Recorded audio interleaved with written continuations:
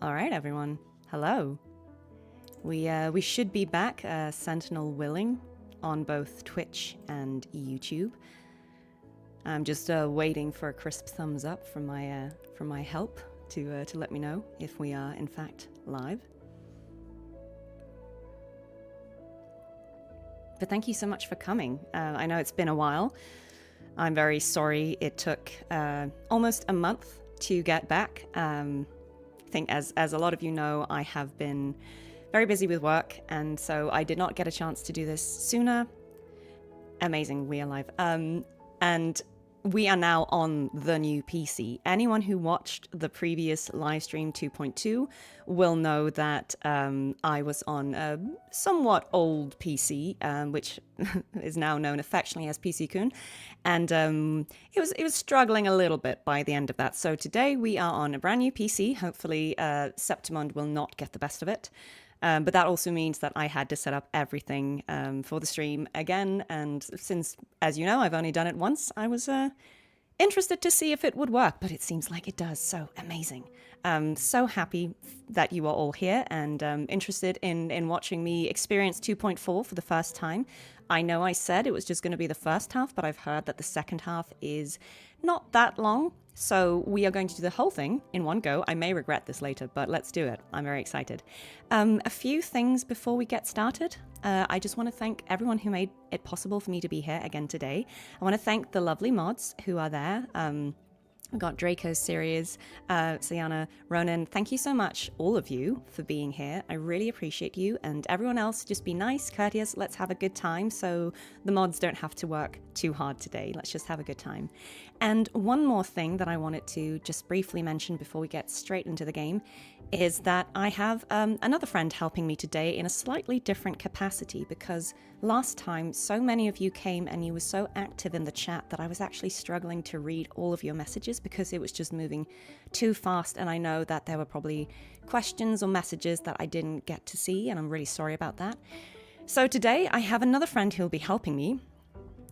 His name is Dan. Some of you will know him as the man who made me a Laura salad, which I appreciate. He is a good friend from drama school, a fellow voice actor, and he has a lot of presenting and hosting experience. So today, he will be helping me keep an eye on the chat and noting down people's questions. And then when we have sort of a break in the gameplay, when I'm moving from A to B, he will actually be asking me some of your questions. So we'll have a little conversation like that, and that way, hopefully, I will get through as many as possible. So yeah, it's an experiment, but let's see how that works. Dan, do you want to say hi off camera? Hi, chat. Hello. Say hi to Dan. Looking forward to it. He's doing me a massive favor, so I'm really happy that he is here and ready to help out. And he also has permission to, answer on my behalf in the chat if needs be. So, he will maybe be responding every now and then if there's something that needs to be addressed in the chat. But let's go. Let's just do it. Moving back into the gameplay. Yes, I have been fishing. As some of you will know, I have pulled for Cartethyia. We have Cartethyia. Let me be there She's for not everyone. fully built yet. Split and merge matter. Because I've not had enough time to play. But you can see it's looking a little better. We're only at level 80 because I don't have a union level yet that's high enough to actually get to level 90. But, I'm working towards better stats. We're still echo farming a little bit, but I haven't had a lot of time. So this is where we're at. We've got Shakona, also not The fully divinity built. may f- Let me be Got there Area for Rover. everyone. So hopefully this team will be enough to get through everything we need to do today. I think if any of you watched, I did a video with Braxophone where he was teaching me how to play Cartethyia, which was really, really fun. In that, I kind of revealed that in order to get to where I needed to farm echoes for Cartethyia, I actually had to run to Septimont and jump off a cliff and glide all the way to the island where the echoes for Cartethyia are located, which I don't recommend. That was a silly thing to do, but I wanted to wait with playing 2.4 until I could do it live with you guys. And so I have been to Septimont, but I've not played any of it. So we're just gonna go kind of back to where I had to leave it off. As you can see, I've kind of I had to pretty much run through the entirety because you can jump off this point and get here. So it is fully discovered, but I've not actually done any of the gameplay. It also means that for any of you who've already played this content, there was a tiny bit at the beginning where Rover just establishes that Cartethyia has disappeared and they don't really know where to, and they go to Avenolium to where they can sort of sense that she's been, and they speak with Cantarella, who lets them know that she's gone to Septimont, and that's brought us here. So I don't really know what's happening in this part of the story. I've avoided all the spoilers, and I've avoided watching, other playthroughs, even though I normally do that. So, apart from obviously knowing what I worked on in the story, I am just really excited to see where we're going to go with this. And please keep it spoiler free, guys. I know that 2.4 part 2 is technically out now, but it's only been a few days, and there may be people watching this who haven't had a chance to play, so let's just keep it nice and spoiler free for everyone. And I know nothing, so I can't spoil. So if I'm theorizing or guessing at things, it will just be my gut guess as a player. I genuinely don't know what's going to happen. So let's go. While we're traveling, Dan, do we have questions so far already? Not too many questions so far. Just a lot of lovely comments. Thank you. Everyone's very happy to see you again. Everyone's very impressed with this is PC San, isn't it? PC San, yes, yeah. Everyone's very impressed with PC San and the load times and the graphics. It looks fantastic. Amazing. And everyone's also feeling very sorry for PC Kun being retired. Don't worry, guys. PC Kun is alive and well. We would not do anything to him. This is a testament to my He connection. has been the best. So PC Kun is still here with us, but has been relegated to a new role in my home studio. So PC Kun, you're a real one, still with us. But for now, I think let's let PC San handle Septimont. So here we are, Septimont. Beautiful. I have heard you all. There are, a lot of opinions on what the best graphical settings are. These are the ones I've gone with for now. Yeah, I think it looks pretty good. I'm very excited to see what happens. Here we go. I knew it. The Blue Furies remain undefeated. Folks always write them off, thinking they're just sailors or singers. That don't matter in the arena. It's all about pure strength. Most of the teams in this year's finals aren't even backed by local nobles. So what? Worried about your bets? How many times do I have to... Hey, All right. Oh, look here, a visitor. Welcome to Septimont. Your clothes aren't from around here. You from the new Federation? It is actually a good point that Rover, never changes their outfit. Ooh. I mean, I guess both are true. I feel like the last one's a bit edgy for me, so I will go with Huanglong. Let's throw it back. I've met some visitors from Huanglong before. Proper folk, polite as can be. They do tend to speak in riddles, though. We just watched a live match. It's too bad you missed it. Mattia from the Blue Furies gave the other team a right pounding. aye. Capitolini Hill's holding the Great Aegon now in the city. Happens every 4 years. All of Septimont's talking about who'll be the next champion. You here for the games too? No, I'm looking for someone. At this time? That might be tricky. Folks from all over Solaris are flooding into Septimont lately. Who's it you're looking for? This here is the first stop for ferries heading to Capitolini Hill. Maybe we've seen him before. Can't say I've seen anyone like that around. I mean, we didn't describe it that well. We just... Most Raganesi we see here are from the Troop of Fools or the Montelli Nobles. They're a bit more open to our ways of thinking about faith. Right, yeah, so there's a big, divide, I suppose, between Septimont and Raguena in terms of, the faith question, right? Whereas we've seen in Raguena that they have the Order, and obviously that's a stricter doctrine. And then here, we were told that they don't actually worship the Sentinel. So that's going to be interesting to see how that affects the story, given how much faith and that played in 2.2. Very interested to see how it's going to feel different to have a space that isn't so, I suppose, that isn't led by the Order, just to see what the contrast will be. If she's wearing the Order's emblem, though, she'll have drawn some eyes. After Cartethyia and Fleur-de-Lis's frequencies merged, she got her body back. If she passed through here, people would have seen her. A half-human, half-lion creature wearing armor and swinging a poleaxe? That's gotta be the guardian echo of Septimont. Our lioness of glory, Arsinosa. Can you tell me more about this guardian echo? I love that Rover speaks more in this patch as well. Oh, gladly. See, ever since our ancestors set foot on this land, we Septimontians have fought the harsh elements and the savage tacit discords. Many brave souls came before us, their reverberations settling in the stone that now stands as Arsinosa. She was born from the battle's roar and the fierce bellows of pride. As the guardian of Septimont, Arsinosa usually only reveals herself during the Great Aegon. To earn her blessing is the highest honor any Septimontian could hope for.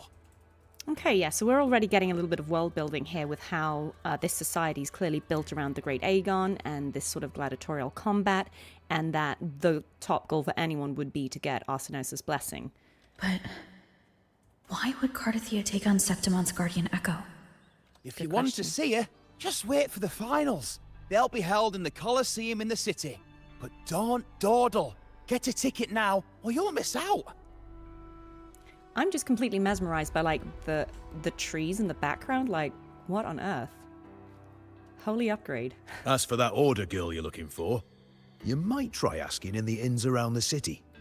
Clay! Edwin! Come give me a hand! Ah, right. We best be off. If you want to see the fights, follow this path to the arena. The ticket booth's just up ahead. Okay, so far so good. I like how even, like, the clothes of the NPCs are clearly a different style than we've seen in Huanglong and Raguna.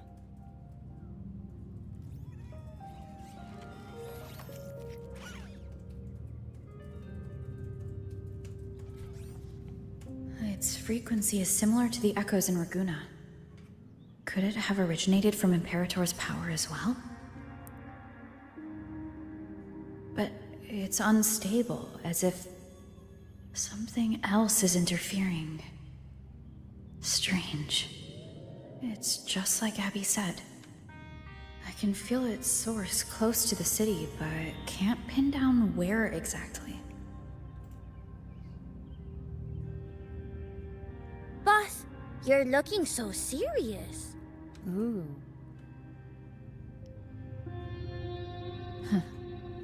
And you are? Me? I'm a traveling Taoist from Mengzhou. Just call me Buling. Oh, she's cute. Exorcism, talisman divination, fortune telling. You name it, I bling it. So, you wanna try your luck, Fa? How did you know my name? Heard about you from an old friend. You know Jinshin? Pretty sure you met her in Jinzhou. She trained with the same master before me. We've got history. Last time I went up to the mountain to see her, she mentioned you. Okay. So I hear you're looking for someone? Not so easy, not so easy. The feng shui in Renacita is not good. The tea is trapped underwater, not good flow. No luck now, bad sign. You should be careful, boss. I feel like this character is going to be important. You show up and the stars change. I was betting on who could break the deadlock, so I'm glad I caught you first. Intriguing.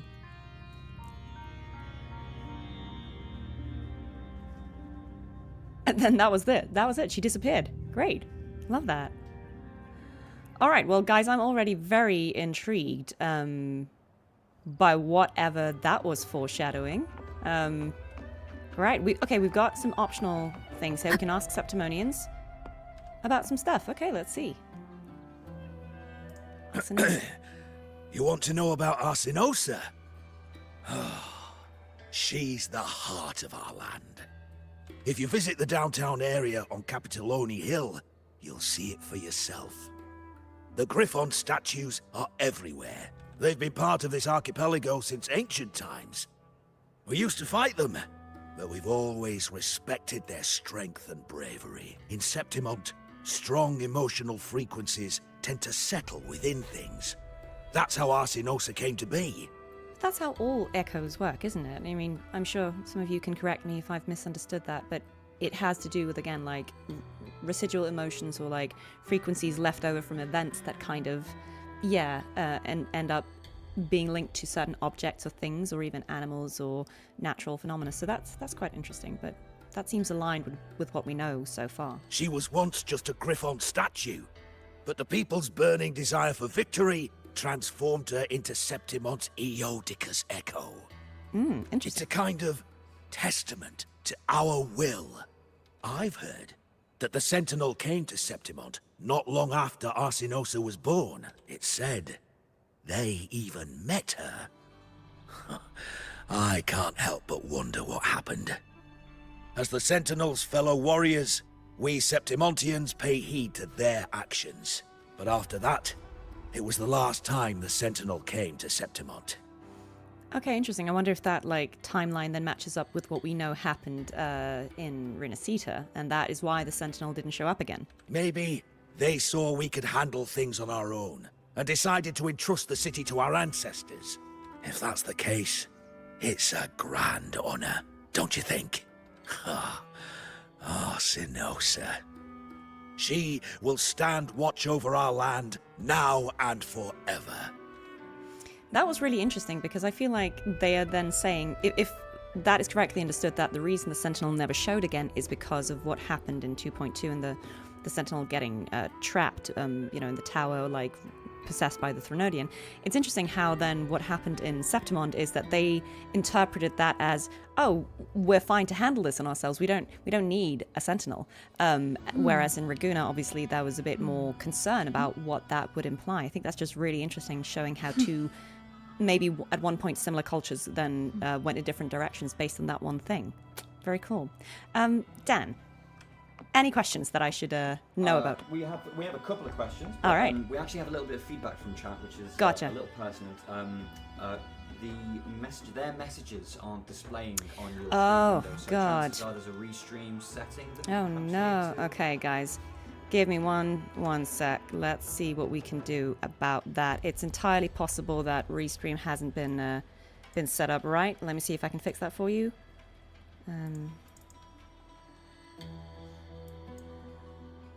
In the meantime, chat, it's lovely to see all the nice messages coming through. You're all so lovely. You're just great. Thanks for all the comments. Amanda is on a new PC.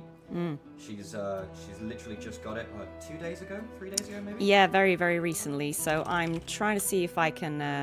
I think what's happened is just that for some reason the chat isn't. The Restream chat window isn't syncing up right. I'm trying to see if I can get that Just a working. little tech support now. Yeah, there's always something, isn't there? But yeah, the graphics look fantastic.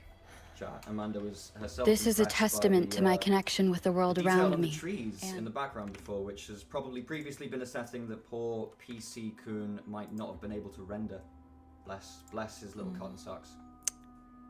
Yeah, sorry guys, bear with. I'm just trying to see if I can find where that thing that I need is. Dan plays Wuwa 2 just very, very casually.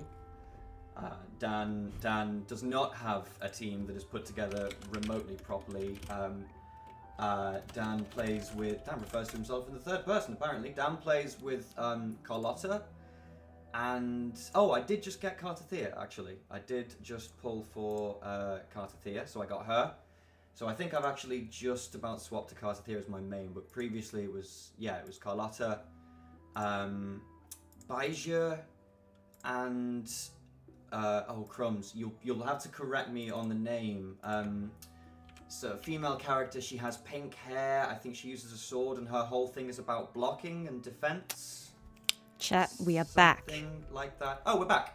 Can you let me know, guys? Through Dan, is it working now? Because I see it. Let's have a little look. I'm watching a preview here as well, so fingers crossed. Yes, it looks like. Yep. Thank you. Thank you for letting me know, guys. Sorry, I didn't see that before. Yeah, it was just a Restream link that wasn't There we go. set up right, but here we are. Thank you for catching that so early. So, Dan, hit me with the questions then. Okay. So, you've been asked if you polled for Lupa, and if not, who do you think your next poll is most likely to be? Okay, so I haven't yet, and it's because I did spend, as I think you saw on my poll stream, I did spend most of the asteroids I've saved up getting Cartethyia. I have Cartethyia at sequence 1 now. I don't think it's necessarily to build a full sequence for characters. I think most of the time I'll be happy just having one copy of a character. But I think for Cartethyia, I just, I know that I'll probably be maining her for a while. So I thought, okay, let's give it a go.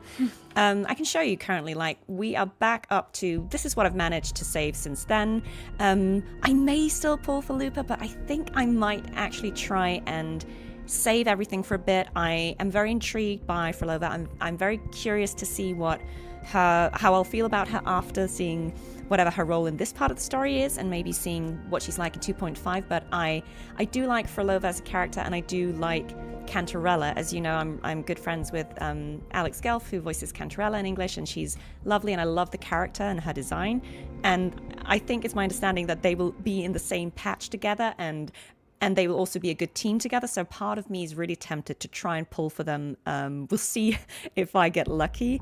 As I think some of you saw, I wasn't super lucky with my Cartethyia pulls. It took me I think I had to get to around pity 80 pulls for both copies and also for the weapons. So, I mean, I didn't lose the 50-50, but it could have also been faster. So we'll see. But I think Phrolova and maybe also Cantarella might be my next pulls. But I mean, after this, I could be really, tempted to pull for Lupa because she looks fabulous, doesn't she? Oh, Lupa looks sensational. I mean, love her combat style. So cool. Yeah. Any other questions we should do before we move on? We've got a question on Strenova. Oh, okay. If you can think back, are Yep. there any lines of Audrey that you particularly enjoy, or a part of Audrey that you particularly enjoy embodying? I mean, Audrey's great. I feel like Audrey is like the Carlotta of Strenova in wooer terms. But she's just great. She's a lot of fun. She's got a lot of attitude. And I think all of her victory lines are just so great because she will just demolish people with her gun, and then she'll be like, "Is that it? I've barely sweated." So I think she's so funny because she'll just be like, This is a testament to my connection with the world around me. And I really appreciate that about her. She's very cool. But yeah, thank you for the shout out to Strenova and Audrey. Appreciate that. All right, let's see what this other lady has to say. Sentinel To us Raguna. Septimontians, they are a strong comrade in arms. They are also the guide who led us to our new homeland. Like the Ragunesi, our ancestors were displaced and forced to sail through stormy seas. But I think that was a test of our strength. It tempered our bodies and minds, teaching us that humanity itself is the true hero of Septimont. Only the strongest can stand beside the Sentinel and fight. Without the blood spilled and sweat shed, Septimont would have known no peace, no stability. But the Ragunesi lost their way, treating the Sentinel like some kind of divinity. They forget it's the strength of people that counts. And that's just cowardice. An easy escape. Here, if we build statues, it's to honor the heroes of the hunt. Although, I've heard things are changing over there in Raguna lately. Okay, I feel like that tied in really well with what the previous NPC said about Arsenosa. I think it's so interesting now that we've seen Raguna and how faith and the belief in the Sentinel really shapes that entire culture.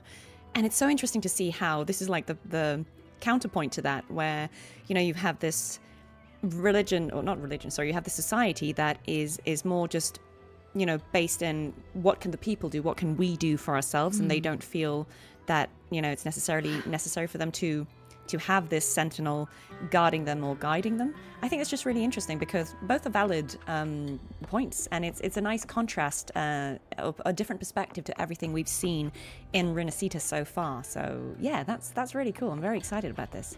Okay, so we've done the optional stuff. Now where do we need to go? We need to go down here.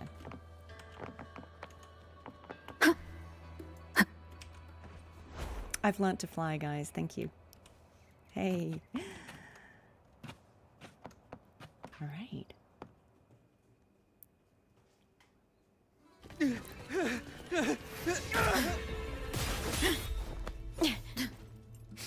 Ooh, what an entrance. Not bad!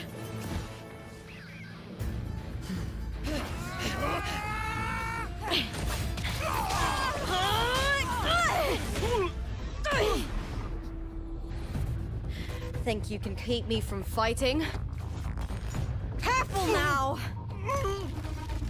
We'll see who rips whose throat out first.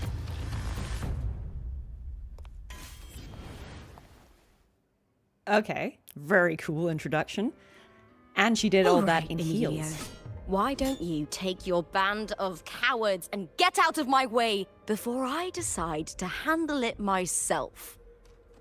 Pulling dirty tricks before the Aegon? Did you think I wouldn't notice? Did you ever stop to think you nearly got an innocent person killed? Shame on you. Lupa. So you're really not gonna reconsider? Even with the finals just around the corner? Reconsider? You think I should keep playing along and stay blind to your match fixing? Okay. I don't care what you do off the field, but in the arena, fairness isn't negotiable. If you can't get that, just keep wagging your tail for the house. You know, I once thought you were a decent gladiator, and we fought well together. But look at you now. Pathetic.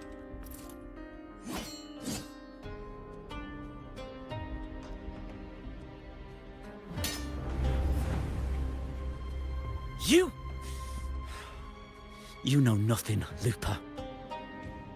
Not everyone has the same strength to survive in Septimont with a clean conscience.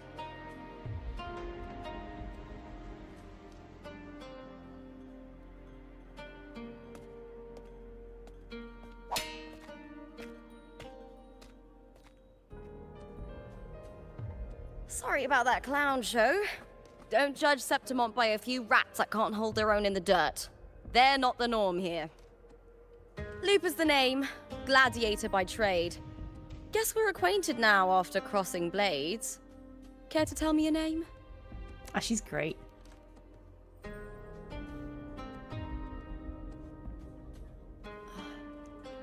Got it. It's rare to meet someone with your kind of strength. Let's be courteous. Thanks, your moves are impressive too. I'm used to fighting the gladiators here, but the way you handled your blade... Oh, it's beautiful. I like it. What happened just now? Did they try to ambush you?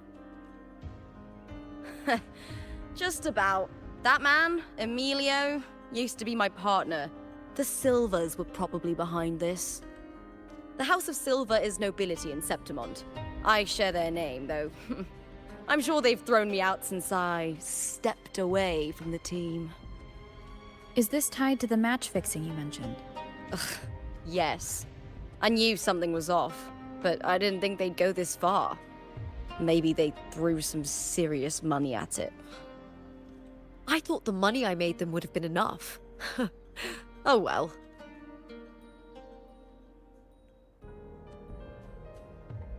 What's going on? Oh, she's smelling us. I was thinking, you're not a local, are you? How about... we team up and fight together in the finals! That's Cartethia's frequency.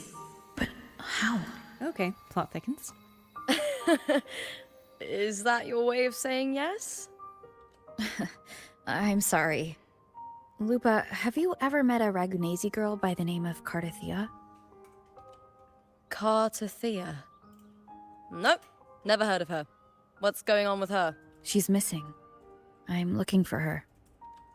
I tracked her to Septimont, and it seems she confronted Arsenosa. Arsenosa is the symbol of our spirit, the great echo guarding Septimont for centuries. Besides the current F4, Augusta, nobody has ever faced her directly. Okay. I don't know if this Cartethyia of yours is strong enough to take on Arsinosa. If she did, it would be the talk of Septimont.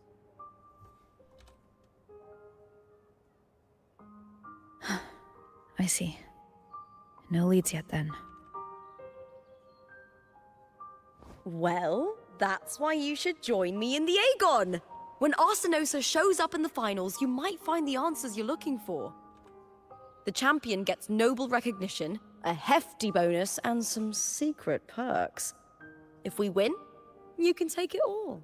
I like how it seems like every so often there's a great competition that Rover has to win in order to get some more information. Love that. If that she doesn't looked interest tired. you, then the attention that comes with being a champion will help you find the information you need on her. True, but what's in it for you? Me? I just want to see the look on their cheating faces when they realize I've beaten them at their own game. They're probably betting against me in secret. Ha! Doesn't matter. Once we win, they'll lose it all. Serves them right. She's got great attitude. I love her already. If there's no punishment for crossing the line, then what's the point of a line at all? I don't know what other tricks my dear family has planned, but you're an outlander. Strong, too. No ties to their schemes. That's why I look forward to walking this path with you. Can't wait to see what kind of gladiator you'll be. Arsinosa and the unusual frequency I felt from Lupa are the only leads I've got. I love how much more Rover is getting voiced in these recent patches. I think they do such a good job of it, both Jane and Chase. It's really nice to hear. Lupa denies ever meeting Cartethyia, but maybe she didn't realize, or she's hiding something. Either way, teaming up with her is my best shot at finding the truth. Let's do it, man. Let's be champions.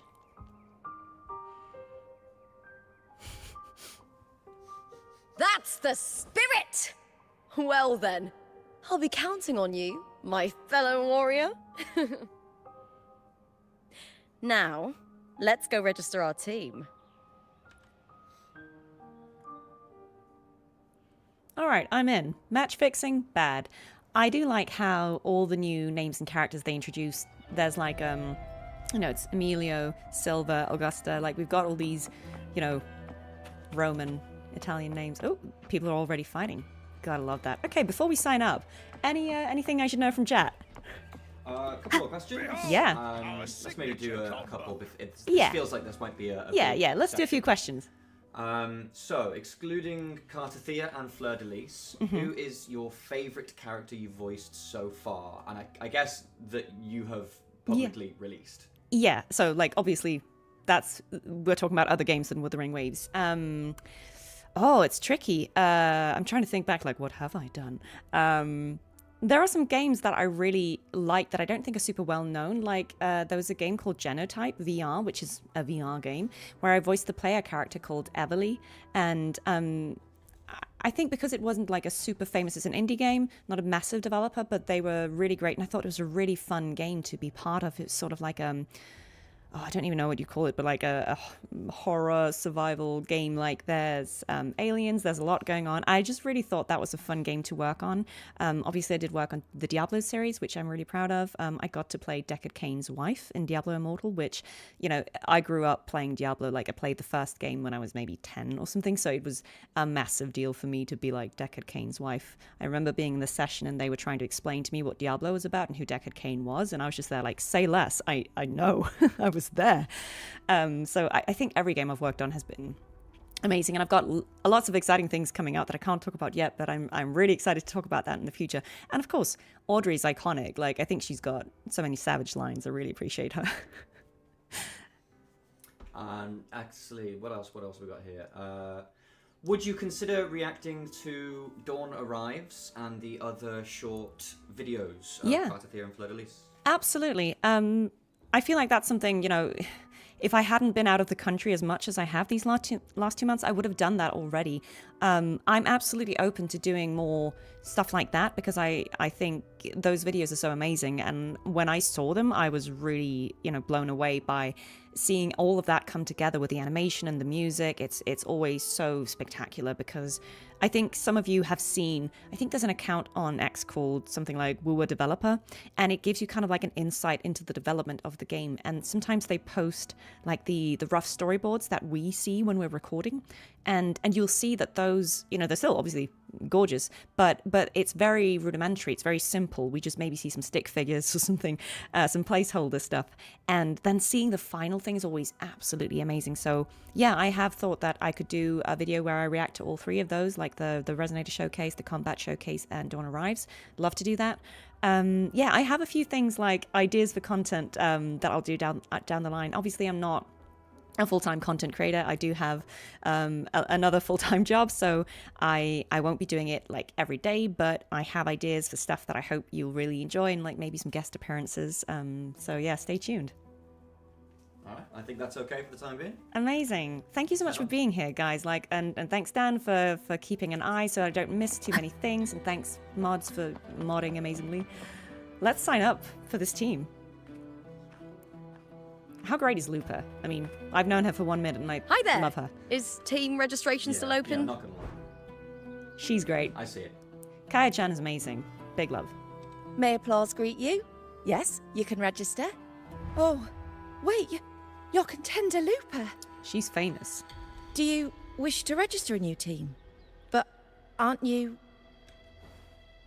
Plans changed. I'm no longer with the Bow of Legions. This is my new partner. Oh, I see. Allow me to register you again. Have you settled on a name for your new team? Warrior, why don't you do the honors?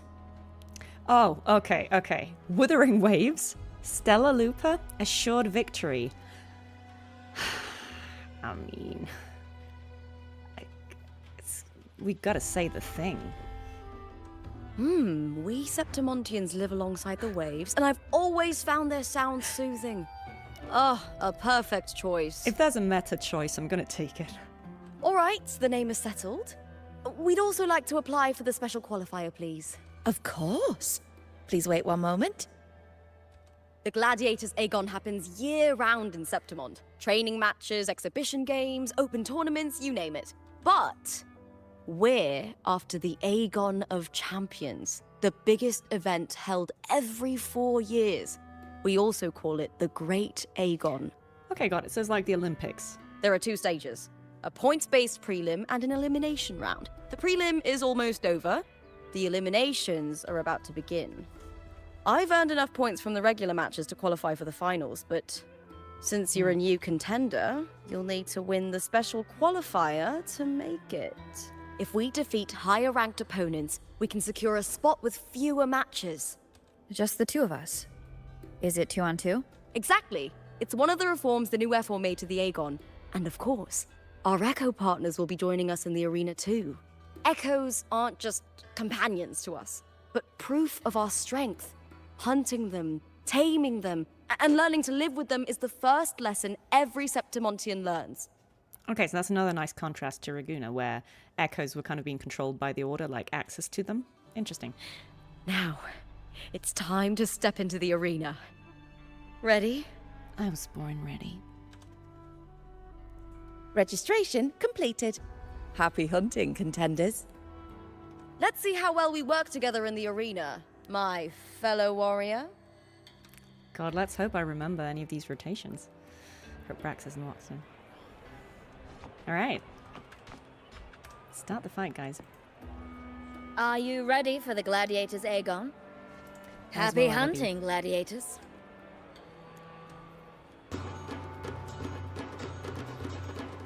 Wuthering Waves versus Vulcan Mining. Let the Aegon begin! Oh, I love these graphics. What a thing. Oh, okay, so it's just us and Lupa. Okay. Wind howls. Unfettered by bounds. Tempest of slashes. But I can't control it. That makes sense. Lightning strike! We'll face judgment. Ha! Perfect teamwork. We make quite the hunting party.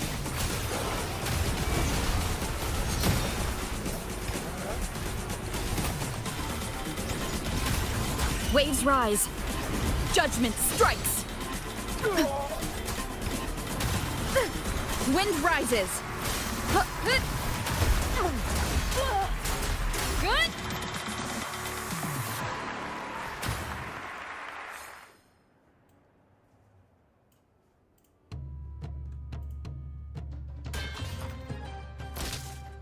I love the gladiator outfits.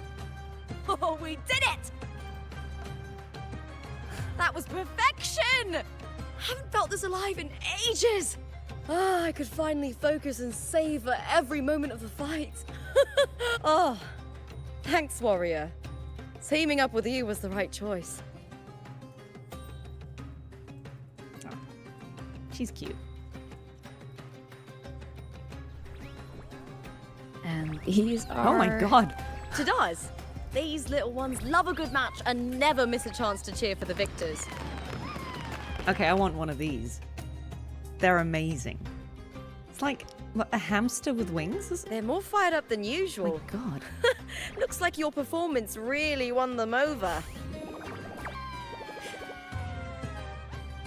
They're just as lively as the baby Griffon I came across before. This city does know how to keep spirits high. Speaking of Griffons, they've actually been here long before our ancestors even settled on this archipelago. Anyway, we've secured our first victory. The next match will be held further out. If we take down the top-ranked team there, we'll be... Oh! Oh! Contender Lupa! Please! Sign for me! Yeah, she's famous. She's like a star. It's you! In the flesh! Why would a star like you be in this arena? It's impossible to get a ticket for your matches. Oh, I wish I'd known sooner that you'd be here. Did something happen with the Bow of Legions, Contender Lupa? Who's this new gladiator you've got with you? Did you replace Contender Emilio? It's like a sports journalist right there. Oh, that's front page material. Knew it. Knew it. Hey, make some room! Lupa, I loved your performance. Please, will you sign for me? No one wants my autograph. It's okay, Rover, you can't be famous everywhere.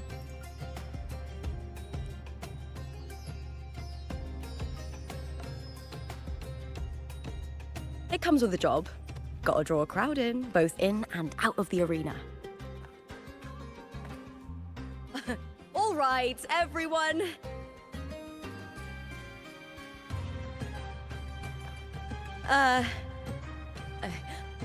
I can handle this, but it will take too long. We need to make a swift retreat. Okay, but how? Easy. Just hold my hand and don't let go. She gonna do the thing?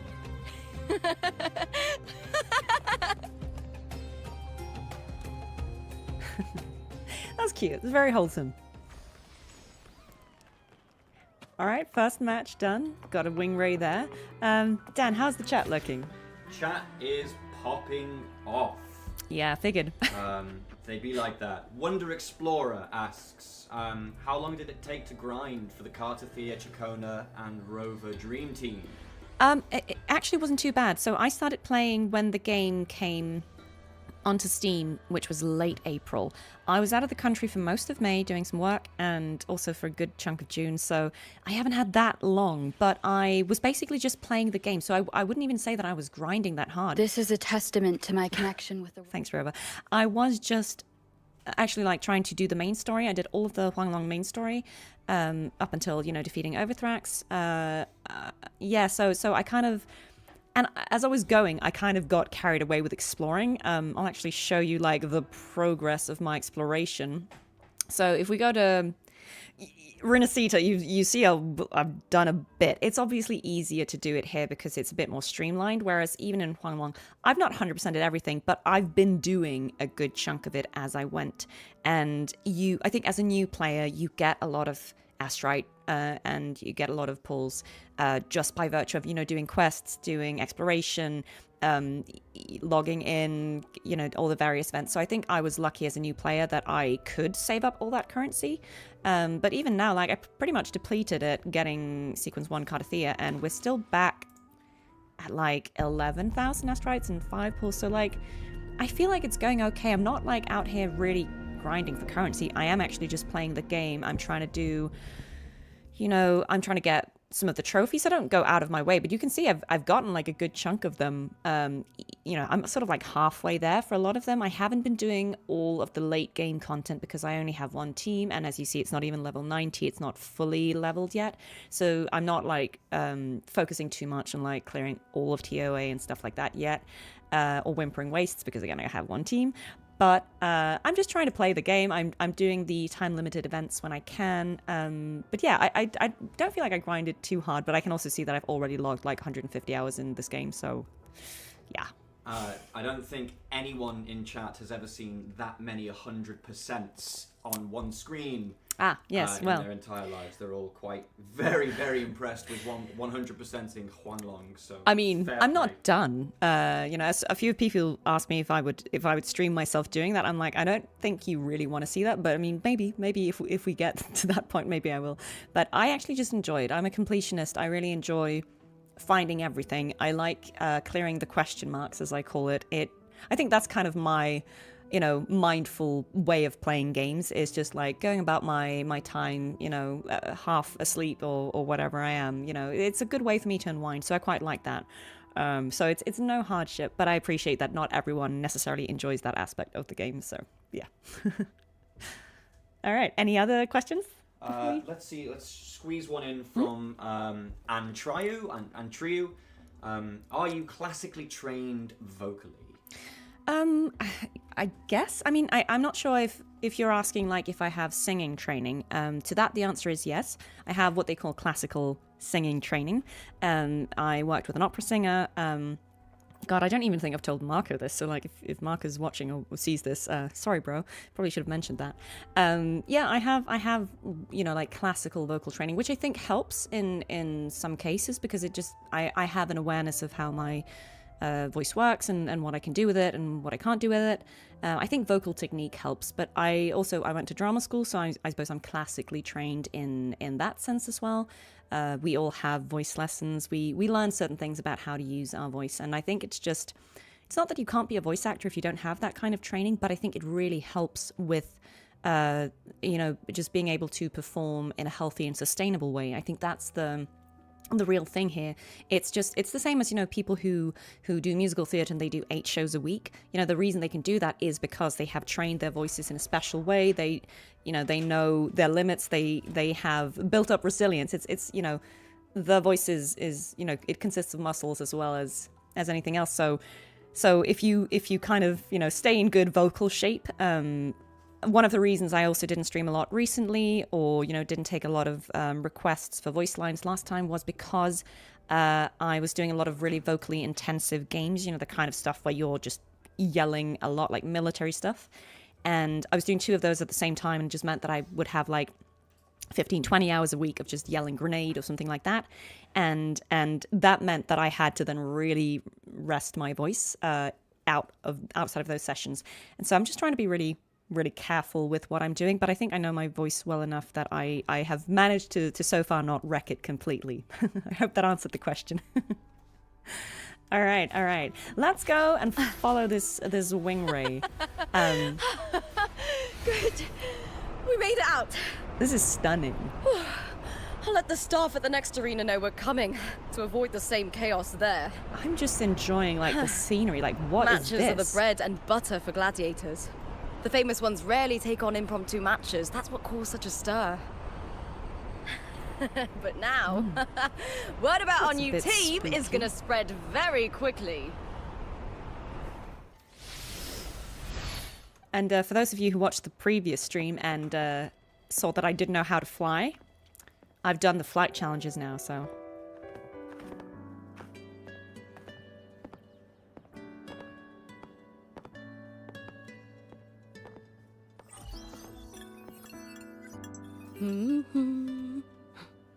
What was that smirk about?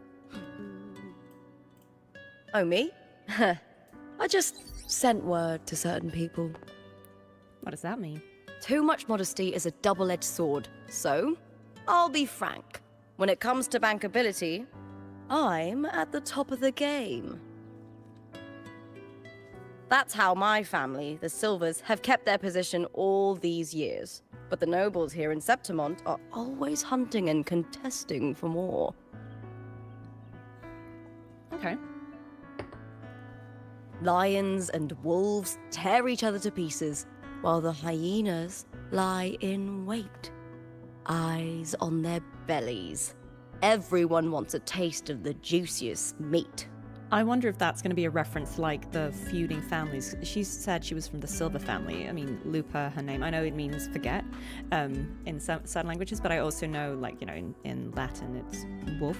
So I'm wondering if her family or like her team is about the wolves, and then there's also a lion team, which are their main opponents, and there's another one which is like hyenas, or if that's just referring to everyone else. But I think that's interesting. I feel like that's going to be a clue.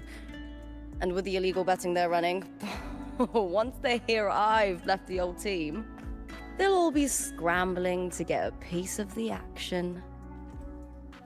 Are you planning to muddy the waters? The waters are already so murky, no one can tell who's stirring them. But it's still better now than it was before. The mess they made before the current effort took over was...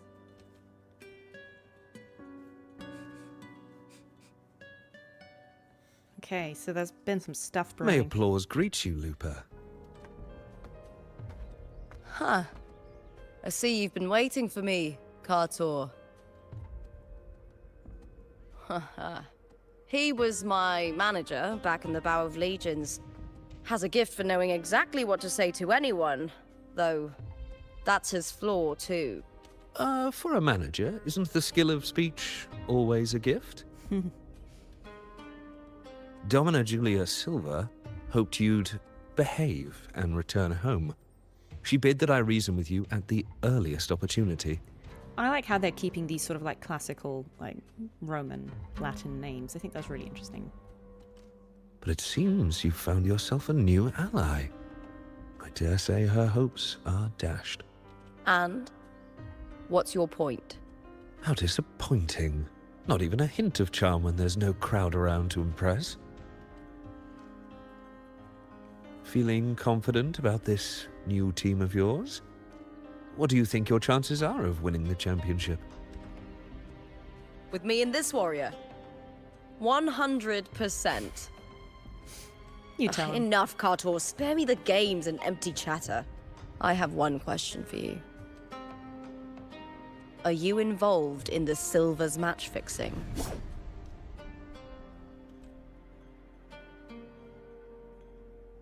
No. I do love money, but I don't stoop to that level to get it. Why was that so unconvincing? No. Fair enough. You may leave now. Dangerous question, Lupa. Think carefully.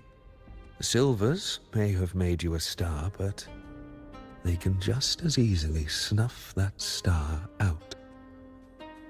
I've never doubted your talent, but these are the rules of the game. I know the rules well enough. I just wonder if Domina Julia truly understands who's making the rules now, and where she stands in this game.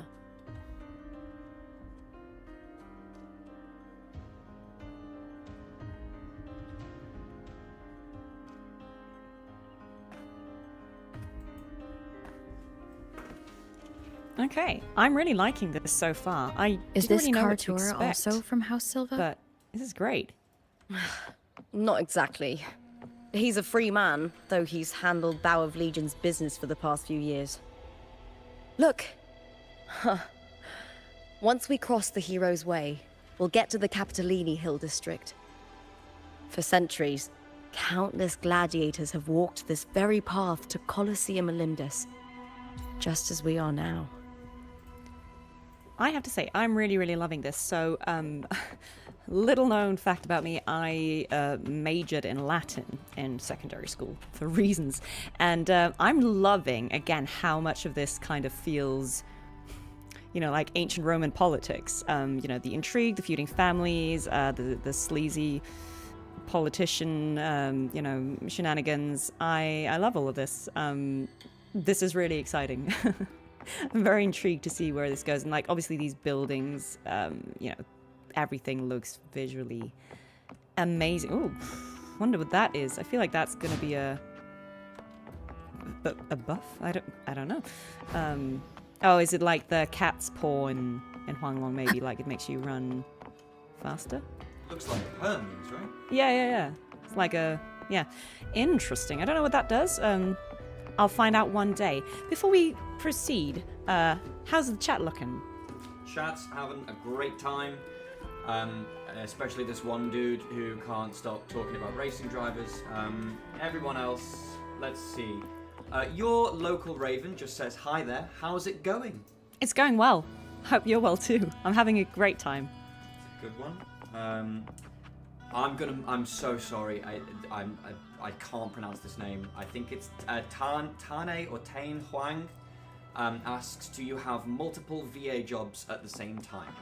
Yes, thank you for asking. I think a lot of voice actors do. Obviously, games are being made all the time, and sometimes, you know, those production schedules will overlap. Sometimes maybe you only work on a game for a few hours. Maybe you're just playing a minor NPC, or you're doing one scene in a game, and so you'll just come in once for that. And other times maybe you have a game like Wuthering Waves, which would be ongoing. So for instance, for me, you know, while I've been working on Wuthering Waves, I'll have done like 10 other games simultaneously, not necessarily all at the same time, but you know, you're doing various things because you might just be doing a few hours here, a few hours there, or you know, things come in all the time. So yeah, typically you are just going between jobs. I remember last year, you know, like I had a week where I was working on 4 different things. So every day I just come in and do a different project. And, you know, sometimes if you work a lot in a certain type of voice, it's not so jarring. But in this instance, it was like, I think every character that week had a different accent and like it was a completely different genre of games. So it was just so interesting, like having that one week where every day I'd come in and it would be something completely different. But I enjoy that. I really like challenging myself to work on a range of projects and doing as many different voices that I can. And so I'm really excited to share all the work I've been doing since with you guys when it's all out. Because yeah, you'll get to hear sides of me that you haven't heard yet and accents you haven't heard yet. So hopefully that'll be really exciting. Some stuff should come out this year, so let's just see what happens.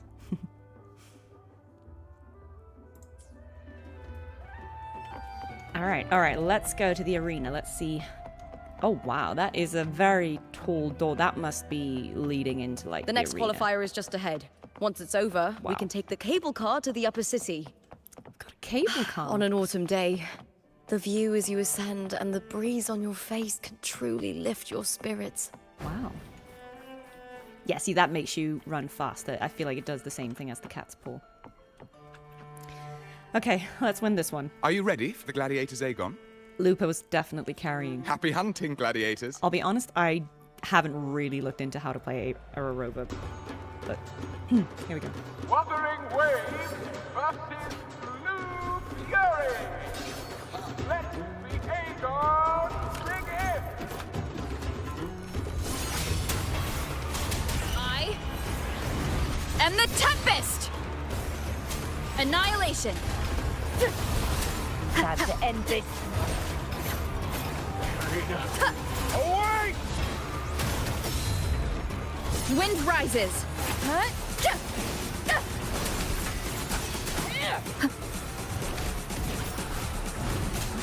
Tempest of Slash. Hopefully this helps. Annihilation! Missed it. Oh, fierce attacks. Shame it's only exposing your weaknesses. Great work! Your skill is fueling my bloodlust. I wonder if that's how Lupa's kit works. Like, other people's attacks are making Hopefully this helps. Glorious defeat.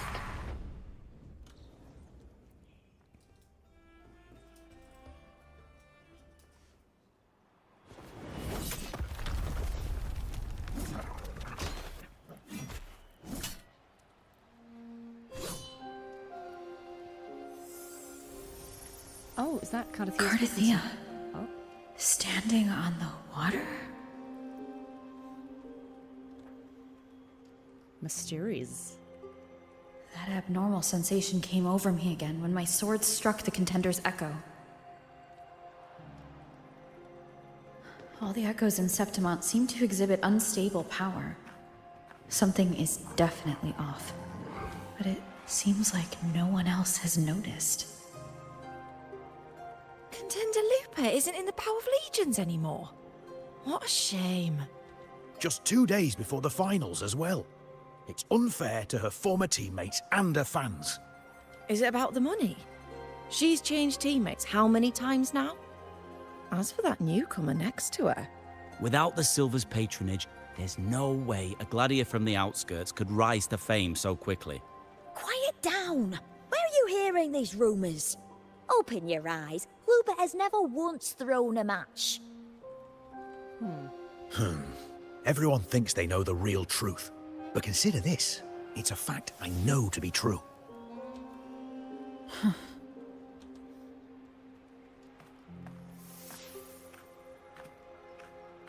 Let's go, my fellow warrior.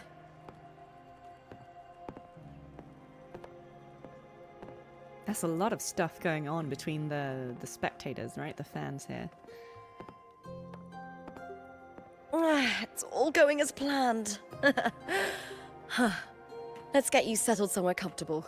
Then tomorrow, we head to the Colosseum Olympus for the semi-finals. I've been meaning to ask, is there a body of water in the city? I think Cartethyia might have passed through there. A body of water? Yes, but it's been abandoned for years. That elevator can take you to the upper city, though. If you want to try looking for her, we can start there. Mysterious. Thanks. And, Yes? those people just now, they talked about match fixing. Don't you want to challenge that? I didn't have time to gather enough proof before I left. Besides, this isn't the right moment. Once we win the Great Aegon, I'll make everything public. In Septimont, only the winners get to speak their truth. I think there's also gonna be an interesting story here. This is just my prediction, I don't know, but you know, establishing Lupa as a celebrity, I suppose, in her community, and there being all these rumors about her, and you know, her having to choose her time to address that. I think that's also interesting commentary, because we just, you know, we're in a time where it is so easy, you know, for people to just say stuff about you online, and yeah, it's interesting. Yeah, I'm curious to see where the story's gonna go. I'm fine. High praise leads to harsh words. It's always like that. She's handling it well, though. Honestly, very mature. I don't care what people say. This kind of thing happens every day in Septimont. If you can't handle it, you won't last. Tarnishing rivals' reputations is one of their usual tricks. I cut off their betting profits, so it's only natural they'd be upset. Besides, now I have a reliable warrior by my side. That's all that matters. No worrying about whether my teammate can keep up, no dealing with petty politics, just the thrill of the fight.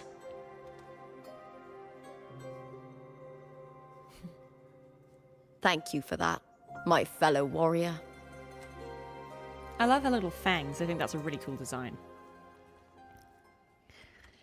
Okay, go to the tower. Right, so we're going to look for Cartethyia. Any questions, Dan? Oh, yeah. Okay. Got some. Okay. Just a quick one. It's not really a question, firstly. A lot of lovely, lovely people on YouTube have been mentioning about donations and whether or not they'll be enabled. I don't know if you're going to take those. I honestly, so I can say that I have actually like met the criteria for monetization, but I haven't set it up yet. So not as far as I'm aware. So unless that happens automatically, I think I don't think it's set up. I certainly haven't done it. I've been too busy, but that's really lovely of you, but you don't need to do that, guys. I really appreciate you, but I don't think it is I don't think it has been set up, to be honest. I don't know. So maybe don't, just for safety. I don't want it ending up somewhere strange. Okay, and Excubiter asks, have you ever recorded something for voiceover that was then subsequently cut? Yes, so it has happened sometimes. It's not often, but I think I have. You know, like maybe I've recorded for something, and then ultimately they realized that they needed, you know, a different accent or something that I don't do, and then so I've been like recast in that sense. I think that counts, and that's not uncommon. Obviously, it doesn't happen that often, and it usually doesn't happen if you're playing a major character, because obviously they would have checked beforehand. But sometimes when you're doing minor NPCs, you may record lines, and then later on they might realize that they need to change something, and yeah, I know that that's happened to me, I think, once. But other than that, I'm not aware of it, no. Yeah, I think I've been very lucky that usually it all ends up in-game. But, you know, if it does, it can happen for any number of reasons, you know, like rewrites, small changes at the end. So, yeah, you just have to not take it personally. It never will be. And, okay, one more from Hypermaester77, who asks if you are a fan of any other game series than Diablo. Yeah, oh god, yes. We'll never get back to the game now. Like, if we're talking about series of games specifically, I'm a massive CRPG fan, so obviously everyone knows Baldur's Gate 3, but I played Baldur's Gate 1 and 2 religiously 20 years ago, so I loved that whole series. I loved all of the old Black Isle games, for anyone who knows what I'm talking about there. So that was Baldur's Gate, Icewind Dale, Planescape Torment, Neverwinter Nights, like all these games I really loved. I like that whole era of games. I really played a lot. I love the Dragon Age series. I haven't actually played Veilguard. I know that it had a mixed reception, but I really like the lore in Dragon Age as a series. Dragon Age 2 is my favorite, controversial opinion. I really like the Mass Effect series as well. I love The Witcher, Knights of the Old Republic. There are loads of like older games I really, really love. Yeah, anything that has a great story, I'm here for. I like, well, technically this is a series now. I like Hellblade: Senua's Sacrifice, because there's a sequel now, so that counts as a series. Loads of brilliant games out there. God of War. Yeah, too many to list, but anything with a good story, I'm here. And just before we carry on, a quick hello to Marco Meatball. Oh my god, the legend, who's too famous for me. I hope we're still friends, but if not, get out. All right, very excited. Why would the place you mentioned be abandoned? Because of the first dark tide in Raguna. Oh, you know what a dark tide is, right? Do we know what a dark tide is? Yes.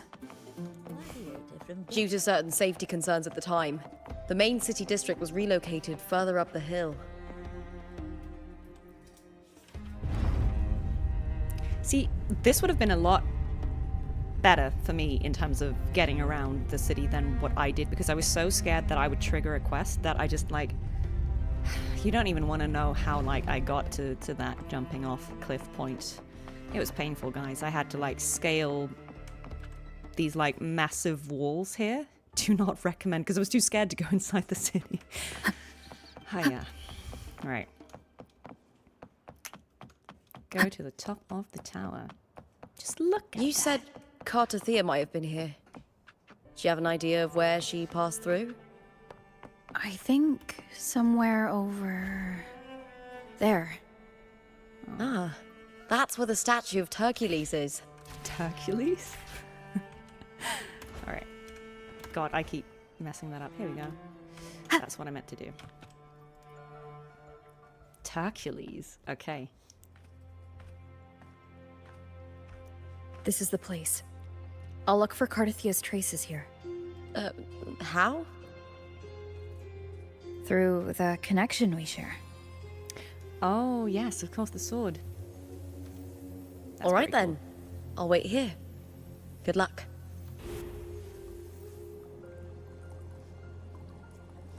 It's cool seeing how that actually works in practice, because we know that they share this connection, but I'm really curious to see how that works.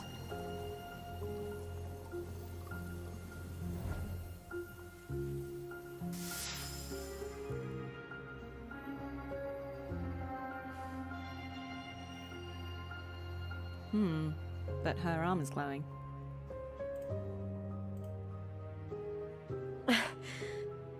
How's it going? You look frustrated. We have a lead. It's all good. That's right. I'm sure you'll make progress by the finals. Hercules. His statues once stood tall on both sides of the street, watching over the heroes of Septimont as they set out to hunt. Back then, the chimes drifting up from the city with the finest sounds of glory. Beware of the Kerosaurs lurking below. Those tacit discords will ambush anyone who falls into the water. Are those the city's ruins Chat down there? would like to point out the recurring Yes, motif of remnants of the Cartethyia old district. theme in the, We rarely use this route since it's too dangerous, but some thrill seekers come here to hunt tacit discords. I love how Speaking they of which, use this those. area is actually under Silver jurisdiction. Silver I used to play here as a child. Cartethyia. It is nice how they use that. I've never theme. heard that name before, but it feels strangely familiar. There's some stuff going on here, but yeah, I love when they use those like character motifs to hint or like throw back. There's definitely some stuff going on here. Very curious to see how it's gonna come together. Oh, and there she is. Hey!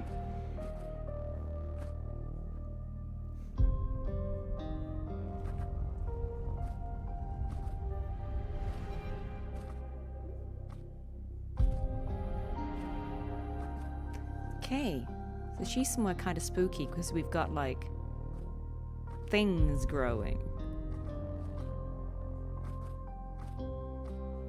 And her theme. But like the spooky Someone's version. still alive. Oh, and that's Lupa.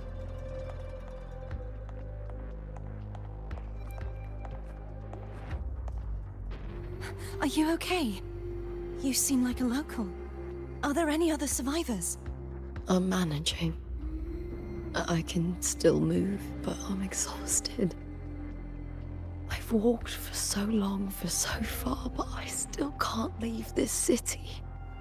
The white tidal blight follows me wherever I go. Tidal blight? Could she mean the dark tide? What's your name? I don't remember.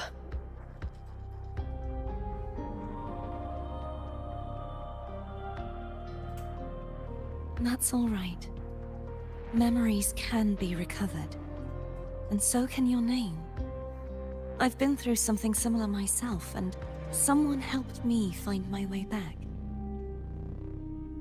That's nice. I have no idea what's going on, but I like that. This is clearly... I don't know if this is like a jump ahead, if this is like something that happens in future with Lupa, but this is clearly something has happened. The fact that she doesn't remember and that she's not looking well, something has clearly happened. I've only just arrived here. All of Septimont is cloaked in mist. Would you mind sharing with me what you still remember? And the tidal blight that she was talking about, that's, I'm going to assume, some wave-worn phenomena. Who are you? My name is Cartethyia. I'm Raguna's... I'm a wandering knight from Raguna. A wandering knight. Oh.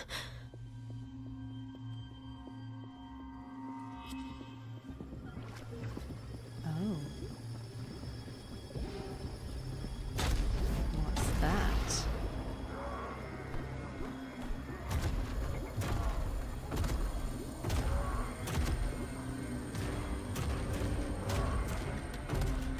Don't worry. I'll take care of them. It's a lot of tacit discourse.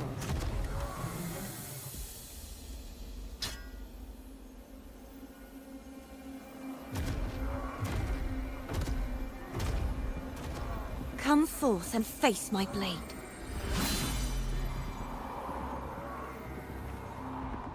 Welcome to my city! Well, Griffon's that was jarring. fortress of Capitolini Hill.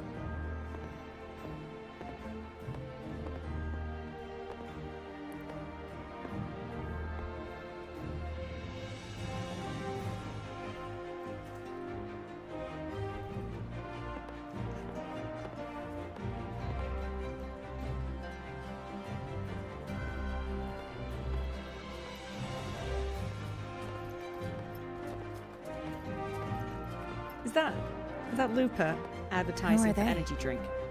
Oh, some minor noble houses that didn't make it into the Aegon. In Septimont.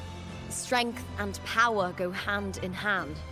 Nobles get more, but they better prove they're worth it and pull their weight for the city. The Aegon isn't just about fortune. It's a way to find the capable. For nobles, the ability to command and control echoes is a basic responsibility. If the heir of a noble house isn't strong enough, it signals that the house is unfit to hunt down tacit discords or protect Septimont.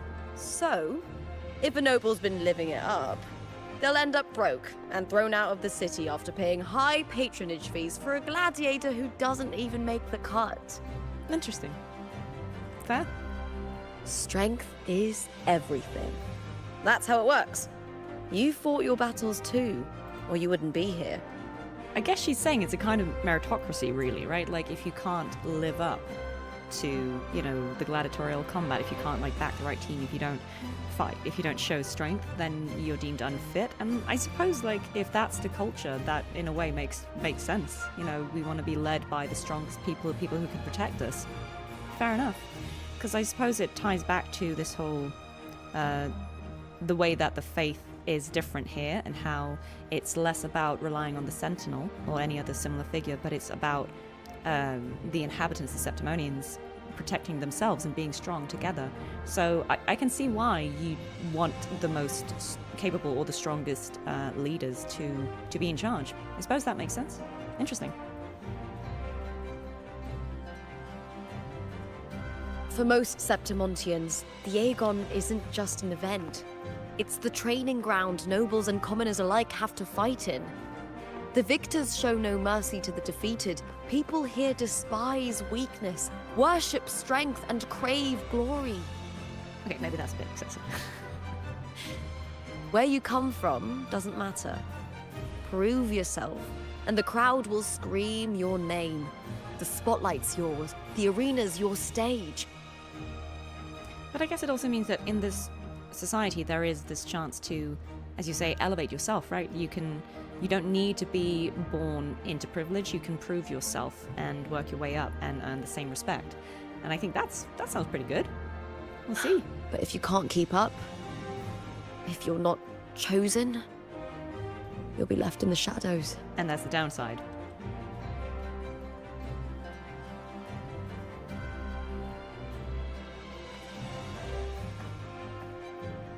All right, it's a very intriguing well, come to think of it, space we they've haven't had created anything here. to eat since those 2 matches.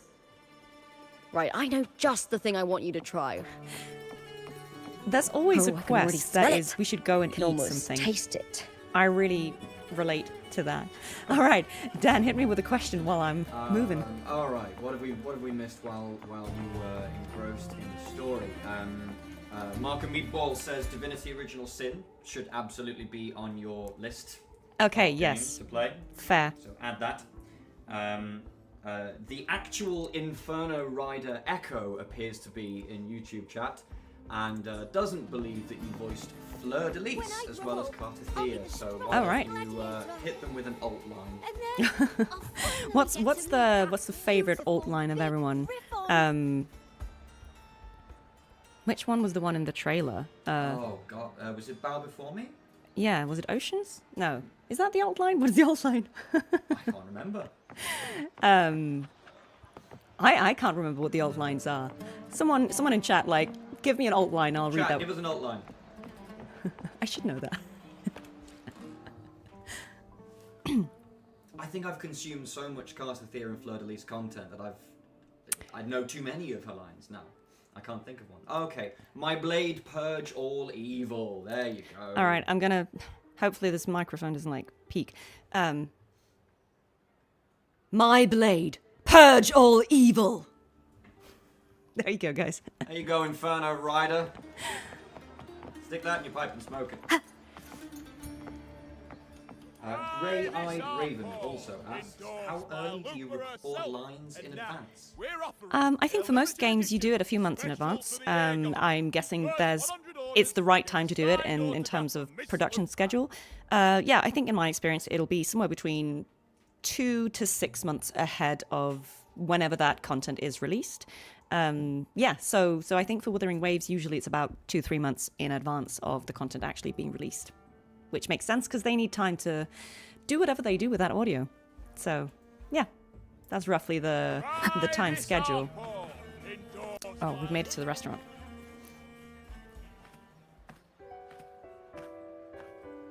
I love how this is just a recurring thing in Wuthering Waves. You meet someone and you just have to go have a meal. Fulvia! 2 large platters, please, with 2 bottles of Heartpour. Oh, it's Lupa! I just love how famous she is. I heard she left the Bow of Legions. That's enough, folks. You know the rules. No gossip outside the arena. I'm loving the accents as well. I kind of feel like, I don't know if this was a deliberate choice or if it's just coincidence, but in Raguna, we see a lot of these, there's a lot of British accents, not everyone, of course, but a lot of British accents, and they're sort of on the upper class side of things. There's a lot of RP, we've got, Carlotta, and Cartethyia. Like, you've got a few characters who've got sort of those, like, southern English accents, and then it seems like in Septimont, we've got sort of more regional British accents, which I think is really cool, and I'm wondering if that was a deliberate choice to show, again, just another kind of way that the two nations or cities differ from each other. I just think that's really interesting. I'm super happy about all Just the dig in. English accents in it. There was a Cheshire one before and a Lancashire one, and as a Northman, that makes me very, very happy. Represent northern accents, guys. Yeah. Still got that fire, huh, Fulvia? Right, so I'm curious to see, what do they eat in Septimont? Because, is it going to be another Pizza Tropical situation, something controversial, or do they just eat normal stuff? Finally cut ties with the Silvers, eh? With the way they handle the share of profits, you should have left sooner. Well, back then, a strong backer was exactly what I needed.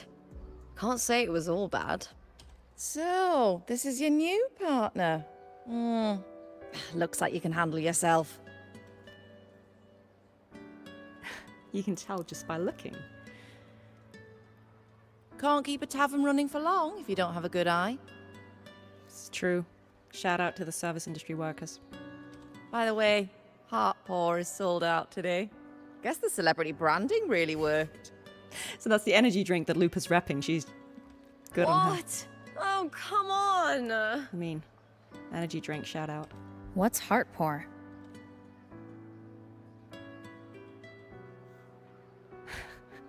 That's so funny that she's repping an energy drink. A drink I endorsed. Most of the drinks I promoted were... but this one's actually really good.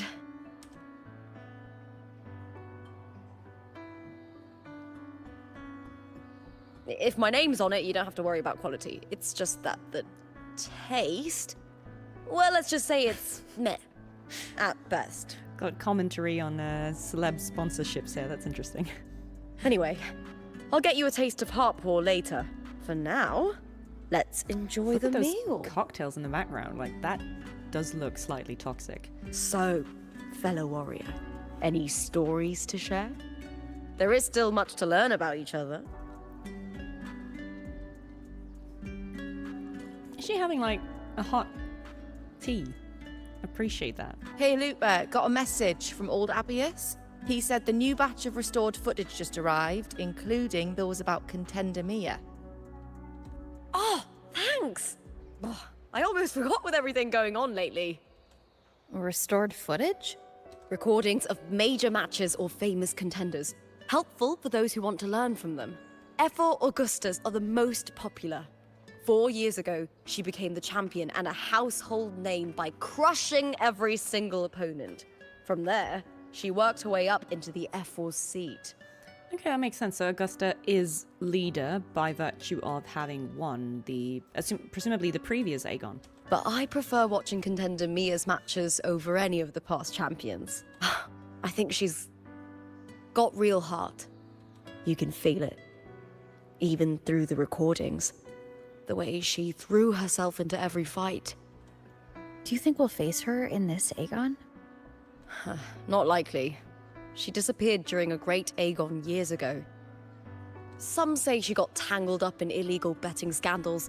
Others think the pressure from her manager drove her to leave Septimont. There are plenty of rumors, but no one knows what really happened. Still, it's frustrating to just disappear halfway through. If you fail to make it to the end, people will see you as nothing. Okay, intriguing. So we know that something's up with Cartethyia. Solace never disappoints. Their dishes hit Something the up spot with Lupa. every time. At some point. Now and that our place bellies are full, in time to relax. And we know that To there's this girl Leonidas Hotel. disappeared. It's the best place for travelers in Septimont. I've got a long-term rental there myself. All right. Loving it so far. This is great. Lots of, obviously, introduction at the start of every new main story quest because we need to understand the new setting and the new characters. But yeah, this is all very intriguing so far. And I can't wait to explore, like, look at that sky. It's becoming, like, photorealistic. It's crazy. All right, Dan. Okay, whilst we're on our way to the Leonidas Hotel, DX Ghost asked quite a while ago, and I'm just now getting around to it, did you collect any shiny echoes? Shiny echoes. I mean, let's see. They're not perfect. We've not min-maxed. Let me be there for everyone. I'm assuming we're asking about Cartethyia. As we head toward our shared future. We have like the leaving right past kind of behind. echoes, but they're not like perfect. You can kind of see, some stats are good, some less so. I haven't really had time to farm them, especially these like ones. So you like some of these are abysmal and some of these are okay.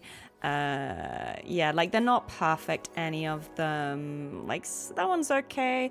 But yeah, I definitely need to go out and do that whole thing at some point. But for now, I just kind of thought we'll do a tiny bit of farming, get something that's serviceable for now, and then we can improve later on, because I just have not had the time.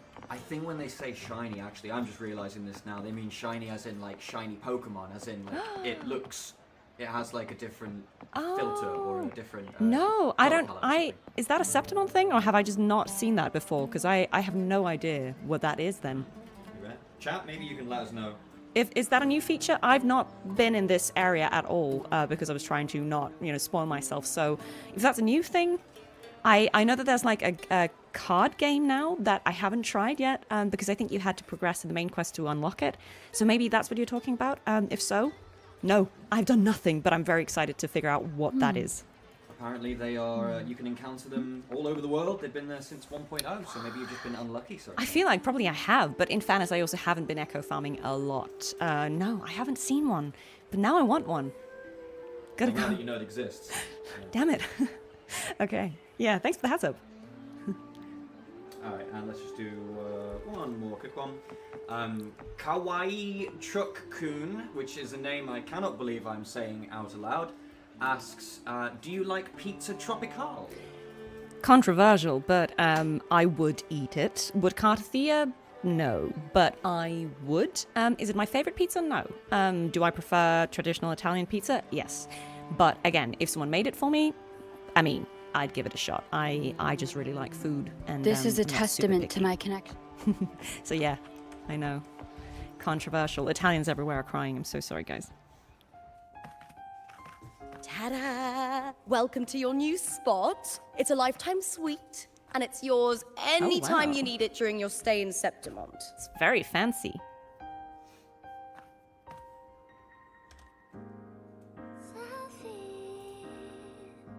I mean, Lupa's treating us. Don't mention it. The hotel owner sees us as future champions. Supporting us is an investment that will pay off. Of that, I am certain. What's that theme? That's like a new song. I'm wondering if that's just like the hotel music or if that's like Lupa's theme. Maybe the music people in chat, Marco's still here. Someone let me know. But that's cute. I like it.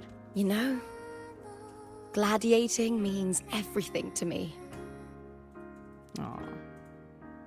I really, really love it. I know I'm lucky. I know what I want and I'm doing what I love. Compared to those drifting through life, I've already been given so much. But sometimes... Well, I'm not unhappy. I was born for this, but the more I embrace it, the more I fear losing it. It's interesting. Obviously, I'm probably biased because I'm, playing this from the perspective of a performer, but I think there's something really interesting about how we're getting to see Lupa's story, obviously not just being about her being a gladiator, but also, I suppose talking about fame and what it's like to have this public persona, and on one hand being really grateful for doing the work that you do, but also again having concerns that you could lose it all, or like disappointing your fans or public reception. I think it's really interesting that it seems like the story's touching on those things a little bit for her character, which I think is the first time we're seeing that in Wuthering Waves. This is the first time we have a celeb character. I think that's really interesting. Yeah, I'm curious to see where it's going to go. I can't help but wonder, what is it that fills me up when I'm under those lights? My passion for the fight? Or the favor it brings me? If one day I lost that favor, would I be more helpless, panicked, and heartbroken than those who never had it in the first place? If that day comes, would I still be able to say I love this life? Bless her, she looks concerned.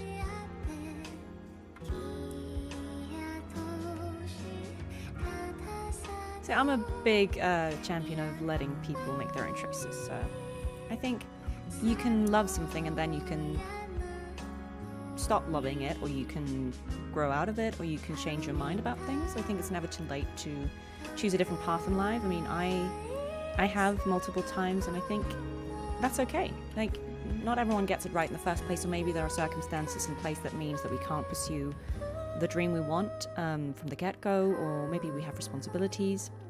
And sometimes we have a passion for something and we try it, and then maybe we realize we love the thing, but maybe we don't love doing it as a career, or we don't love the industry, and it's fine to pivot then and find something else you can do, or just do that thing as a hobby, or like on a personal level rather than necessarily as your career. So I think it's really nice that the game is touching upon these things. I think those are really important themes for anyone in life, whether you are a creative or whether you're not. Like, even in an office job, you can still wake up and go, is this what I want to do? Is this still right for me? I think it's good to always ask ourselves, am I doing what's right for me? Is there something that I could change that would make me happier? So, wow, deep game. I love it. Well said. It's my life to live, my path to walk. If I don't make my choices, who will? That's how you live life without regrets. I mean, Lupa said it better than me, but that's exactly what I meant. Tomorrow's the semi-finals. We'd best get some rest.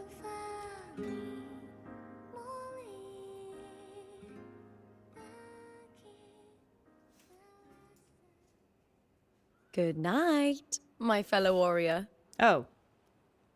Whoa, that was creepy. Even the way she said it was creepy. Oh. All right, well. That's suspicious.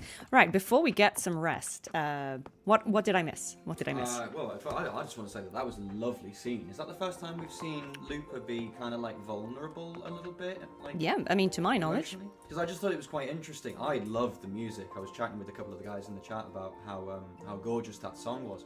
I just found it very interesting that this badass, fearless warrior character has this really kind of like emotional moment of vulnerability. We get actually quite a really soft, feminine voice in the soundtrack that almost seems to be like singing from her soul for a second. I just thought it was really nice to see that little extra depth to the character. Yeah. Anyway, enough of my warbling.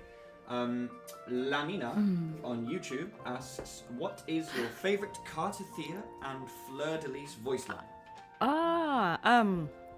Okay. For Cartethyia, it's just some of her idols, I have to be honest. I really like her playing with the puppets. If you've played the game, or if you have Cartethyia as a character, you might know what I'm referring to, but she has this little idle animation where she gets a Cartethyia puppet and a Threnodian puppet out, and she's like doing a little battle between them, and I really love that line because it's very silly. I'm very silly.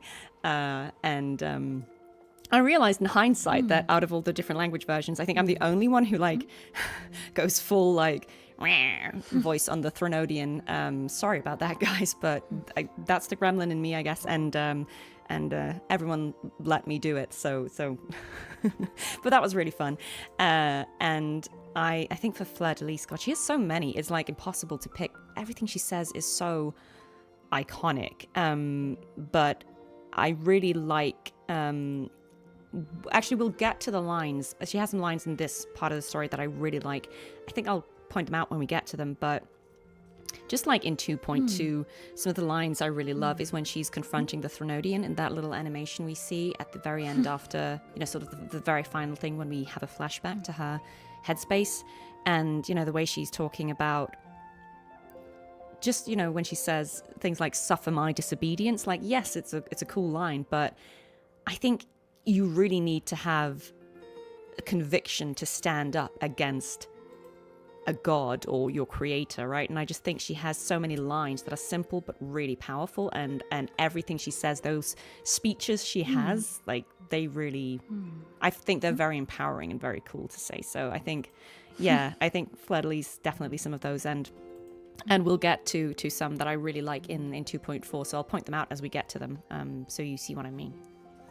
And just before we move on, I think we might have had a couple more viewers. Yeah. Since hi. we started the stream.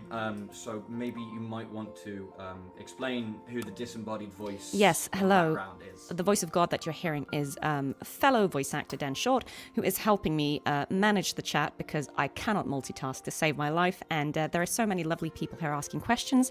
I don't want to miss too many of them, so he is doing me the massive favor of keeping an eye on the chat for me as I play through. He's taking all the questions down, and so in between gameplay, when there's like a little rest, this is a testament to he my will hit me connection with a with few the world questions, around and that me. way we hopefully And get everyone's it's very much my companion burning now, questions answered today. bearing witness to everything That's I've what we're doing. So thank you so much, Dan, for being here, for helping me out, because otherwise we would be moving at a much slower pace. So that is the disembodied voice you're hearing.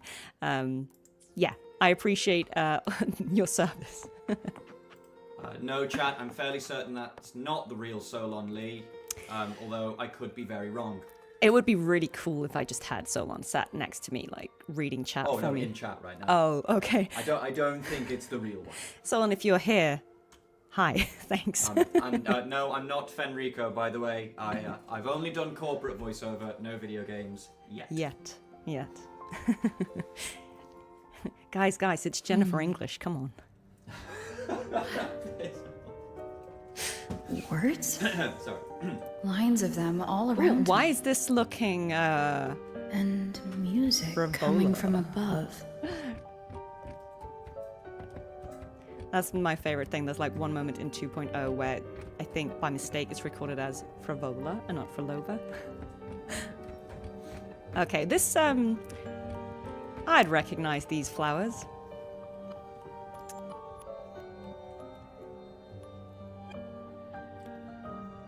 This is but an illusion.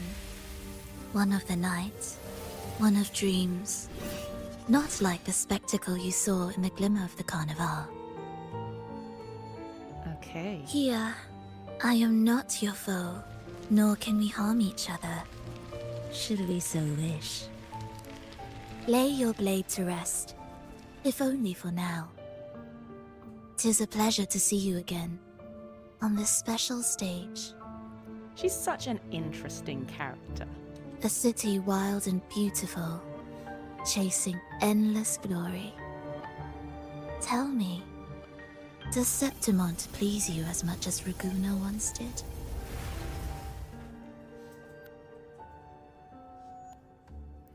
Yeah, I mean, obviously the Fraxidus are probably involved in what is going on here, right? They're always pulling the strings. Ah, so it is she you seek. It appears this special resonator has you rather captivated.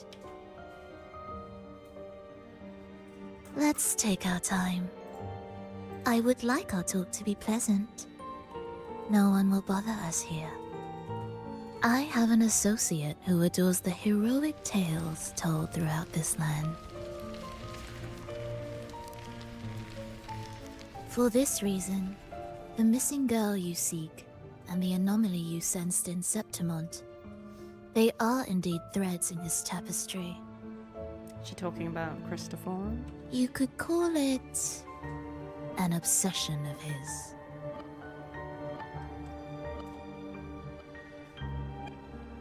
Every hero's tale begins with a trial. Your wisdom and courage your compassion and resolve, your hope and madness. Will they be strong enough to carry you through the trial? To make you the hero of the story? Read it. I hope the story speaks to you. The answers you seek lie within these pages. If we continue to meet as foes, the symphony grows monotonous. I confess I find it rather uninspired.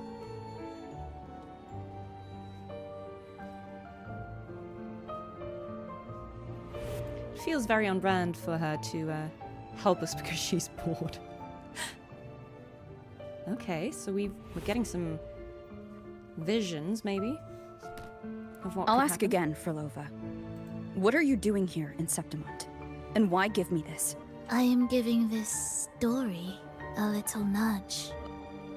As of now, you and that blessed maiden from the tower are deeply interwoven in the fate he has spun. So you're not the only overseer active in Renacita.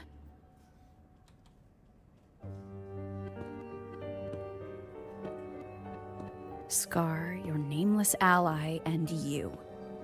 The Fraxidus seems to revel in the company of those with twisted obsessions. It's not as you imagine.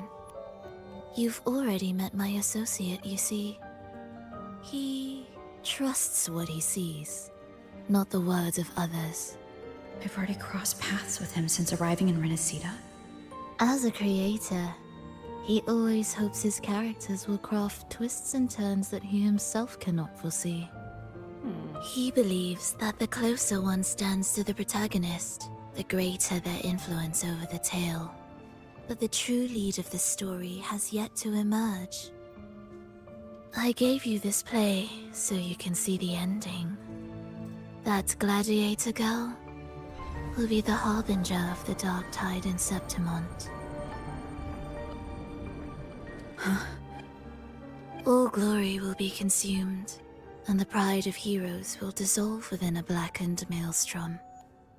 Such is the finale she holds most dear. Who's the she? This is a short story, one that only lasts 3 days. When the final match concludes, so too will this story. You could claim the spotlight by ending her life before the curtain falls. Change the ending, and the tragedy is averted. But should you falter, or worse, warn her of what's to come, the consequences will spiral far beyond anything you can imagine. What you're proposing I do. Tell me, what reason do I have to trust a word you're saying, Phrolova? You don't need to trust me. Let my words slip from your thoughts if you wish. As I've already said, the story will unfold as my associate has written it. The choice lies with you. It is a freedom we all hold. Even the wildest imaginations draw from what already exists. So it is with this story. It follows a template, and even its creator cannot escape its confines. Choose wisely, Rover. Time is still on your side. For now, I look forward to your performance in this grand finale.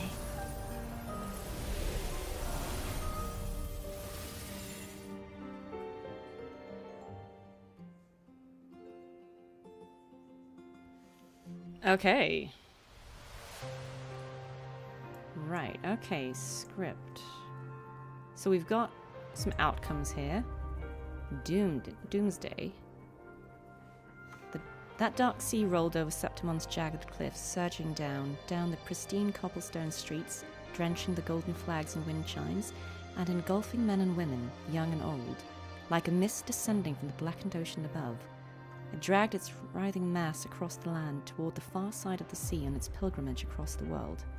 Lupa is swallowed by the tide's relentless churn. The hymn swells from her chest, crawling forth to escape from her parted lips. An esoteric melody fills the boundless darkness.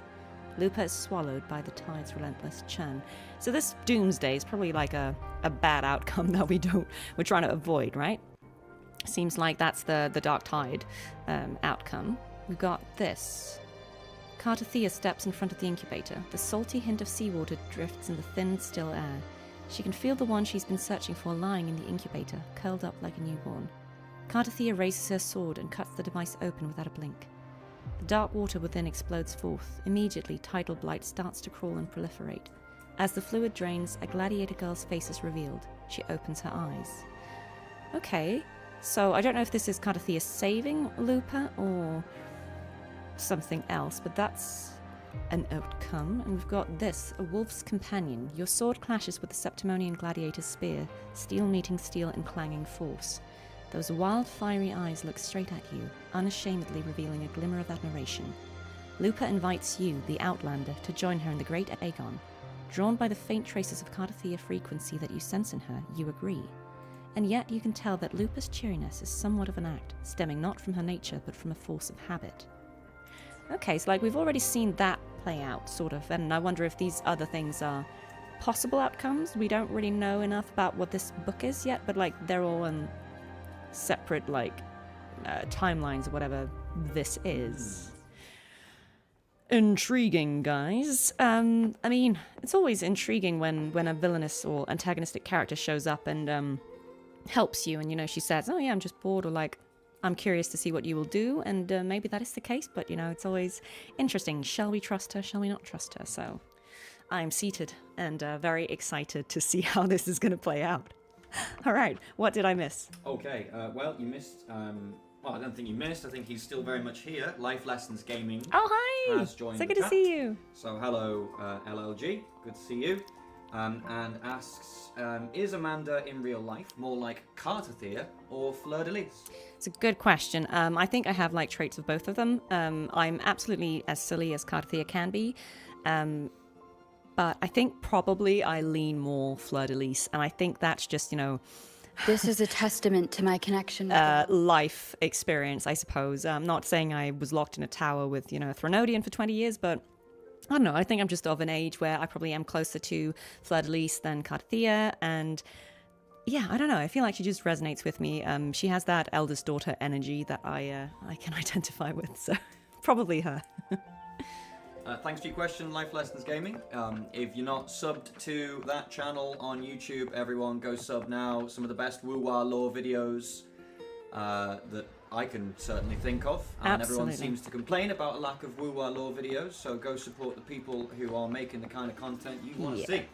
Absolutely, and I said to everyone, Life Lessons Gaming made the you have a video called something like the only lore video you'll ever need to watch, which was really helpful for me wrapping my head around what Wuthering Waves, like what the lore was about before I started playing the game, but I was still just working on it and wanted to kind of quickly get up to speed. So check out those lore videos they are unrivaled.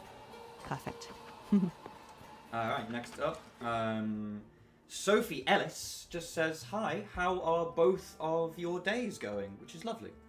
Mine is going really well, thank you so much. I'm really grateful for everyone being here. I'm kind of wired from having like had 2 months of really, really busy, and this is like, I'm finally now having time off. But so I've got both tea and energy drink, you know, just to like, how's your day going, Dan? How's my Dan going day? I'm having a great time, actually. I'm wrapping my head around all of this. Unfortunately, my audio is about 30 seconds behind Amanda's because I'm plugged into a laptop here, so I'm sort of controlling your volume from Twitch and also trying to interact with you and also trying to write down questions. But I've got a system now which seems to be going really well, which is a pen and paper. Hey! So that's good. So thanks for that, Sophie Ellis. Lovely question. Hypermaester77, you do not need Dan's lore in the chat. Dan's lore is like a From Software game. You'll get bits and pieces and crumbs, and you'll work the whole damn thing out yourself. Aha, love it. Okay, and then finally, let's have a look. Where was it? Shadow Reaper asks, who are you most excited for from the recently released Drip marketing? Okay, so many characters look really good. I find it hard to say because, like, of course, you know, we can all have like an initial reaction just to the drip art, but I think for me, I always want to see a bit more about the character, what their personality is going to be like, what their gameplay is going to be like, in terms of, you know, whether or not I would pull for that character. But just off the basis of what little we've seen, I'm really excited to see, you know, in this story, because I love her design. I really like anything to do with like the moon, so obviously she caught my eye immediately. I am very excited to see what, like, Galbrina, I hope that's how to pronounce her name, what she's going to be about. Again, I think she looks really cool. Yeah, I don't know. There's something about like the blue. I really like certain colors. So yeah, I'm very intrigued to learn more about those characters. But honestly, I can't wait to see all of it. I'm very excited to see Augusta as well, voiced by the amazing Alex Wilton Regan, who anyone who's listened to me ramble before will know is one of my inspirations as a voice actor. And I cannot believe that I'm now in a game with her. That is a major win. So yeah, shout out. I can't wait to see her as well. Very excited. Lupa's killing it too. Like, what a legend. She's so good. All right, let's see what she has to say. Morning, fellow warrior. Huh. You don't exactly look well rested. Phrolova may not have told the whole truth, but there's no denying the anomaly here in Septimont. And neither Lupa nor the others here seem to notice. And that fleeting image. Lupa turning into that unfamiliar girl. I need more clues before making any decisions. I'm fine. Just a bad dream. Let's get going. Our next stop is the Colosseum Olympus, right? You got it. Let's get going. I think it's really cool in this, like, it's not a whodunit, but it is kind of a mystery story, right? Because Rover's trying to piece out what's going on with Lupa, what's going on with Cartethyia, what's going on with the Fraxidus. There's all these things that Rover has to put together, and I like that we get that sort of internal monologue of, what's that? I think that's quite fun. I do love how much we're getting to hear Rovers in the recent content. I think that's really nice. Optional, enter by taking the elevator. What's the alternative? Is that just like flying into the arena? I'm just gonna take the elevator so I don't get lost. I guess it would be kind of cool to just like Spartan jump into it, but yeah. Not to brag, but I down that carousel with just one blow. Wow, that is... It's a pretty cool reveal. Wow, look at that.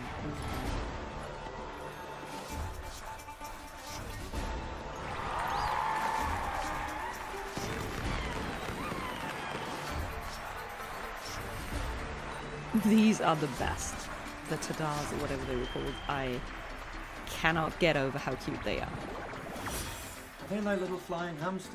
Yeah, I think so. They're adorable. I want one. I'll take two. Lupa's fans are here. God, Are they basically holding poster light sticks right now? yeah. So.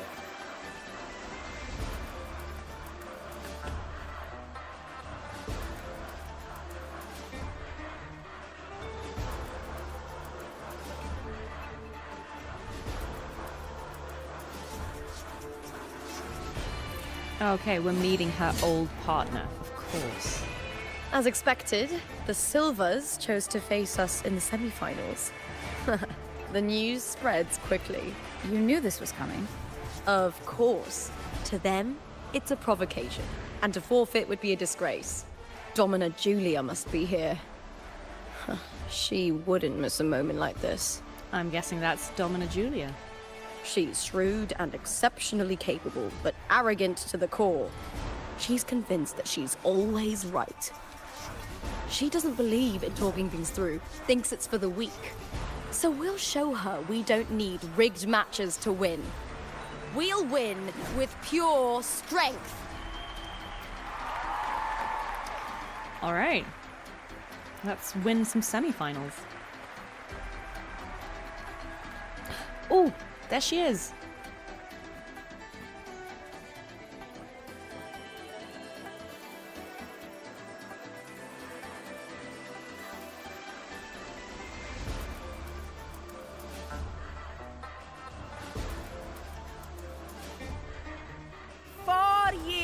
have passed, and I stand before you once more, not as a gladiator, but as a witness to the start of this grand event.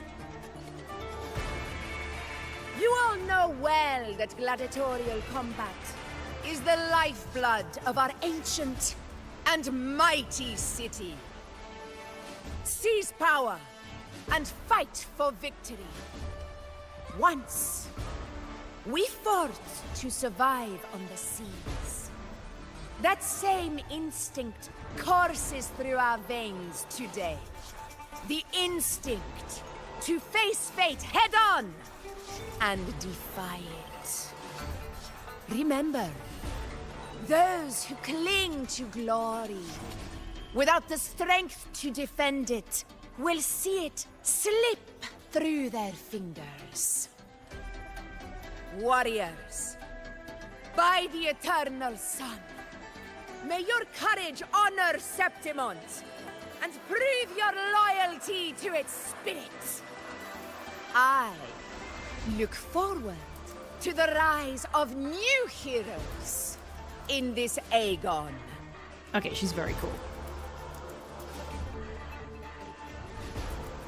Let the Aegon begin. Oh, what's that? That's cool. Like an eel dragon.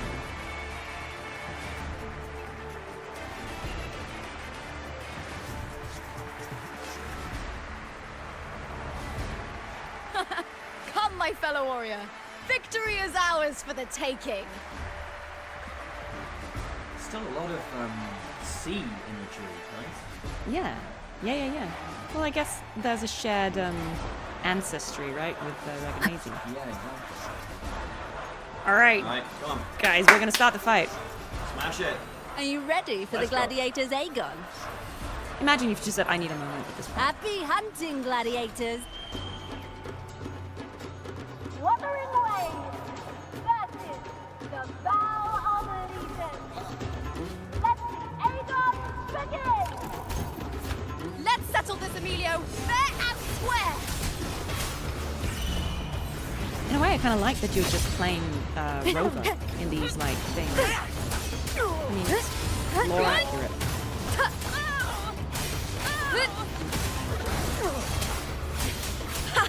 Perfect teamwork. We make quite the hunting party.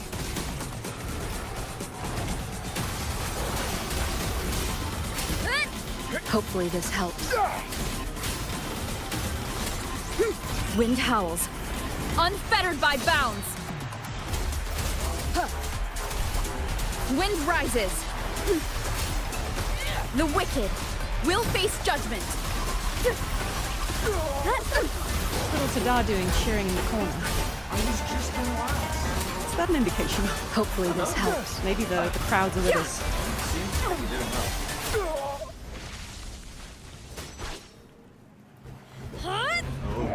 Cutscene.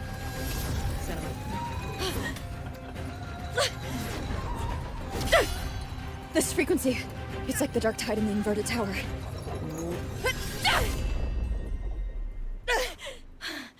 Thanks, my fellow warrior.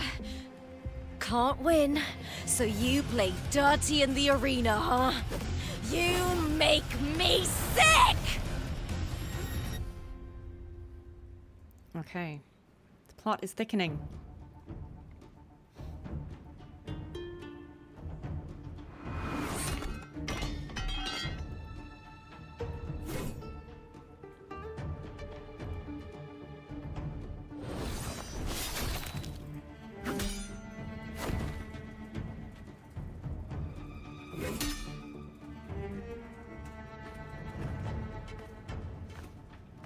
Esteemed Ephor, I must bring a grave matter to your attention. Do you hear like the storm coming in the audio? In this very match, the Oh, it's here. Silvers stooped to It's really underhanded here. tactics. It's very much here. I thought that was like... Nope, that's us. That's us. Sorry, guys. This is the most rain we've seen in like a month and a half, maybe. Well, it fits the theme. It does. Speak plainly, gladiator.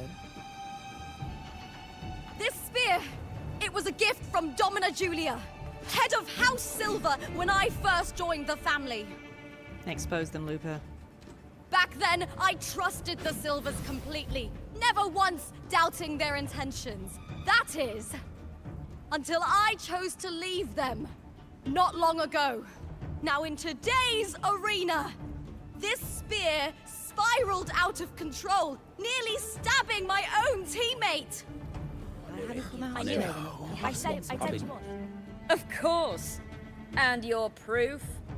Honorable F4, I guarantee this spear will withstand any scrutiny. Lupa, you owe your fame and fortune to our patronage. Yet, you turned your back on us when we needed you the most. Allow me to remind everyone, House Silver does not cower, nor fear defeat. In past Aegons, we have constantly led in victories. Even if we lose today, we will not be expelled from Septimont. So tell me, Lupa, who is truly desperate to destroy whom? A lone gladiator cut off from her family? Or a house as powerful as mine?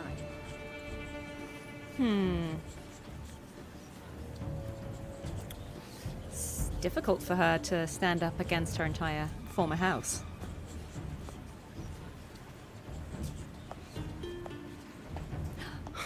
Enough of this disgrace.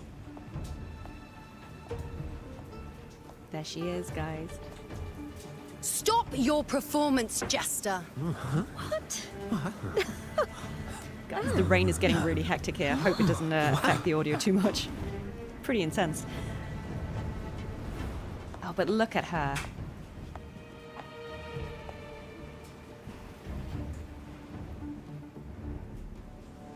What a design. That was quite the entrance. That's Yuno, the priestess of Septimont. She rarely leaves the temple and only shows up accompanying F4 Augusta. The heroic spirits of the moon and stars have long seen through it. These hollow lies taint Septimont's sacred arena. Okay, so she's defending Lupa, isn't she? Guilty. I knew it. I said you would. It's obvious. I said you would. You didn't listen.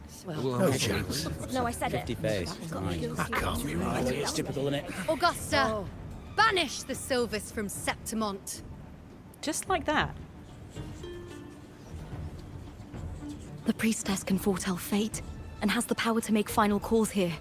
Most people trust her judgment, but Yuno is a bit extreme in our line of priestesses. Not everyone agrees with her behavior, despite her capabilities.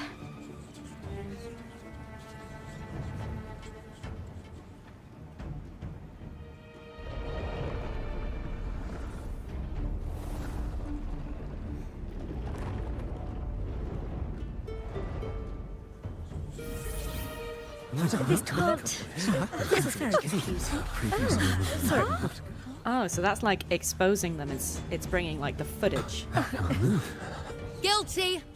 The temple has spoken.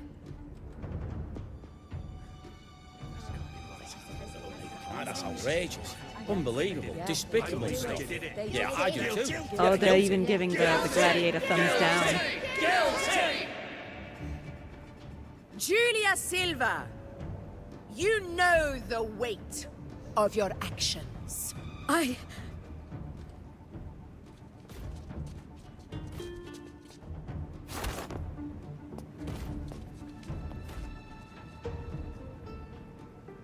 know your family once stood as the cornerstone of this city.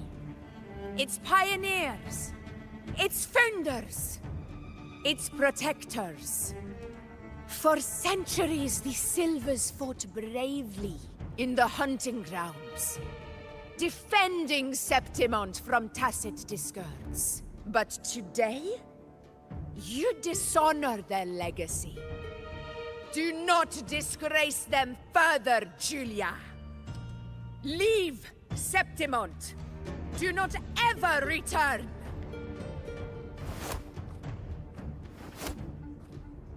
As you command, F4.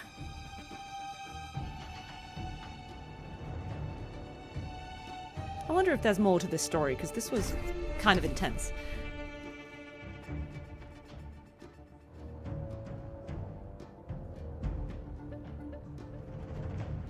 He's certainly smiling. Your performance just now. That wasn't a complete disaster. At least you show more promise than those idiots retreating to cling to their meager points. An outlander. Fight well, both of you. I like her. Do not disappoint me or Augusta in tomorrow's final.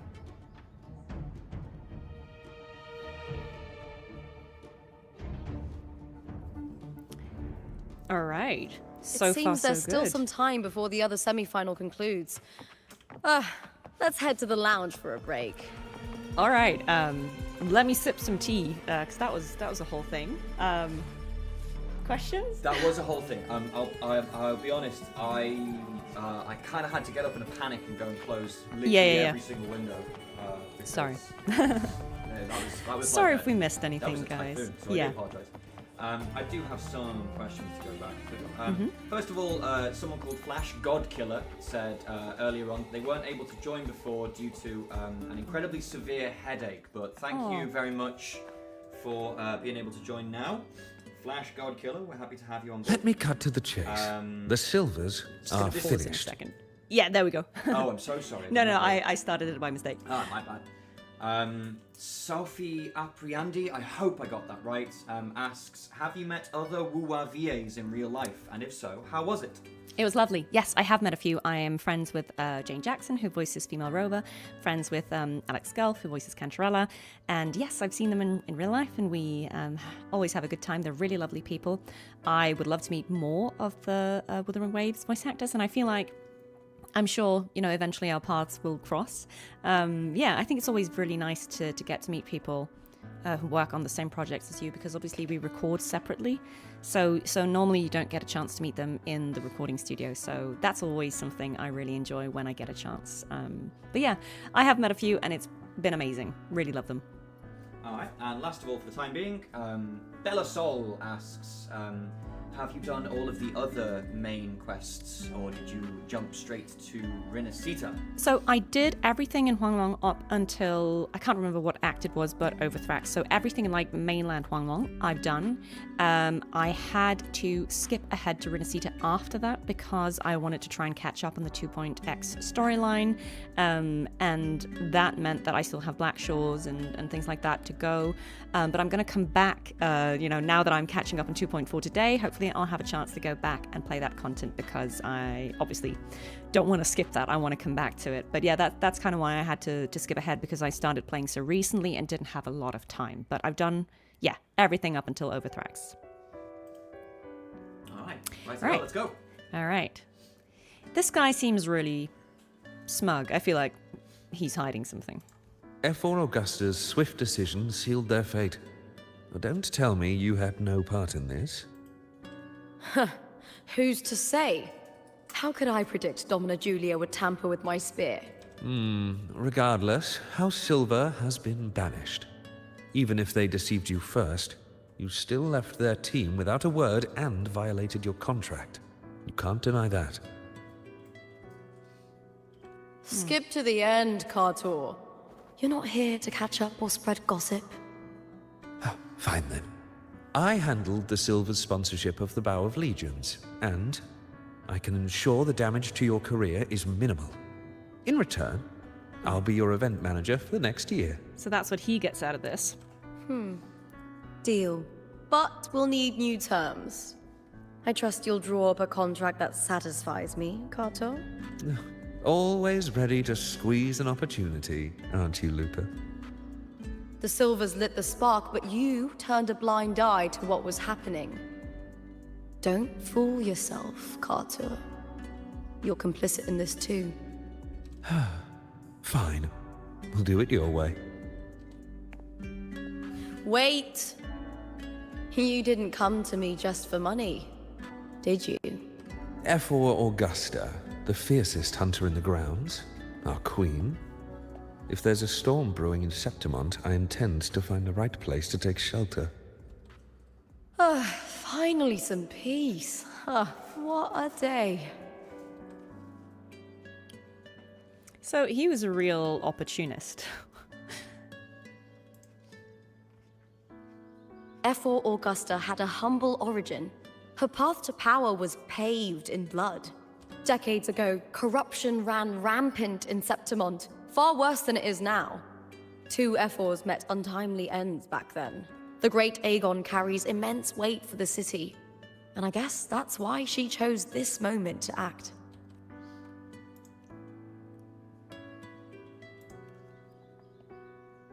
The priestess of Septimont has the authority to make final judgments. Yuno, in particular, is one of F4 Augusta's staunchest allies. Most prophets spend their days in the temple, observing fate's flow and tending to the eternal flames. But Yuno's different. She prefers to spend her time in the hunting grounds, bow in hand, patrolling with the other fighters. Born during an eclipse, she's the most gifted among her line. Impressive, isn't it? I feel like that ability to tell the future is probably going to come in handy at some point.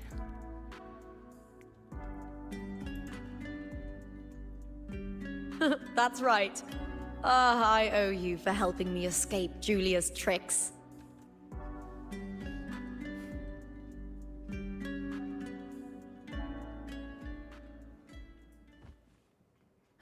That fleeting frequency. It was similar to the Threnodians. Could it really be linked to the dark tide Lupa will bring forth in Septimont, as Phrolova said? Lupa, can I see your spear? Here you are.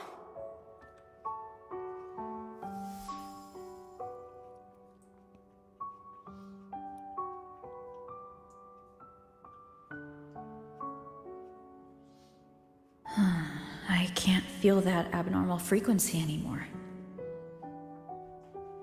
Lupa, does Domina Julia believe in the Sentinel? Well, if anything, she despises the acolytes in Raguna. Her obsession with titles is for the glory that comes with them.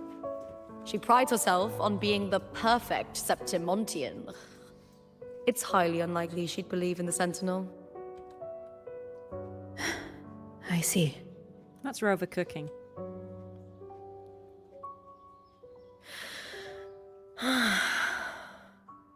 Sorry.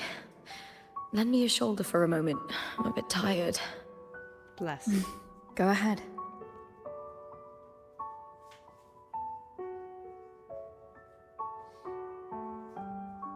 I really like that serpent, dragon, eel, floaty thing here. It's very peaceful. Oh, wow. That's settled. Looks like the other 2 teams have wrapped up their match. The semi-finals are over. Finally, we can leave and get some rest.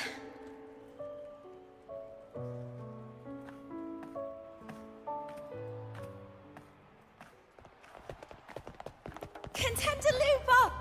Oh, congratulations on reaching the final! Oh, and your performance earlier was truly impressive. Do you notice how this girl has literal hearts in her eyes? Like, this super fan of Lupa's has actual hearts in her eyes. What a detail. Look at that. Lupa, did you notice any signs of match fixing involving House Silver before? About that? I told you not long ago, the Bow of Legions has been exploiting their gladiators. But no one dared to speak up. If you win the final, oh, you'll have the whole of Solace raising their drinks to your name. All right, everyone. I'll chat with you later. But first, let's give my fellow warrior a moment to breathe, okay? She's new to Septimont.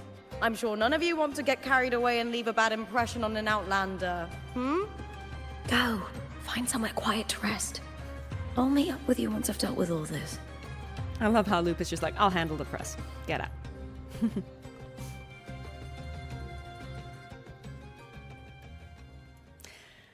Wow, okay. So I guess we've won we've not won the semifinals, but I think we've qualified, right? So, optional leave by taking the elevator.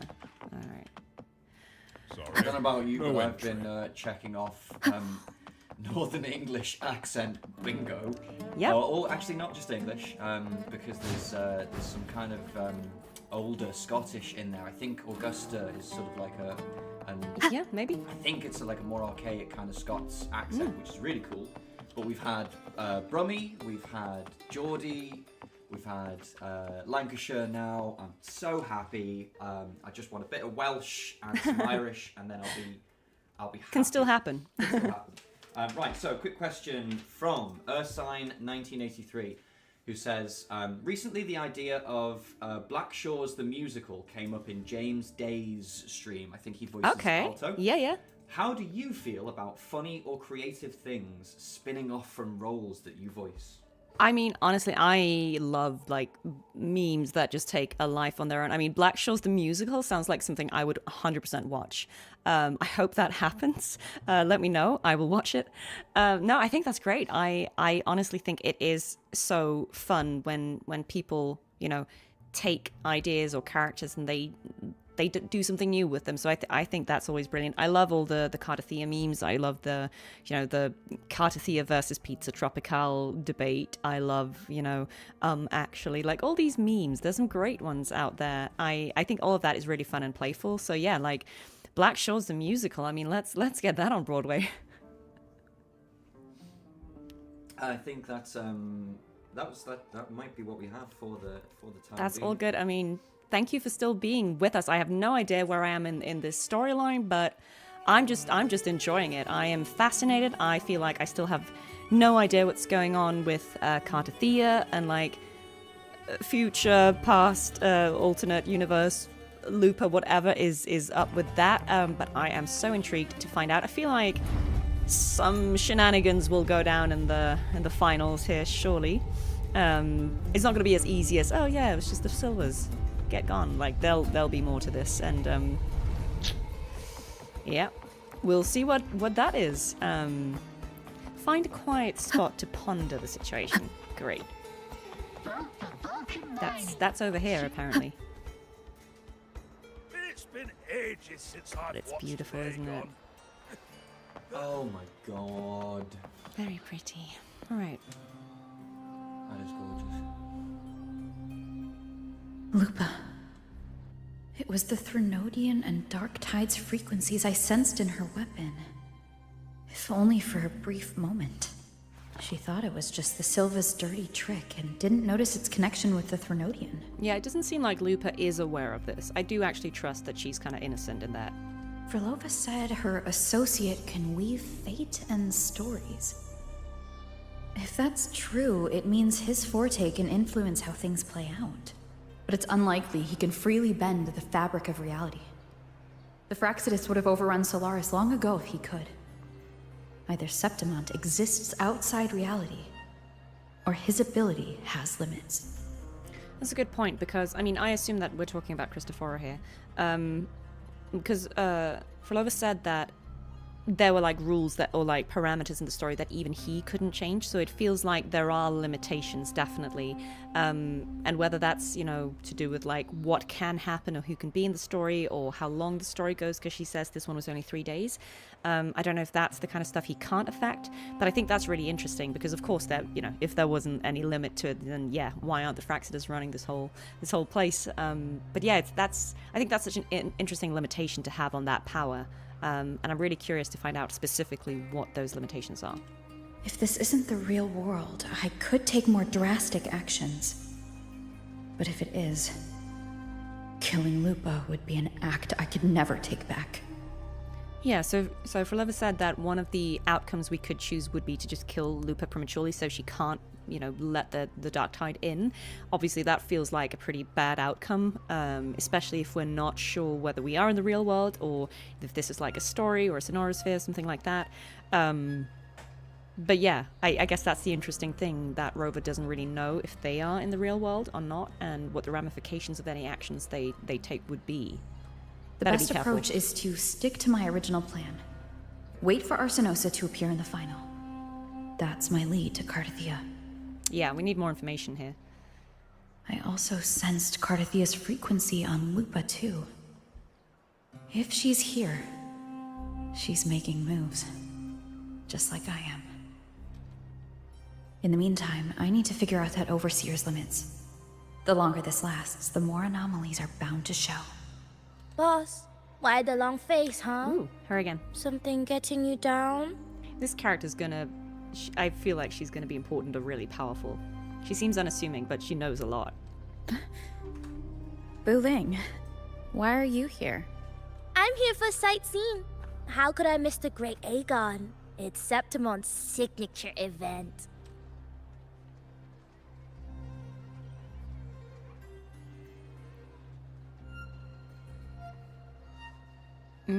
Does she know what that book is?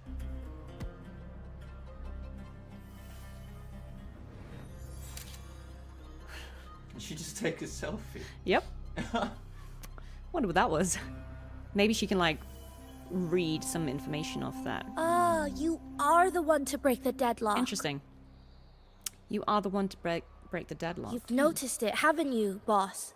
Septimont is caught in some anomaly. Yeah, she definitely knows a lot. How much do you know about it? This is our second time meeting, Wuling. That can't be a coincidence. I can feel it, but I don't know where it's coming from. Every time I get close, it slips away like smoke. But now, I'm sure of it. If I want out of this mess, I need to borrow some of your muscle. Interesting. So maybe Wuling is trapped as well. Like, if this is a story, maybe she's trapped in it as well, but she's noticed it because obviously we don't know what her forte is, but maybe she has the ability to either sense that or she just has a special power. But that's intriguing. Oh, but towers have their rules. Can't say too much. But helping you helps me. A little nudge is no big deal, right? Here, take this.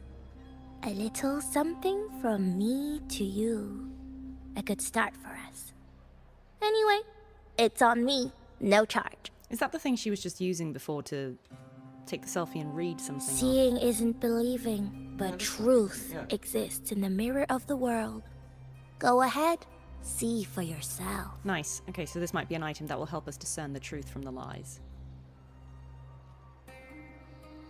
I love how cryptic this story is. Okay. What do you think? The final's nearly here. Will contender Mia claim the title? She's done well so far, but her track record has been shaky. She'd better not slip up now. So this must be in the past because we know that Mia disappeared in the past as she was in the final. I've bet a fortune in the underground pits. If she loses, that John fellow promised she'd win no matter what. Okay, so it sounds like there was also match fixing happening John. then. Mia's manager. Listen, she's got all sorts of talk round her, and the odds are crazy. But past champions have always been the noble bloods, haven't they? Not to mention, she's originally from Raguna. Interesting. Wuling. Okay, I wonder if gone that's again. connected to it. You know, if she I was from remember Raguna Lupa mentioning a gladiator named Mia. and she wasn't She'd a noble. disappeared years ago during a great Aegon. That could tie in with the Sentinel, the Threnody, and everything. Phrolova said the story only lasts for 3 days and ends during the final. The great Aegon is at the heart of the story after all.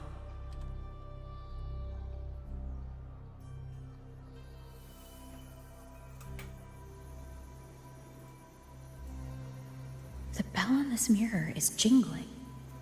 The closer I move in that direction, the louder it gets. I'd better check it out. All right, okay. We've got like a new gadget that can guide us. This is like a little The beasts beneath Yeah. our sponsoring. Yeah, I'm not close enough to use it, but That gloomy gladiator. hi chat, how are you all feeling? Chat's having a lot of fun. There have been discussions about all of the diversity of accents that we've had so far in Yeah, Septimont. I'm loving that. I think that's really cool. I think we just had, I think one of those spectators was a little bit Sean Bean-esque, had a bit Yeah, of yeah. a Leeds accent, which I really liked. It's just ticking so many boxes for me. Okay, from a little while ago, Ren on YouTube asks Hi, if Ren. you have any favourite video games or other hobbies. Yeah, we talked a little bit about video games I really like earlier. My favorite video games of all time are Planescape Torment and Disco Elysium. And if you know either of them, you will understand why I also like the other one. Two of my all-time favorite games. One is 25 years old. The other one is a little more recent, but I think they're both amazing, story-driven, philosophical games right up my street. I think some people might be turned off them because they're not combat-heavy. The gameplay is much more about thought, and especially internal thought, but they are, I think, really good examples of very, very clever storytelling.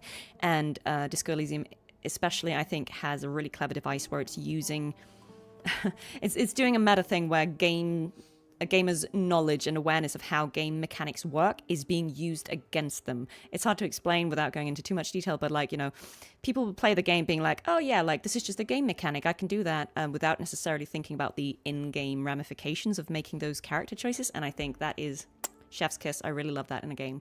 Very clever games. So yeah, those are two of my favorites. I will always defend those games, and I'll always play those games. And what about outside of video? Is there any other hobbies that you've got? Video games, eating food. Very Cartethyia of me. I do love food. I'm a big foodie. And you know what? I have loads of interests. I'm a K-pop fan. Have been for years. Not a recent one. I lived in Australia for a while, and I think, as you know, anyone from Australia knows, there's a bit of interaction with Asia as well. And so K-pop was really, really big when I was there. I think when I lived there was when Gangnam Style came out. So, you know, obviously K-pop was peaking, but I listened to like second gen K-pop before then. So that's an interest. Shout out K-pop Demon Hunters for making it mainstream. Yeah, what else? Cooking. I love traveling, but usually I travel for work, so it's less fun these days. I mean, the work is great, but I need a vacation. I'm kind of like Zani in that sense, I suppose. Yeah, a few of my hobbies. Oh, you've peaked all the K-pop fans right now. They are very, very happy about that. Yeah. I'm an old school girly. Like, you know, talk to me about, I don't know, brown-eyed girls and Kara and old school. Who are your top three K-pop? Oh, don't do this to me. In no particular order. Okay. I have to say my alt, Red Velvet. It's gotta be. I love them because they just have such a diverse style of music, and they are killing all of it. So big love to them. God, there are so many I really like. It's very hard to pick. I guess of currently active groups, we do like Red Velvet. We do like aespa. Everyone else is killing it too. My God, there's so many good. I like Idol, I like La Seraphim. I like all the girl groups. I'm sorry, I'm not very knowledgeable about the lads. They are killing it too, but for some reason, I just kind of got into the girl groups, and it's enough upkeep for one person to keep track of all of those. So much love to all the K-pop artists out there. All right, let's use this copper mirror. Let's use this. What is that? That's like, that's the bell. Copper mirror of truth. Okay, we're gonna see some more info here. John, how many more times must we go through this? I know you can't bear to lose your golden goose, but Mia's completely lost it. That woman's crossed the line. So whatever happened with Mia back in the day that made her disappear, or like not before, I think, the Aegon, is probably connected to what is going on now. Easy. Haven't I already compensated you? Just bear with her a little longer. I wonder if that necklace is something that all the managers wear, because Carter was wearing that as well. It could just be like a design coincidence, but... She's not losing it every time she steps into the arena, is she? She's just been under a lot of pressure. She's not the only one under pressure. They're planning to bring Kerasaurs into the final. Do you realize how much money is at stake? Tell me, how can I trust a fighter like her to win the final? I know Mia's unraveling, the hallucinations, the hysteria. It's been a lot. Did you know she cries in the lounge? Can you believe it? A gladiator in the lounge crying. She can't even connect with the audience, including her fans. What use is being a great fighter if you can't hold the crowd? We have no choice. The people of Septimont want to see her fight. If we take her out, the complaints will bury us. The star from Raguna, the champion of Septimont. That headline alone prints money. I mean, this could just be me going off on a tangent, but I'm really curious about. We talked about how Lupa is a star currently, and how there's all this expectation on her, and a lot of pressure on her to perform. And this sounds like they're talking about, the previous celebrity Mia, and how maybe she's going through something personal. Her mental health maybe isn't great, and these people are kind of cynically talking about her, and not wanting to take her out of the competition because they'd lose money. And I think that's interesting. That's also, commentary on celebrity culture and how sometimes, people might be pressured into continuing to perform even if actually they need a bit of a break. Again, I'm curious if that's just me reading too much into a story or if that is part of the storyline. Ooh, but we're in grayscale now, or we were for a second, so that maybe the grayscale is the past. I don't know. But we've got more over here. More past. That gladiator girl, Mia, was it? I hear she's got quite the following. Oh, absolutely.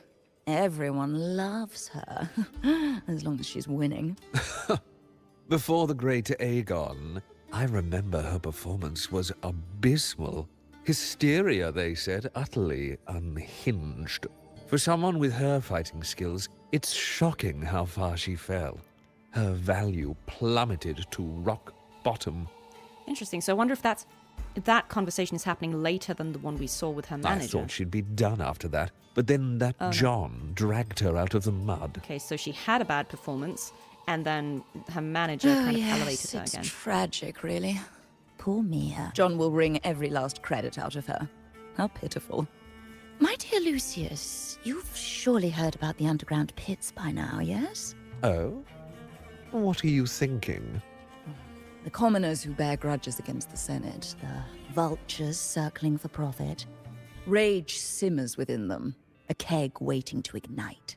They're eager for chaos, bloodshed, and sacrifice. If we simply provide the spark, we'll make a fortune while eliminating untoward risks. All right, so we've got some sleazy nobles here plotting something for personal gain. Seems very ancient Rome. Delightful. Nothing like a bit of spectacle and strife to pass the time, is there? It's interesting how they seem to be presenting this, what could appear like a really positive, meritocracy and this society where it's like everyone can prove themselves, everyone can elevate themselves. They're also showing us this, the downside, which is you're only relevant as long as you perform. As soon as you start having any struggles, you're out, no mercy, and how you have this very mercenary society where people are just constantly trying to, I suppose, spark up new chaos and conflict. I don't know. It's interesting. Okay, let's get one more little glimpse, and then we'll do some questions. Oh, we're seeing Mia now. Relax, Mia. You can do this. Hold on. It's all right. I'll be fine. It hasn't been all bad. I've met people who've supported me. They've cheered me on since I first stepped into the arena. But I know my limits.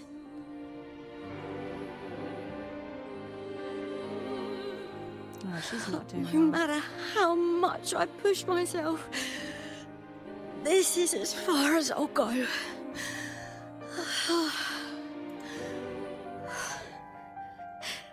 I love this. Gladiating. Just stepping into the arena makes me feel happy. But here, I can't treat it like a hobby. And, I want to be seen. To hear them cheer for me. Their laughter, their cheers. Oh, I want to win. I want to win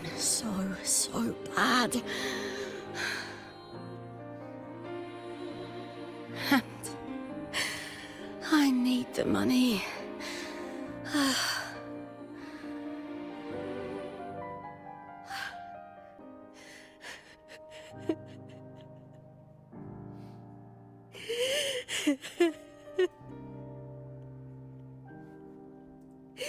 Why do I feel so bad for this poor girl? Yeah. God bless Mia. Oh, divinity above. I hope I won't let anyone down. Oh, I need to be better. Much, much better.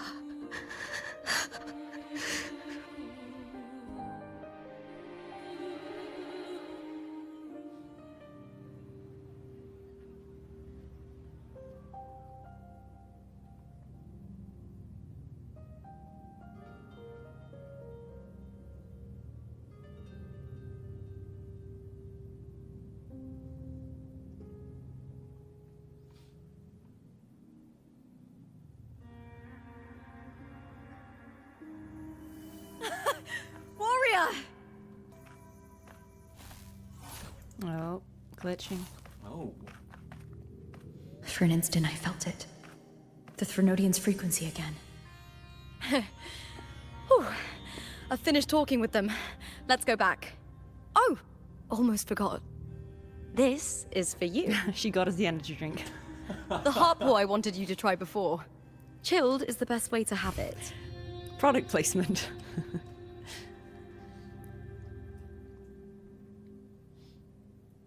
She must get residuals. Yeah, 100%.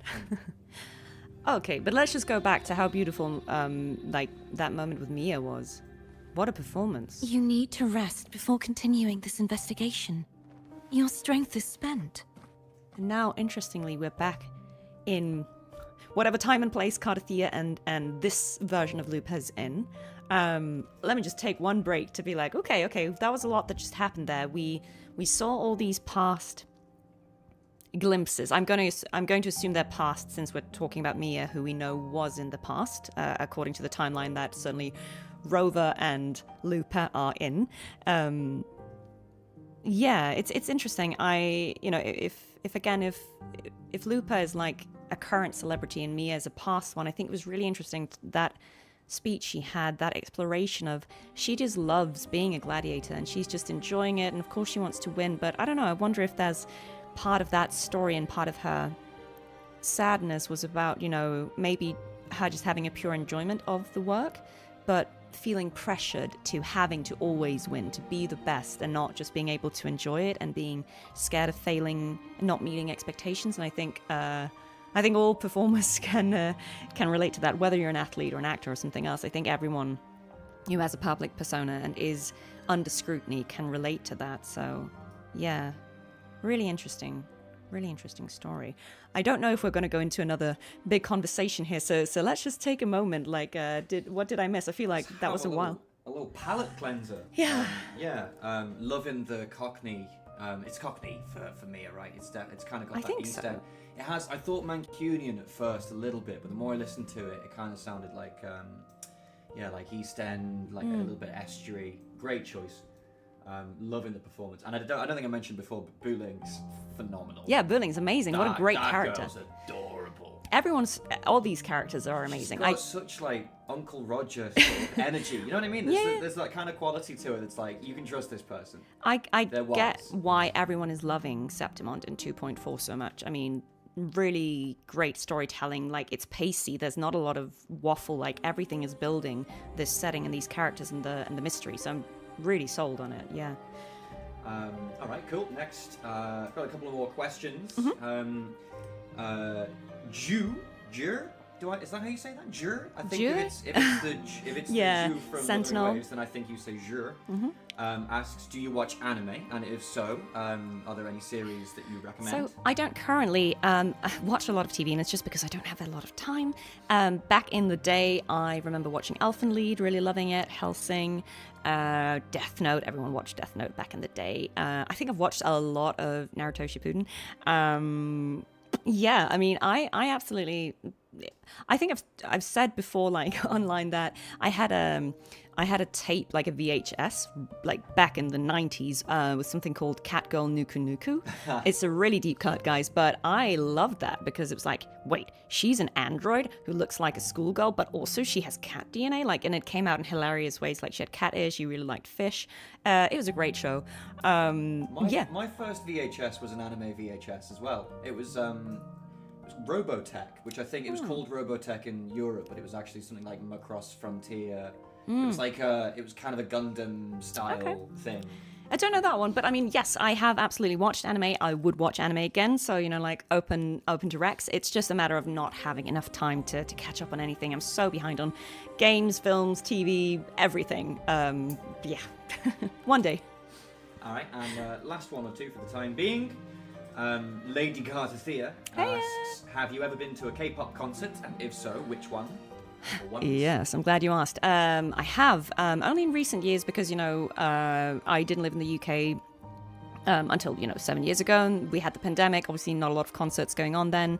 Before that, I was in Denmark, which K-pop acts don't usually go to Denmark because it's too small. So since moving to London, what I have seen, I've seen Blackpink, I've seen Red Velvet, I've seen aespa twice, I think. I've seen Idol, XG, who I know is technically not K-pop, but, they're often in the same conversation. So yeah, I've seen a bunch, all been fantastic. I've seen... Yeah, Kiss of Life, I think, as well, when they were here. So, yeah, seen a whole bunch. They're all great. Yeah, looking forward to seeing more in the future when they... I've seen Stray Kids as well. They were at Hyde Park Festival last year, so I've seen them. And NMIXX, they were opening. Damn, you got all the Infinity Stones. I do, yeah. Gotta catch them all. All right. Let's see what Cartethyia is up to with Lupa. Thank you for your help these past few days. It's not good. We're both from Rinasita. I'm here by the Sentinel's will. This is simply my duty, for I was once blessed by the Sentinel. Oh. The blessings and freedoms they grant, I wish to share them with everyone across these islands. The tidal blight is spreading fast. Yeah, the tidal blight. We need to figure out I'm what that afraid. is. It's okay. Do not let it break you. One thing is certain. This anomaly stems from a specific power. Some facilities and records have been rewound nearly 2 decades back. Okay. So I'm wondering if actually then... Because I thought they were going to be in the future because Lupa's uniform is kind of like beat up. Maybe they're in the past? I don't know. I'm intrigued. She said 2 decades back. We just need to find out why and who's responsible. Or maybe Rover's in the future? I don't know. The clock is ticking, but we still have a chance. Don't tell me. We'll find out. The mastermind behind this will be tricky to deal with. Don't worry. I'll handle it. I like seeing how much confidence Cartethyia has gotten. She's just like, I'll handle it. Love to see it. Compared to the darkness that once whispered in my ears, a tangible enemy is easier to face.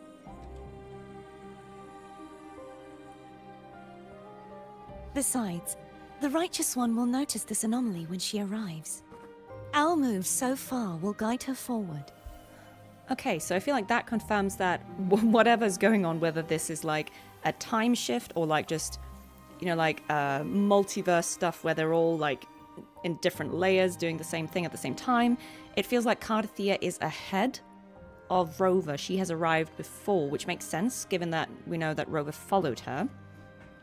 So either these are flashbacks or like this, the timing is just out of sync, but Cartethyia must be ahead. So maybe this is the outcome of the timeline where Lupa does invite the blight in somehow, and this is like the bad outcome that we're trying to avoid. Because we don't know why she's You really this trust unwell. her, don't you? Yes, very much. We correct each other's mistakes and walk the path of salvation together. Trust in yourself too. One day, you will reclaim your name. As for those vile intentions lurking in the dark tide, we'll cut them off, together. I like this kind of friendship or whatever, supportive space there is between them. That's quite nice, because they've only just met, but they're still, I guess there are so many parallels between them, both fighting the dark tide in different ways. So I can see why Cartethyia would completely sympathize. Well, isn't it interesting as well that the last big development Cartethyia had was came from Rover's influence, and Rover being the hero that came in and helped her, right? Yeah. And now we've got the parallel here of her having the opportunity to be the Rover, but for Lupa. Yeah, it's nice. It's like full circle. She's kind of passing it on. Paying it forward. Yeah. Now, shall we continue the investigation? Are you ready? Absolutely. Oh, she doesn't look too well.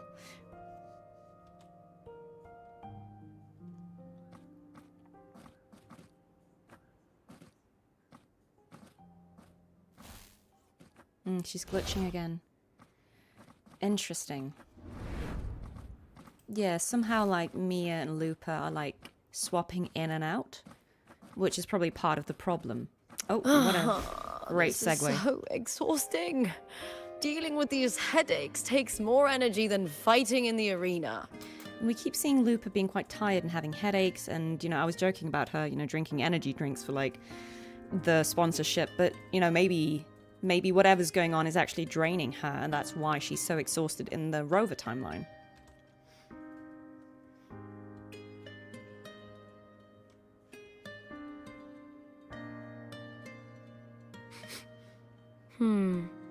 What is it? You're radiating worry. And I love that she can smell what's going on with someone. That's the wolf in her, I'm sure, but that's quite funny. If it's about tomorrow's final, maybe you should relax a bit. Lupa, can you tell me more about Mia? Sure, but why the sudden interest? Just curious. I overheard some people talking about her earlier. Well, contender Mia. I first heard about her from Domina Julia.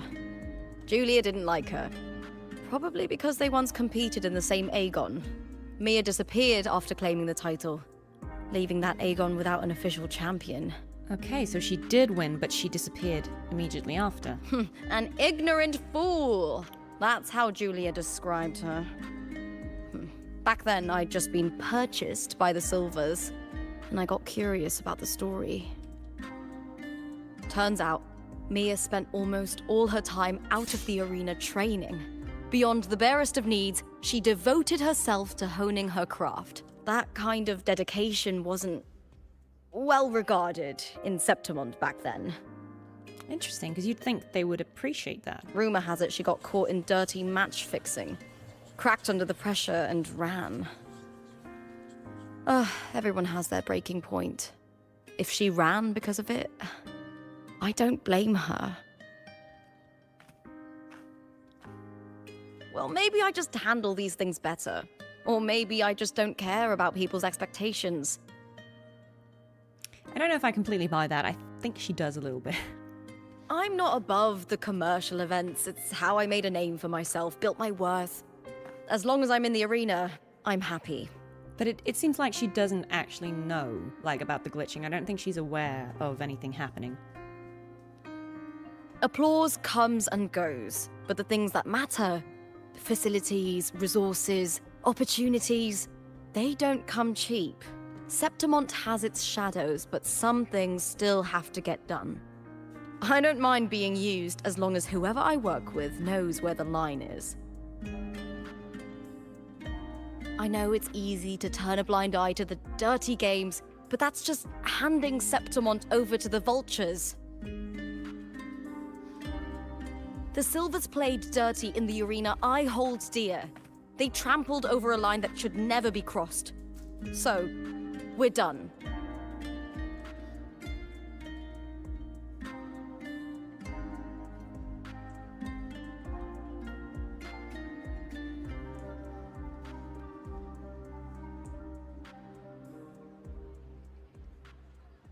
Look at it. How beautiful.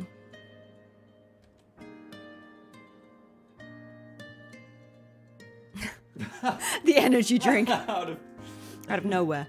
Out of the bottom of the frame. Perfect. To the great city of Septimont. That was funny. That was great. Wow. Okay. So we've arrived at the finals. We actually have no Today's the idea final. what's going on. I wonder if this is going to be the kind of victory story be ours, and may you find the one you've been where searching it for. has to go badly before it gets better. So we had new. Oh, I should have pressed that immediately. There was something about new scenes showing up in the story. I don't know where to find that. I'm wondering if it'll be like an item that we have, like, in the backpack, like under quest items or something? Yeah. The script given by... Okay, so something new. Mia heard those voices. They incessantly reminded her of her failures, her lowly origin, and the disappointment she brought to her fans. The people who once shouted her name from the stands, laughing in celebration at her victories. That coarse, unrestrained laughter that had at one time felt warm, giving her strength in the early days when she first stepped into the arena. But now, everything had changed.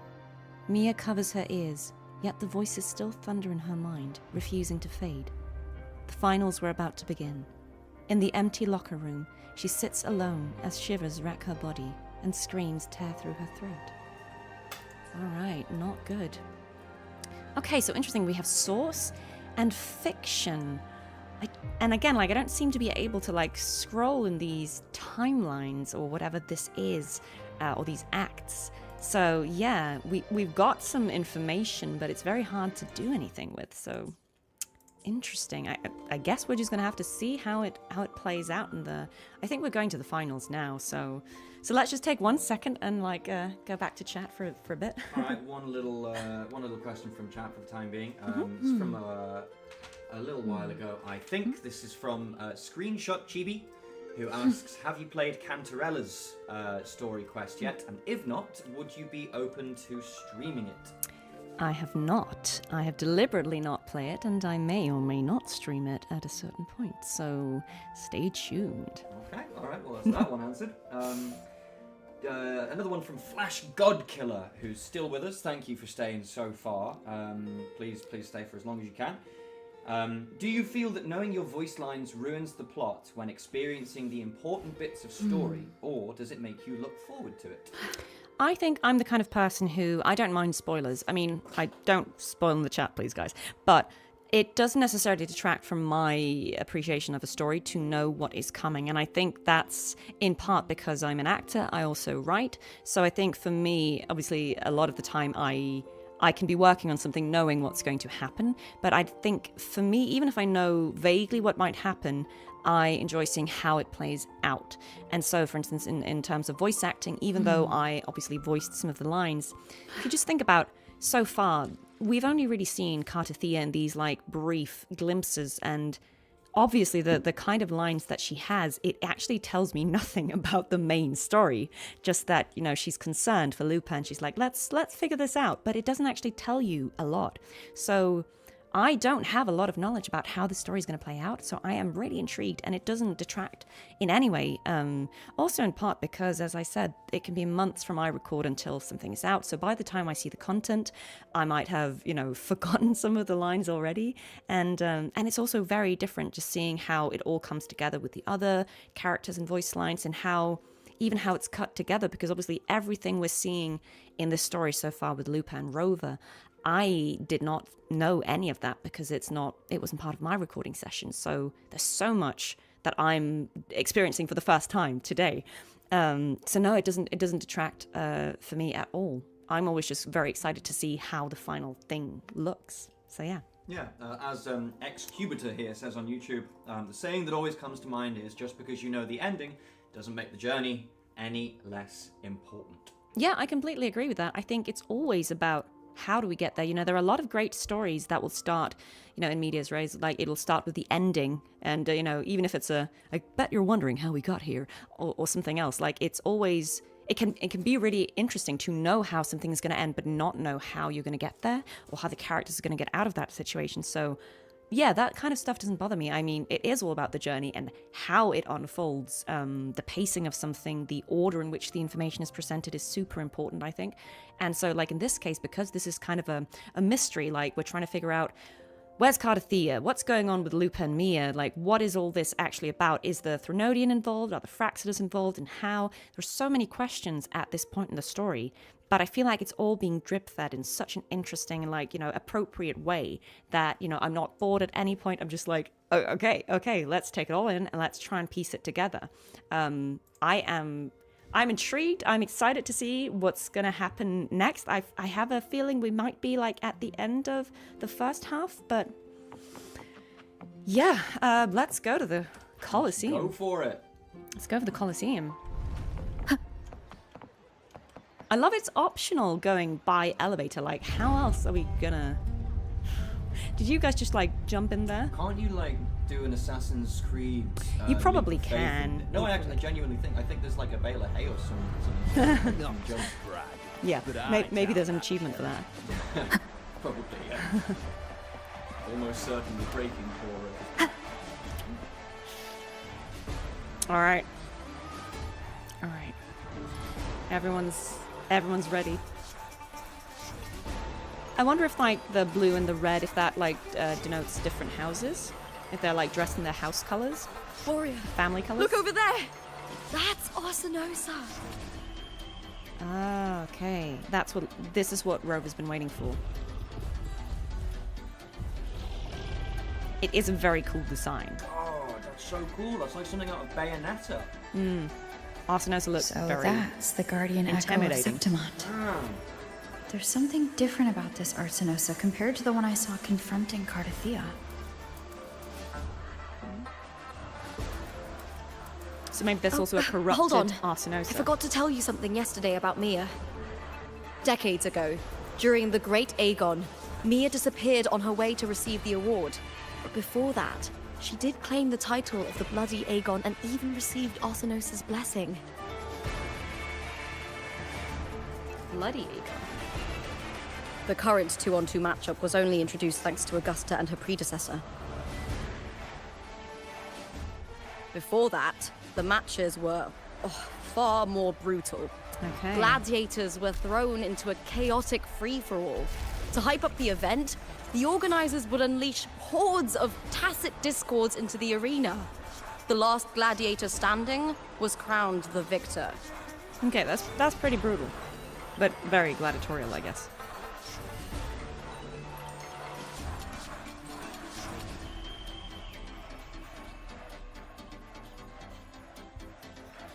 At least, changes have been made since then.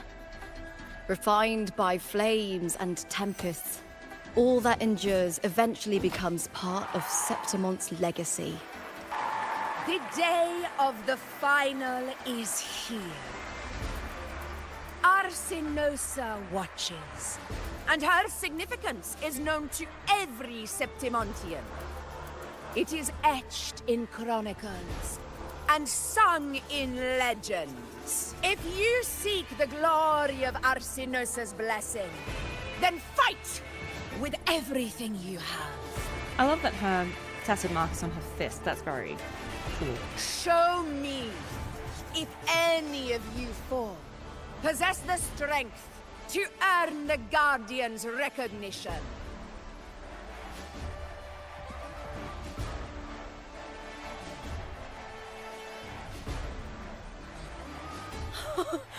Listen, my fellow warrior. Those cheers are for us. They wait for us to give them a fight to remember. Are you ready to win this with me? We're gonna have to lock in. Wonderful. Now, it's hunting time, my fellow warrior. All right. Wuthering Waves versus Beast Bunny. Let the Aegon begin! Strange. I feel that same tangled, colliding sensation again. Oh yeah, something's definitely gonna happen. Perfect teamwork. We make quite the hunting party. We'll face judgment.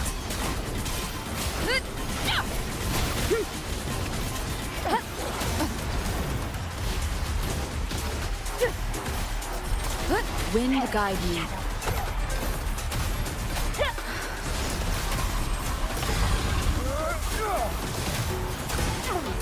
I am the Tempest!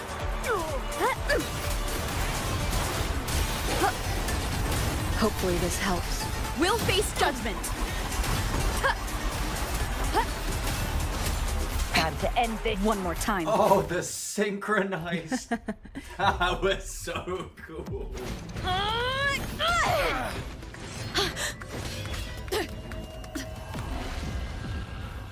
What's happening? Victory! Victory! Victory! Victory! Victory! Kill them! Kill them! Kill them! Lupa? That does not seem good. Cartethia's frequency is getting stronger. So maybe we're back at the Bloody Aegon with the tacit discords. It's like the timelines. I never doubted that she would end up here.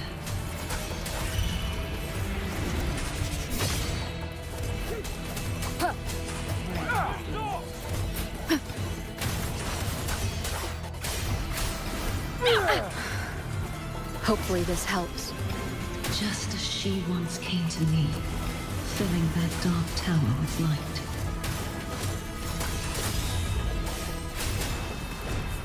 Keep it together. She has already given us salvation. And now, though we stand apart, we still fight together.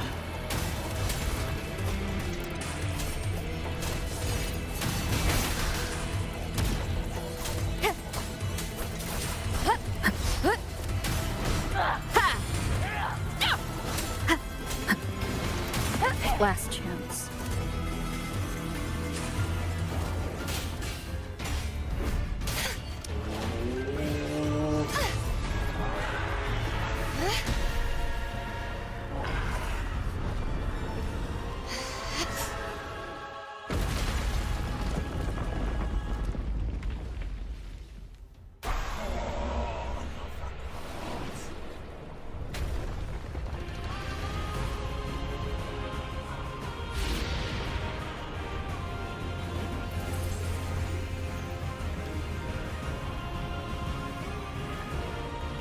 First real transformation we've seen in the game.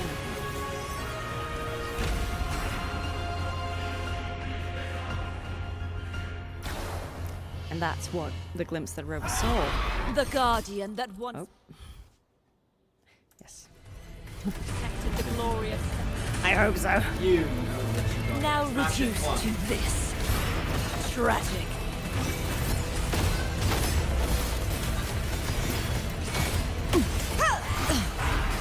Furious tides! Split the heavens!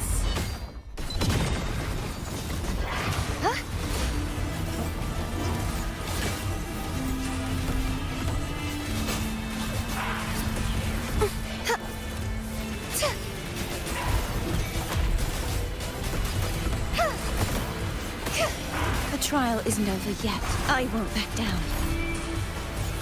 Oceans, bow before me. Sentence before. Sounding the death knell. Atonement. Charge forth with me. Windstorm. Sweep all away. The formidable power once wielded to guard Septimont is now tainted by the dark tide. Repent, for silence beckons. I will grant you release and uncover the mastermind behind this chaos. Yeah. Not too good. Charge forth with me. Salvation. Gales, purify. Fair The enough. tide. My blade. Purge all evil.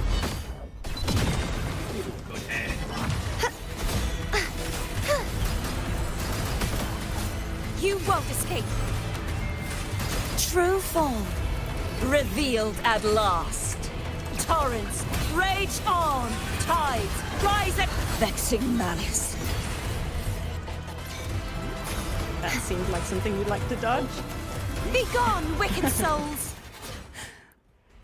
Gotta love a quick time event. Nice. Smashed it. Oh. Timelines converge.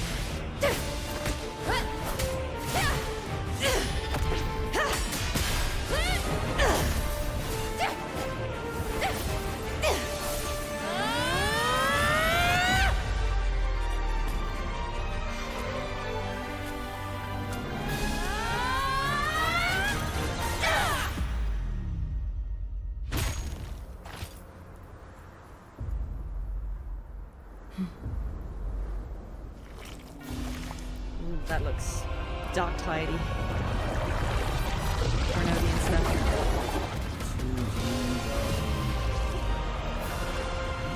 Animation is.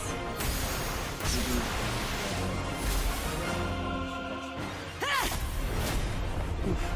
Ultimate.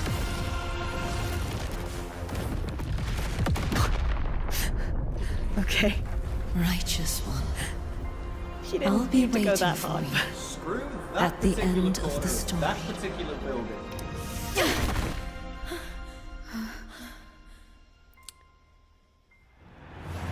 Okay, and they were just fighting their team here.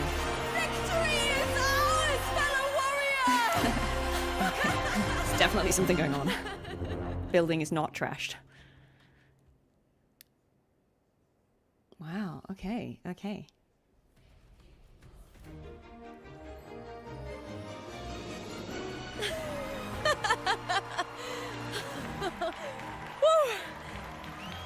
What's wrong? You seem like you're somewhere else. Rover being all of the players being like, what's going on?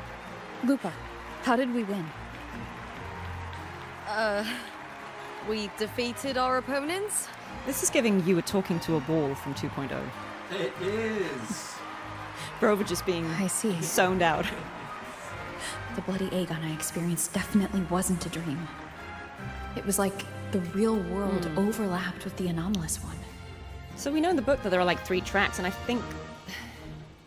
I don't know, like maybe Rovers and Cartethyia are like 2 layers of reality on top of each other, and there's a 3rd one that maybe we haven't seen yet. I kept seeing Lupa and Mia overlap with each other as well. Something about that.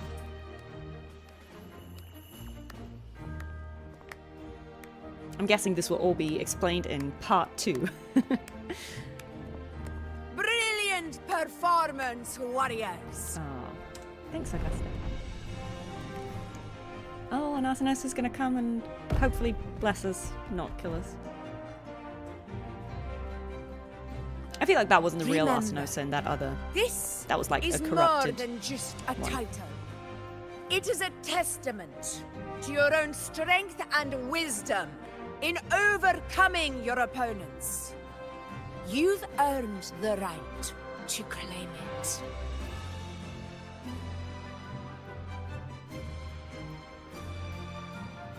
Oh, it's like a medal. It's cute.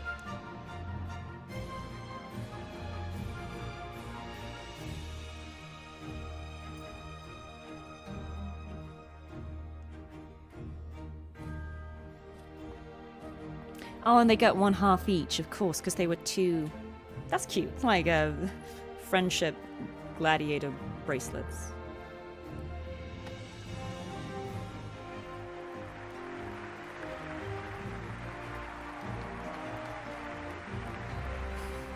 This guy. medal once belonged to a single champion. He The does last have survivor Christoforo standing in the energy. ring. It's the same, like, smug little face. Divided it into two. Different eye colours, but... To remind you that... There's always a Christopher. In every story, there's a Christopher, yeah. Just as we fight alongside echoes, the glory of Septimont is upheld by heroes who support one another to remain steadfast. This feels like the calm before the storm, guys.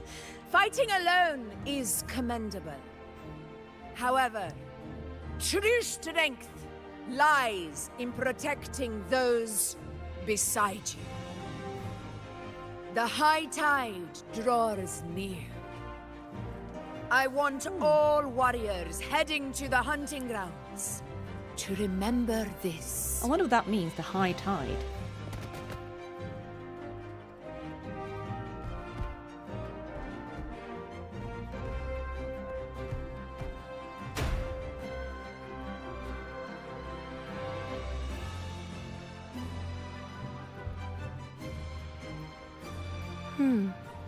That's interesting.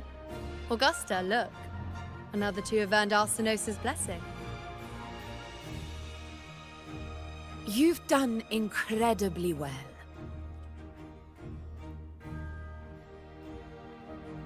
Oh, her little smile. As a gladiator, it's a great honor to claim the title with you. Let's savor this moment of glory and joy.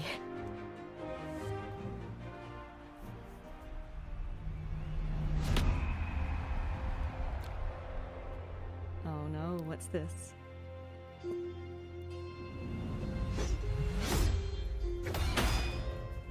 Oh, what a transition. Not the slow clap.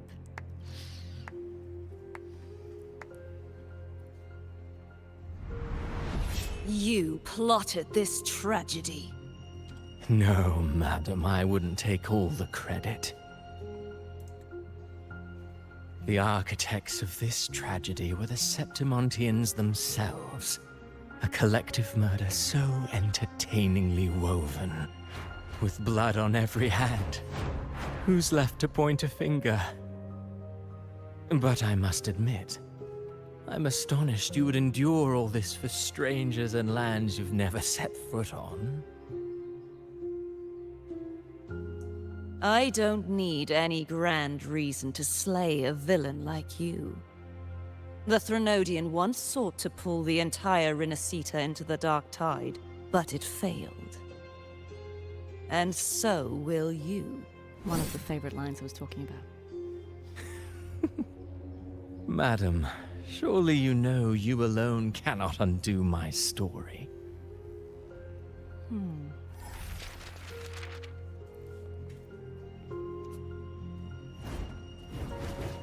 Alone. She will come here and find a way to finish this. And I will make your so-called perfect play spiral out of control. Silent, hollow words. The dark tide engulfing the city of glory. His face. All shall be swept away by the winds at the story's end!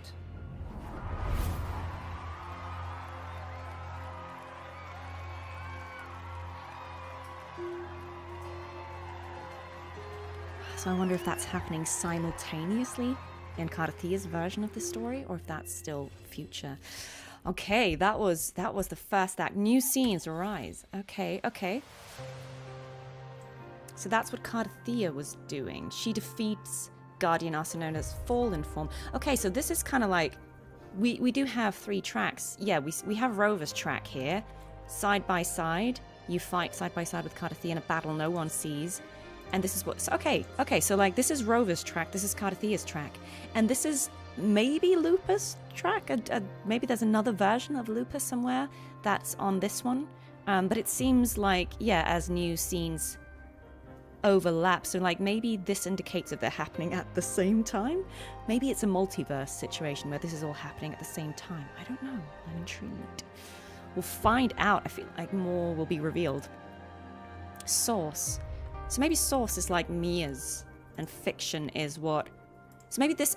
okay. Maybe source is what Cristoforo is taking inspiration from. Yeah. Right? So this is what happened with Mia, and fiction is him doing something with that has Rover in one version of the story and Cartethyia in another one, and maybe Lupa has her own?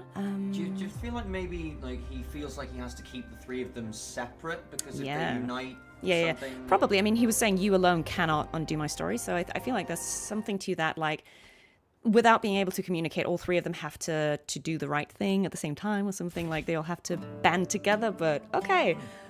Whew, that was pretty cinema. That was stupidly cinema.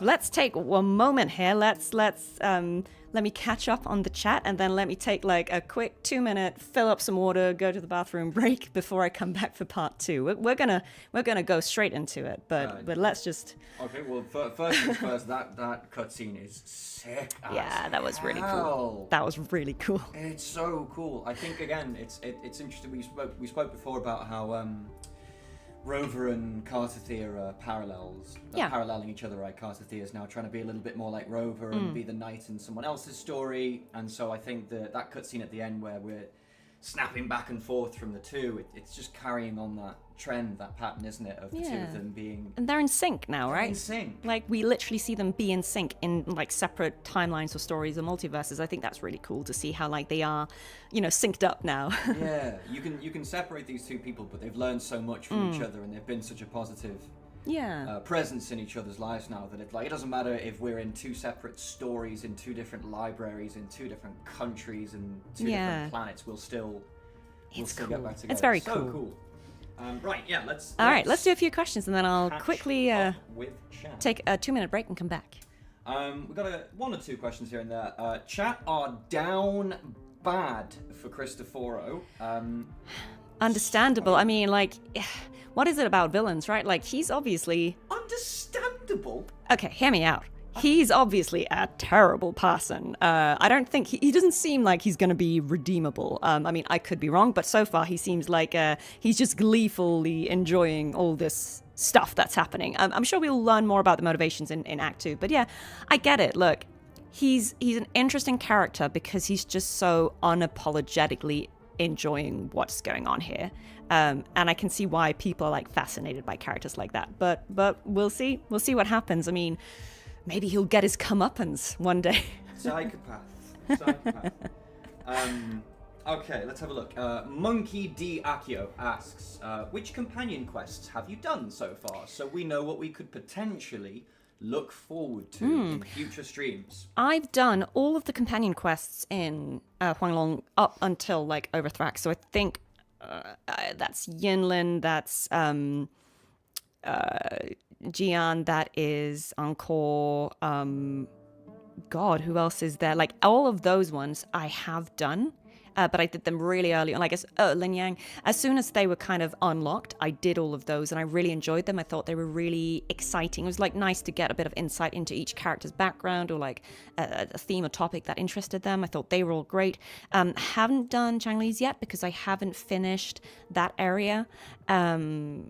So yeah, I've done a lot of the ones in Raguna. I still have Cantarella's to come. I'll try and make that a stream, as I know a lot of people want to see that one. I've done Richia's, I've done Carlotta's. I haven't done Zani's, I haven't done Brant's. So I still have a few of those left. I might do them on stream, if that's something people would like to see. But yeah, I really enjoy the companion quests. I think they're very exciting, because it's just nice to get a little more... story. I know Phoebe doesn't have a companion quest in like that sense, but I've been doing the fishing content because completionist, that's great. And that she had that little quest where she's kind of like traveling around Raguna, and you have to like follow her and take some pictures. Did that as well, like her holiday. That was really cute. So yeah, those are the ones I've done so far. And which one was your favorite? Oh, that's tricky. They're all cool in different ways. for some reason, I really liked Yinlin's back in, you know, if we're talking about 1.x, I really liked hers. I think maybe it was just because it was the first one I did for some reason, and maybe it just stuck with me. But that whole doll maker thing and you know, like how I think it was just because it was such an interesting theme to me, like the ethical debate of like, if you've lost someone that you love, you know, is it healthy? Is it ethical to like try and recreate them in like a puppet form? Like, I just think that's a really interesting dilemma, because I can completely understand why people would do that, but I think it also just raises a whole bunch of questions that I thought were interesting. And in Renacita, I think Carlotta's quest is really cool because it's like a mafia story, isn't it? Like, you know, it's very, that was very cool. I really liked that so far. And again, I have a feeling I'm really gonna like Cantarella's, because I think I have an idea of the themes it's gonna touch upon, but that's part of why I've been saving it, because I think I'll really like that one. I've heard Zani's is really good too. Yeah, I mean, I'm excited for the ones I haven't done yet. I don't know what Changli's about, so looking forward to that one. Alrighty. All right. That one checked off. Yeah, Unless okay. anyone has any last-minute questions for Amanda before she takes... Let's do like a quick break. I feel like anyone who's still here or like has joined, or, you know, you guys have a break too, like, you know, get a glass of water, you go to the bathroom if you need to. Stay hydrated, guys. You know, it's certainly really hot in London. I don't know where you are all at, but, you know, drink water. I will be back in like 2 minutes. I'm going to leave the chat to Dan so he can take any more questions. I'll be right back, guys. All right. Okay, that's fine. It's fine. That's fine. Come on, Dan. You've been training for this your whole damn life. Okay. Right. Dan questions. Get them out the way. Get them out the way now. I reserve the right to answer or not answer anything. And also, I'll probably lie. Dan's not going to go on cam today. Dan's having a bad hair day, so we're not going to do that. I might maybe at some point in the future, who knows? But for the time being, now we're good. Dan, do you play Wuwa? What's your favorite character? I do, very casually. I button mash. I like Wuwa for the combat. I adore the combat in it. But I haven't had the time to really sort of master any characters just yet, so I kind of just face roll the controller.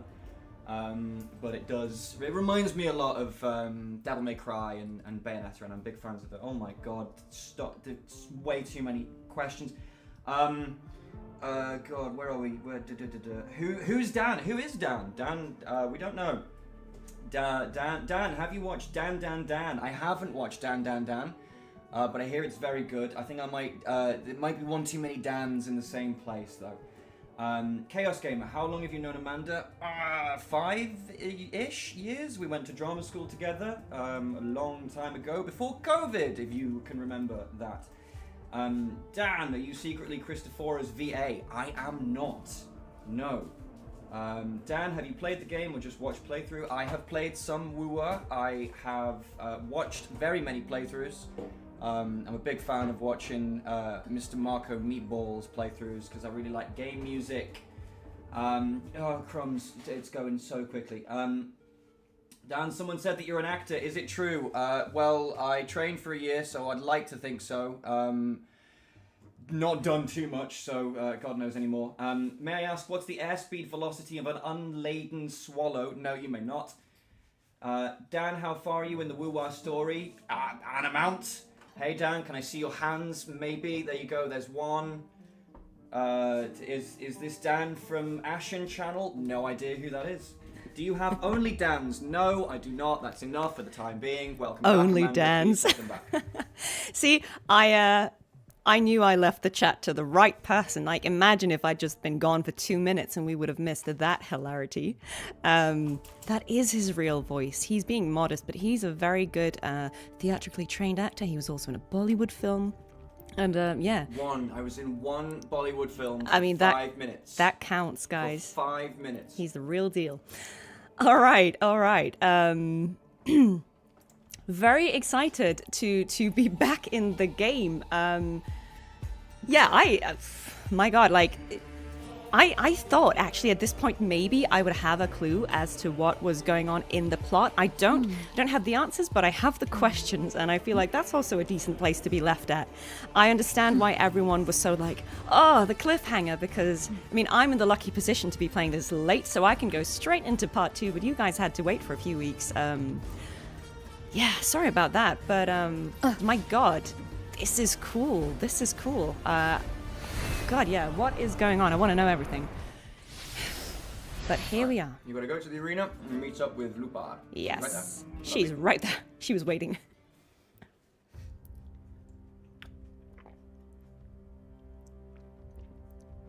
You've come, warrior!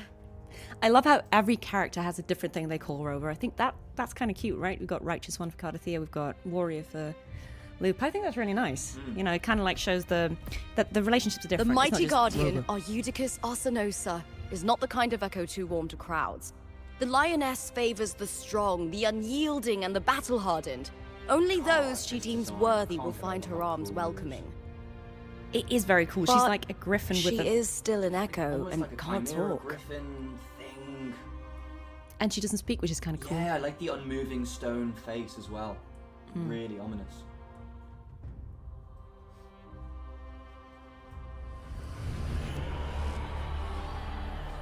These sounds. God, this is so like horror in a way. I'm like using this like, oh, what's it called? That effect to like signal that stuff is wrong. Like glitching? No, it's like chromatic What is it? aberration. Did you feel something just now? Yeah.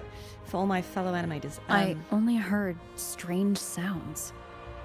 Tell me, what direction did the lioness just look toward? The Veil of Glory. It's where all heroes, blessed by the glory forged Dutch in angle. iron and fire, find their rest.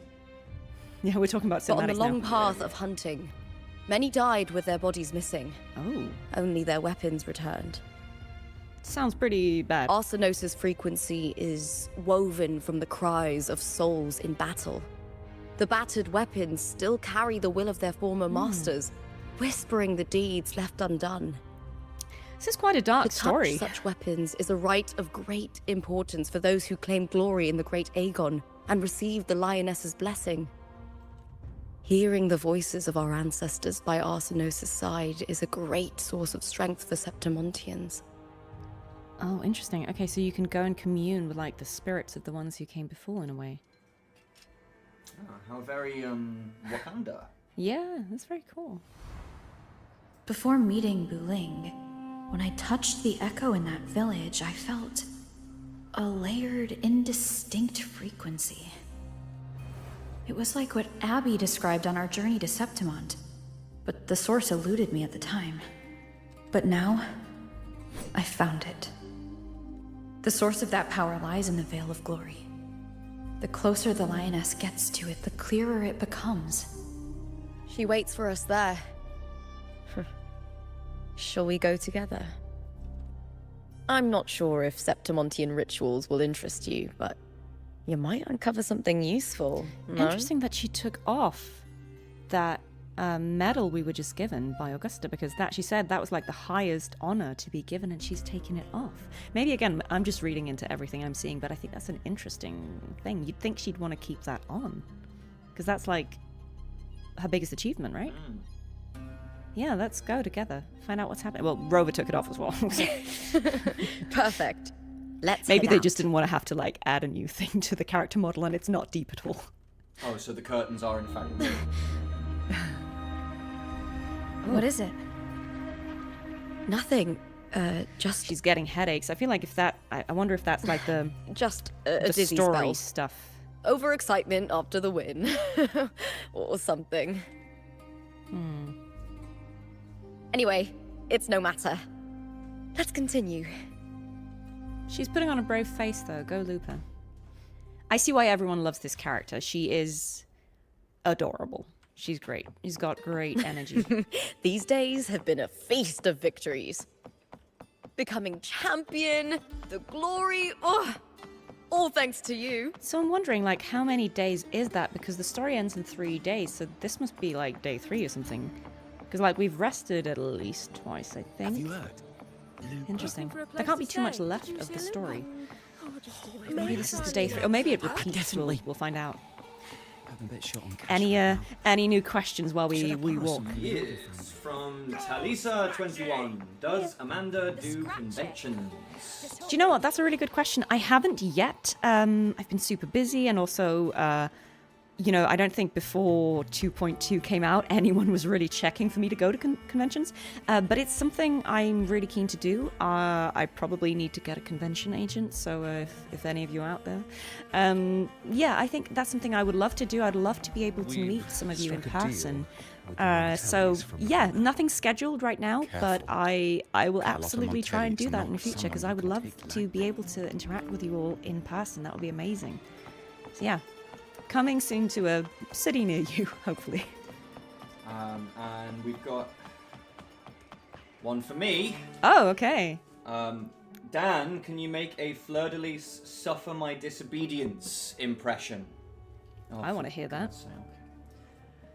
I don't even know how the line goes. All right. Suffer my disobedience. Something like that? That was pretty good. It's coming for my job, guys. Sorry if I just blew out anyone's eardrum. No, that was great. I love that. Yeah.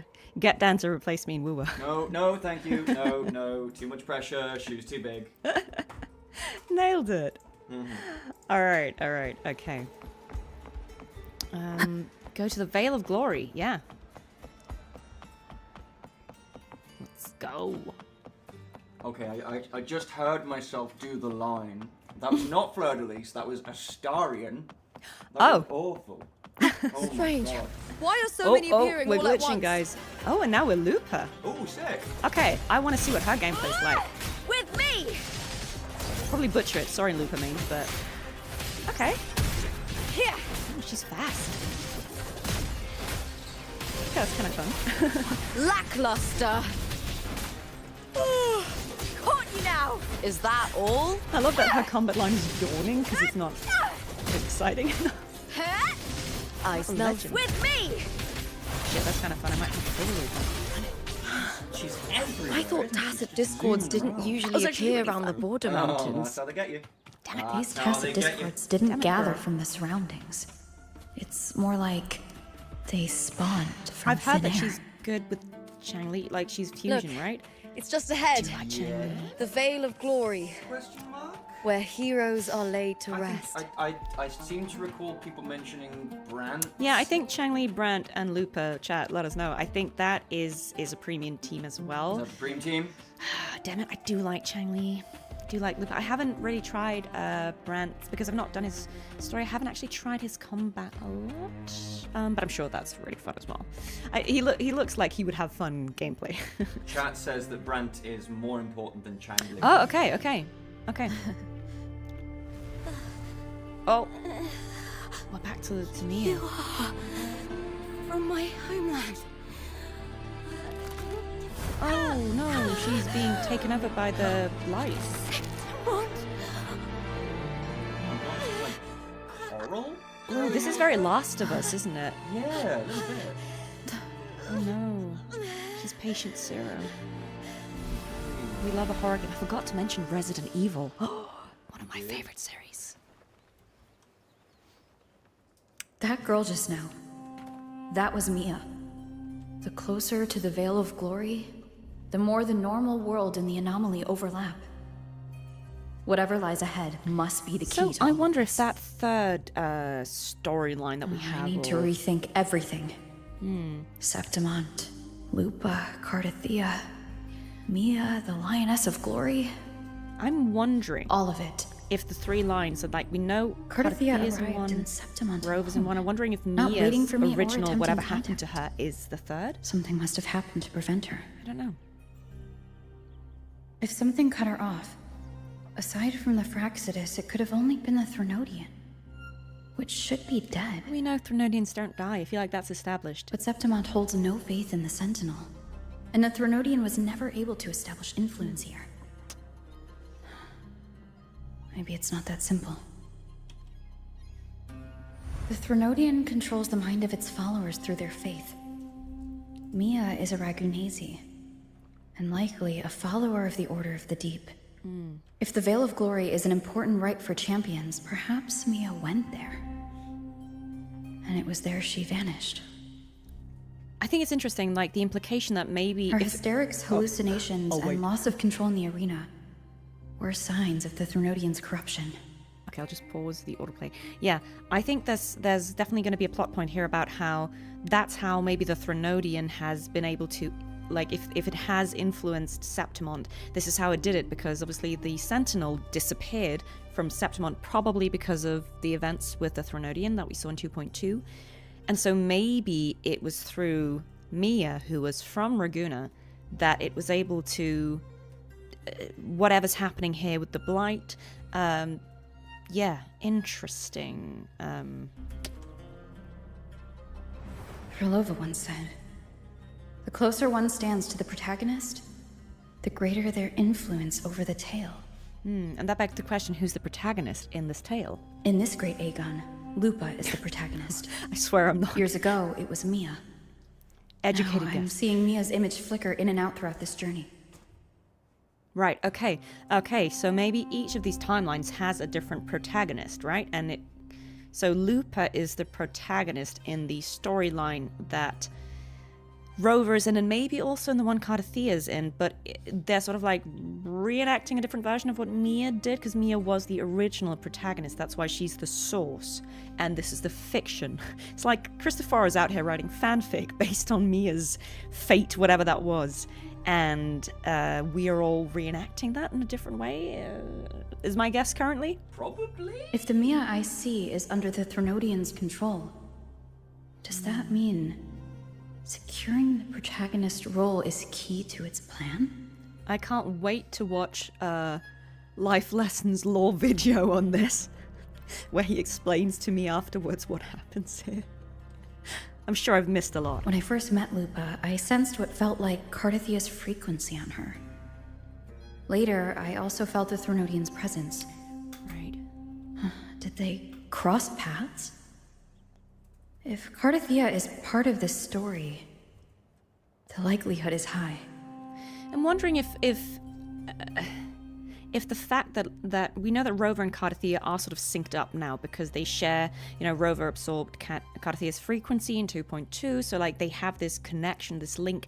I'm wondering if that is part of why Rover can sense some of these things, like even though they shouldn't be able to communicate because they're in their own separate story tracks, that there's still some of that bleeding through that connection, and whether that is something that Christopher was counting on or not counting on, like maybe that is an anomaly he hasn't accounted for. We'll see. Could Lupa have forgotten? Did they meet without realizing it? Or is she lying and already under the Threnodian's influence? Was Phrolova telling the truth by saying Lupa would bring forth the Dark Tide? Or is she just another one of its victims? This artwork is stunning. Hey! The art is so good in this game. Something wrong? Her eyes just look so like empty. Proper Last of Us vibes. Yeah, They her really did eyes look were like she kind of like, they didn't look like hers because they weren't green, they were sort of like... was something different about them, they were wasn't pale, they were almost like Phrolova's, but... When she had like a 1,000-yard stare on her, it was like there was, Yeah. the eyes were open, the mouth is moving, but no one was home. Yeah, that feels like the bad outcome that we're trying to avoid here. Is there something you need? Maybe that's Or what happened to Mia. Something you Maybe want to Mia say? got like...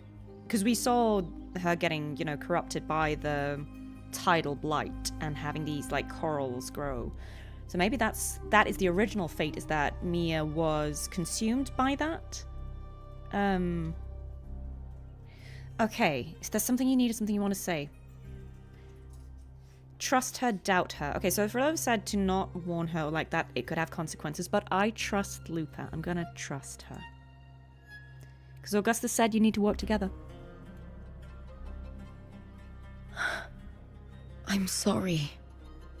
I don't recall crossing paths with Cartethyia, but you could be right. I may have, and just forgotten about it. These past days, there have been moments when I feel lost, forgetting what I was doing a heartbeat ago. I don't know if it's the Threnodians' work, but if something is wrong, and it's trying to twist my mind,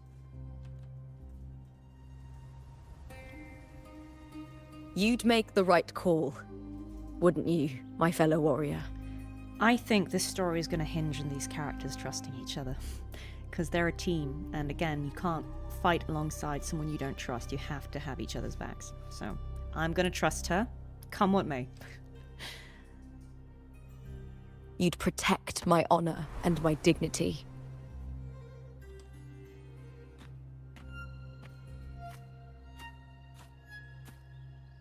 There's more at stake than that, Lupa. I've heard the Septimont saying, all for glory, fear no death.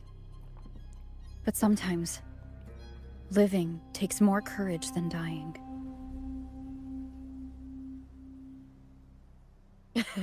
Well then, that'll do just fine. I trust you, warrior. Just as you trust me. The wink. My god, she's precious. It doesn't matter if the story's end is already written or yet to unfold. I'll trust my own judgment to guide it where it must go. Look at that foliage! I know. Do you see all them blades of grass? PC San. Oh my god. Yeah, we made the right call. Didn't you just? God, it's beautiful. I hear cowering prey.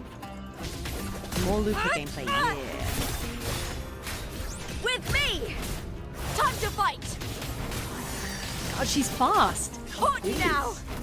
I guess that's a thing, like the speed. Actually, really fun.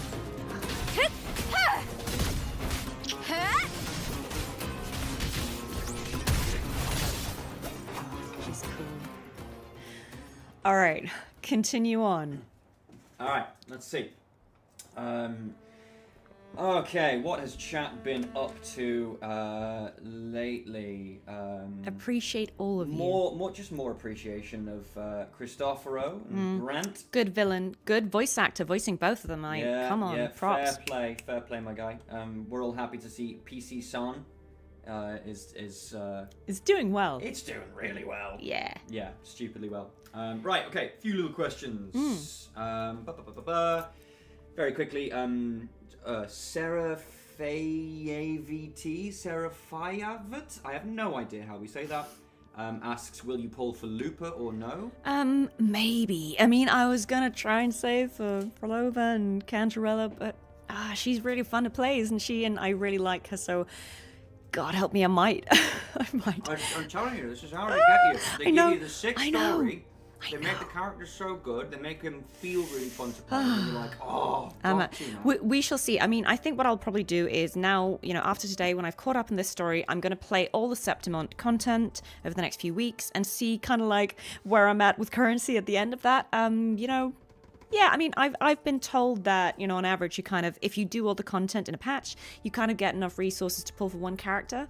So maybe I have to. Damn it. Okay.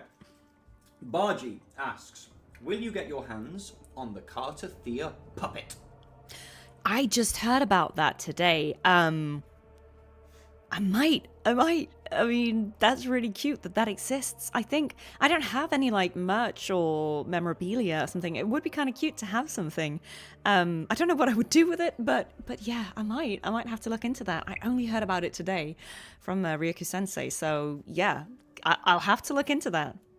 Okay, Liltmoney _120 Savage on YouTube says, Amanda, can you say arise with Fleur de Lis's voice? I guess. Is that an actual line? I don't remember that, but... I mean, it sounds like a very Fleur de Lis thing. But I feel like she would say that. Say arise. Okay, so... Arise. Yeah. Yeah. Okay. FRST, Frost, I don't know. Has Amanda ever lost her voice during a session? And if so, what would then happen to said session? I haven't yet. What would happen realistically is, thankfully, a lot of people, they are aware that voice actors, if you're doing too many projects at the same time, eventually, you can be prone, like, fatigue can happen to everyone, and nobody wants you to blow out your voice or to wreck yourself. So if that happened, what would happen is you just reschedule that session. I don't think it has happened to me yet, Maybe once we chose to end a session early because I think I had a really bad cold and it was just going to be a vocally intensive thing. So rather than doing like one heavy 4-hour session, I think we chose to split it into 2, just again, like as a preemptive measure. But it's not happened that I've had to actually tap out of a session. And I think it's something, we all try and be really cautious about. Of course, if you're just having too many things happen at once, nobody can control that and nobody can control illness. But what I try to do is just, warm up before, do vocal exercises after, cool down. I'm using something called SOVT straw, which stands for semi-occluded vocal tract.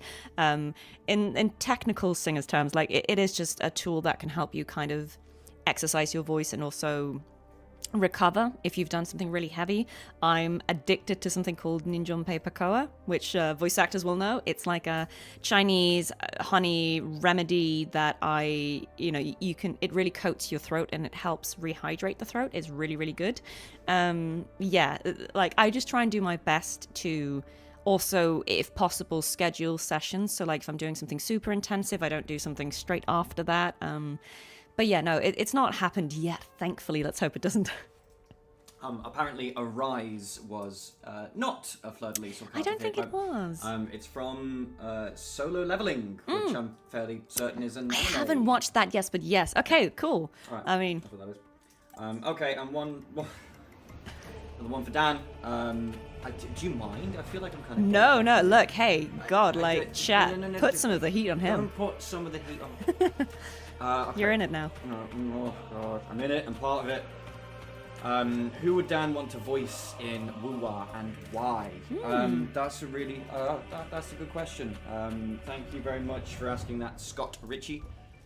I think Jian so far has been my favorite male character. I really like him. But I don't know. I gravitate more towards roguish, like rapscallion kind of characters. So someone like Brant would be pretty fun, I think. Yeah, I could see that. I'd take a Brant. Yeah, let's manifest. That could be fun. This is a testament new character. to my connection.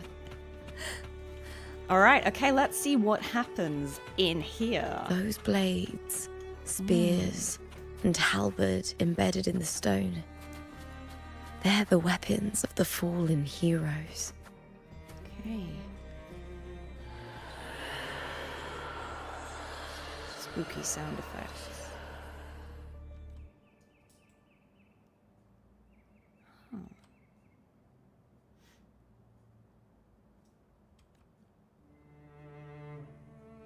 Ooh, that is grim. Okay, I'll read the next one because I realize I'm reading quite fast. Stretching out your hand, your fingertips brush against a rusted steel. A quiet, sorrowful voice hums from the halberd's axe. No one knew why she sought the battlefield, only to escape another.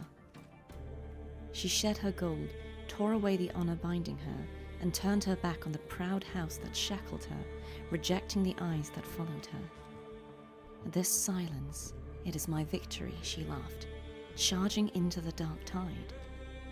Oh, I wonder if that was Mia's echo.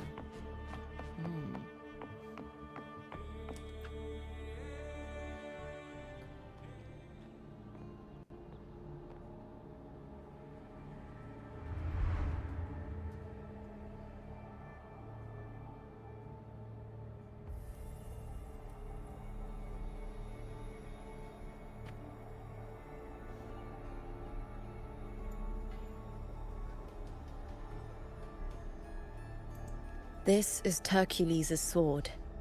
You remember the waters of the upper city, right? You were looking for Cartethyia. Hercules was the one that the statue was based on. Ages ago, the dark tide bore down on Raganese. And Septimont didn't escape. I wonder if she's talking about the events 20 years ago. Hercules was the son of the Ephor back then, and he led our warriors to face the Tacit Discords. He died in that cursed tide, his strength worn down to nothing. His sword was corrupted, but his followers still risked their lives to bring it back. In this land, intense emotions easily blend with other forces.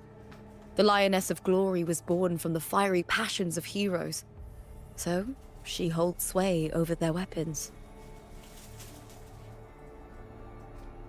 Back then, this sword was growing more sinister due to the corruption. But all these years later, it has become a memento of a hero.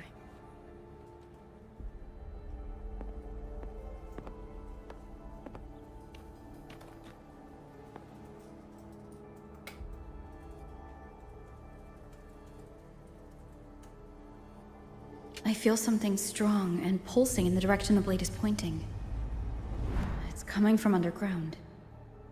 Is it inside the mountain itself? The frequency. It's the Sentinel Imperator. Just like Raguna, Septimont has its own Genesis Nexus. That's why it seeks... Oh, she's getting like an echo from Cartethyia. Oh. Power needs fuel. Oh, is Arsenosa glitching?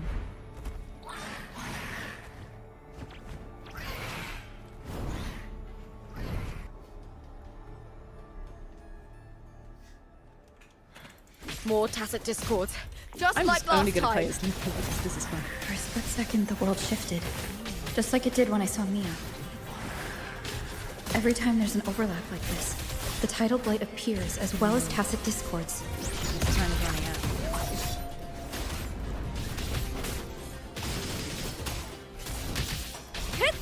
I hear cowering prey. With me! With me! To victory! That's a cool ult. That Break like lion. darkness!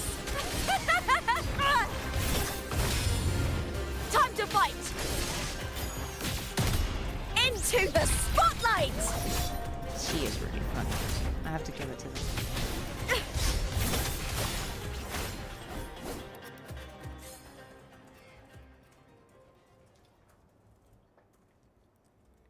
The tidal blight. It's an outgrowth of the dark tide itself. Why is it suddenly appearing like this? We'll clear it out first, then check if that sword is the source. Interesting.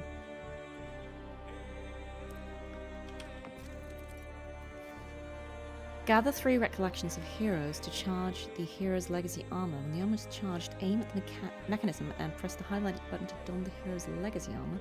And access a powerful hero's rend skill. Okay.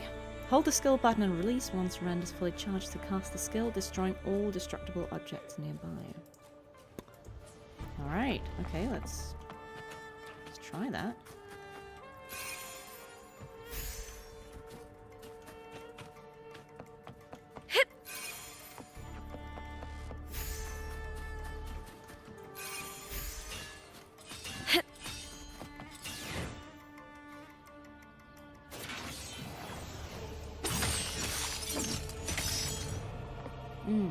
Okay, nice.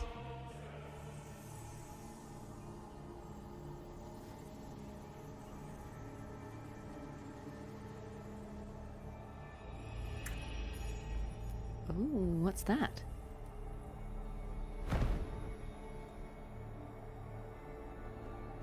What's that sound? Come, we should check it out. Senosa saw something over here. It's like...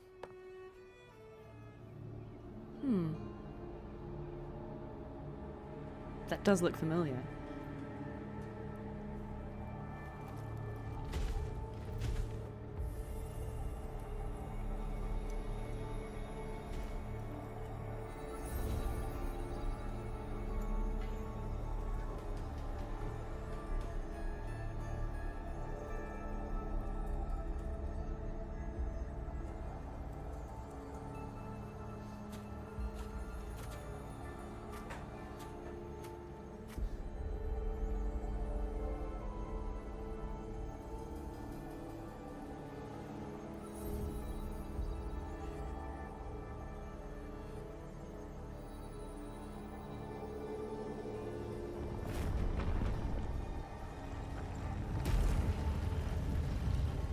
Oh, okay. Secret entrance. To where?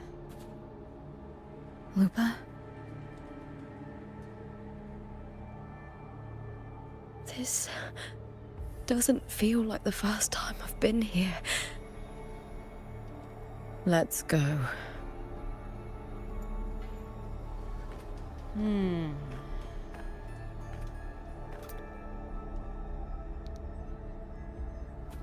God, the mystery just keeps brewing.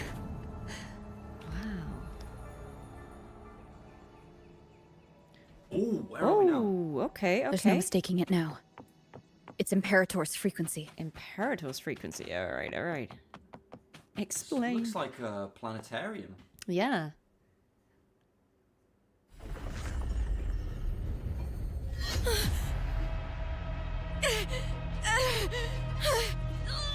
Ooh, not good. Oh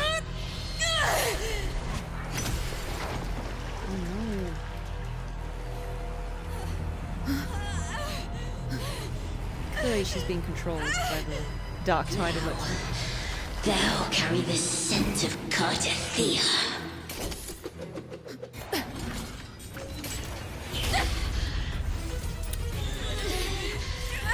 Not just knowledge, you've stolen the Sentinel's access too! Lupa's role in this story is it's yours!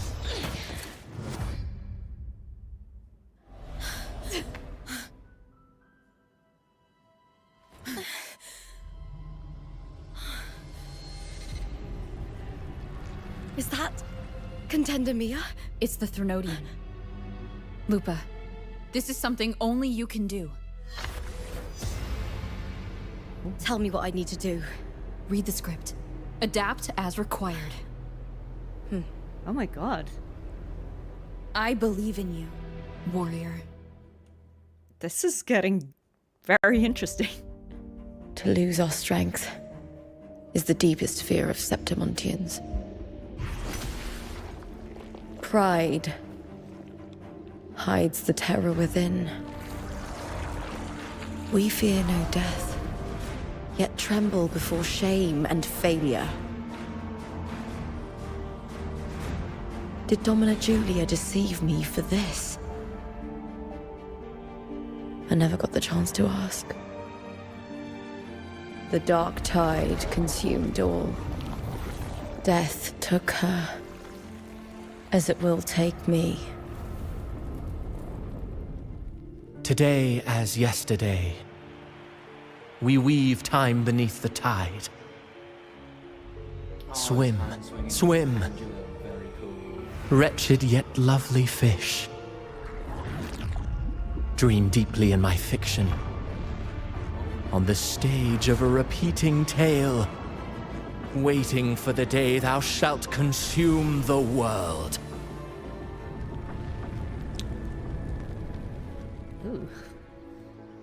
O righteous one, I shall depart without a word. The golden city in my childhood legend is swallowed by the abhorrent tide. I whisper to my fleeting companion. Pages will scatter. The quill will fall. This play shall be torn from its author's hands. A wrong note in the shifting score. O golden star full of mercy, pray tell me, as past and present intertwine, what fate have you chosen? Hesitate not, warrior. You are the protagonist I have chosen. Only you can shatter the script and jump to the next page. Right. For the nobility you seek. For it all.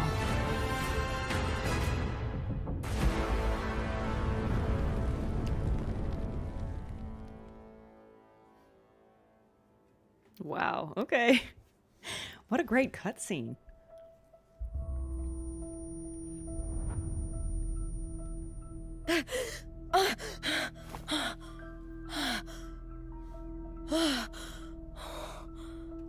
dream. No. So maybe Lupa's in a different version of the story now. Oh, has she been maybe like bumped over? I think that's what just happened. To a different draft? Because she remembers that It's now. no dream. So is she just literally like I'm not alone. acquired protagonist status? The warrior put the hope of change in my hands. Yeah, because we know that we need to. No one person in their respective story can stop this. Like, I think they all have to. It's getting good, guys. This feels good. Not standing there alone on the champion's stage. And she has the winner's symbol. Yeah. So it's our Lupa, the Lupa that Rover interacted with. All right, let's see where this goes. The warrior hasn't learned this yet, but I now remember traveling with Cartethyia. I can't be in the real world. So she has the book and she has the mirror. This is a Sonoro created by the Fraxidus. It's a realm of stories. The story of the great Aegon lasts only 3 days. Before Cartethyia came here, I had wandered this same bloody story more times than I can count. So she's trapped in a loop. Well, she was. It's Groundhog Day. Yep. Right. The dark tide consumed Septimont, and that monstrous, half-human, half-sea creature grows ever larger. Is this the Fraxidus plan? To feed it with Septimont's ruins? A script. Yes, this Sonoro is like a book of plays. Each world in the Sonoro is a story that keeps repeating, like sheets of paper, all overlapping with one another. New pages keep appearing, layering over the old, and the changes in one story bleed through to the next.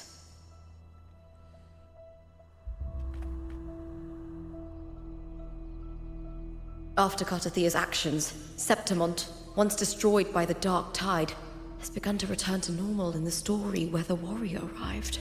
Okay, so that explains that bit. We know that now Cartethyia came first, and things were already corrupted, but whatever she did has started to restore Septimont so that when Rover arrived it seemed more normal? Cartethyia saved me, changed my fate, and led me to the warrior. But we don't know what she who did stopped yet, the 'cause we've not seen Throne in that. the last story. So in this time, I haven't lost my memory. Okay. See, this is what I mean, guys. It's not about knowing where the story ends, it's about how it's being presented, right? I'm here with you all on this ride. It's not a loop, it's a spiral. Because the subsequent drafts keep making little nudges and changes here and there. It's similar to Alan Wake 2. A similar kind of storytelling. So cool, man. I love this. The warrior had delivered a powerful blow against the monster, and the energy supply from the central hub has been cut off. But that's not even its full form. I once searched for its true form with Cartethyia. That's what they were doing in the flashes we've seen. I remember now. What we see lies in the lower city's waters. I won't let your trust be misplaced. It's very cool if Lupa's going to be the person who's like jumping through all these versions of the stories and setting things right. However, okay. Got new things in the script. Okay. Yeah, so in Rover's timeline of story, yeah, they face off against Mia and they let Lupa kind of jump. So we've got a new one here now where Lupa has regained her memories. We've kind of made a new story for her. We still got the same source, but, you know, now there's a new track. Very cool. I love this. Like, as a writer, like, this is great. Absolutely enjoying this. The old district of Septimont, submerged beneath the waters due to the dark tide. Hey, Naruto! Hi! The dark tide looms I'm guessing, over Septimont like a stubborn storm cloud. They've stopped by? Hey! It's the warrior. Really good to see you. No time to worry. I have to find the cause of all this. I am locked in and intrigued and flabbergasted by this story, as always.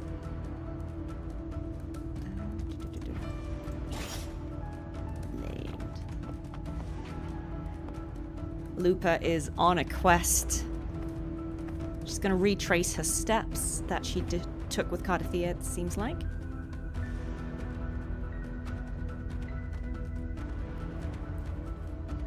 In a past story, yeah, I came here with Cartethyia. Oh, is that was past Lupa walking by? Ah, this is cool, guys.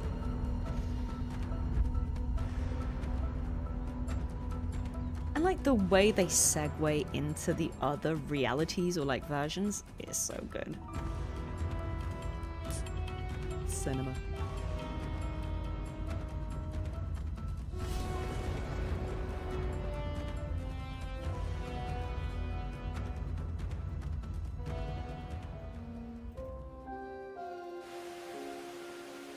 Okay, we're back in a cutscene, I think.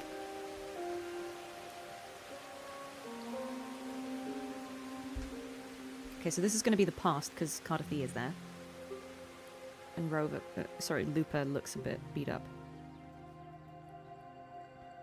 Look at you. You can't go on much longer. I feared as much. Yeah, and she's becoming this is corrupted where by the tidal blight, it looks like. Stop. Strange. I remember everything about Septimont, but I can't remember. I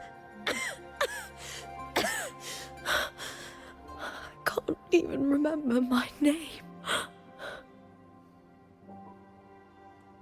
You didn't forget. Someone stole your role in the story. Even your name on the placards in the arena would be unreadable. Your existence has been erased. Only by unmaking this story can it be reclaimed. Too bad I won't last long enough to see that happen. I'm sorry, Cartethyia. You saved me. But I can't help you in return.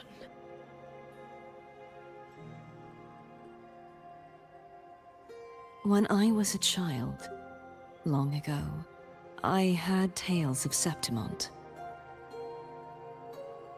A city full of passion and life. People there drank deeply, laughed loudly, appreciated sculpture, and lived for the hunt. Men and women feared nothing. They burned like fire, giving all their light and heat before fading. But when I arrived in Septimont, it had already been undone by dark hands. With the dark tide sweeping the streets, the city was nothing but an empty shell. That's right. My city is beautiful. When the autumn wind blew through the golden flags and wind chimes, time seemed to slow. The Leviathan. I will not give it the chance to make the people of Renacita weep and bleed. I will drag whoever orchestrated this tragedy out of the shadows.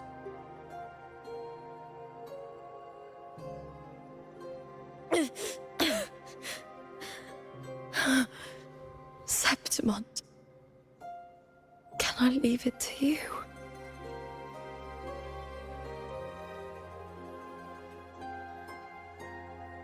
No. You said it yourself. This is your city. Some things only you can do.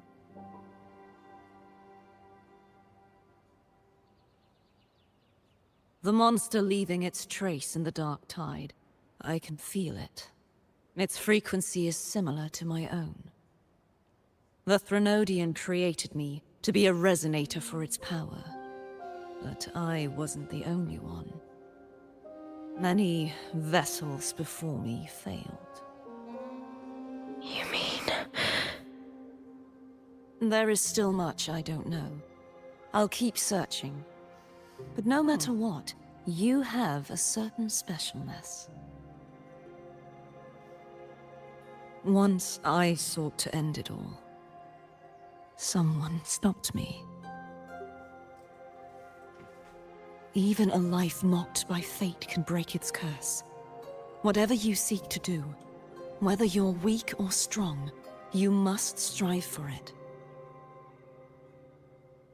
I returned to the world thanks to a certain person's help. I believe she will come here and reshape this twisted story. Oh, must be quite the person, eh? I wish I could meet her and see how she does it.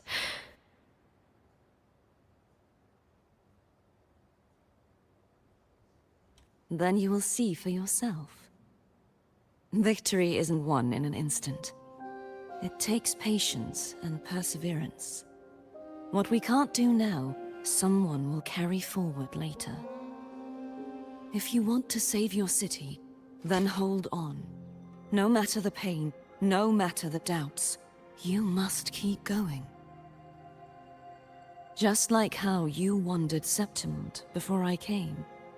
Broken, yet determined to leave, to find help for the city.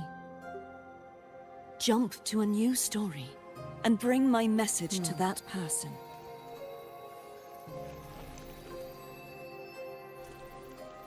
And that's how she gets the frequency that Phrolova noticed. I'll try my best.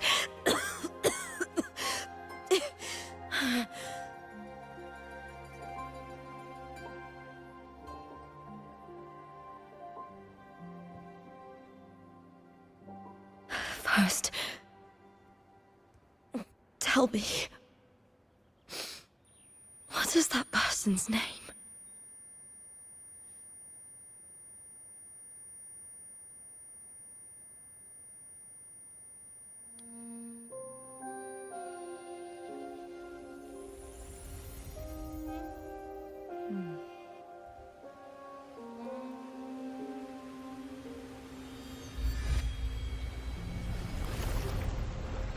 I'm close to that abnormal frequency.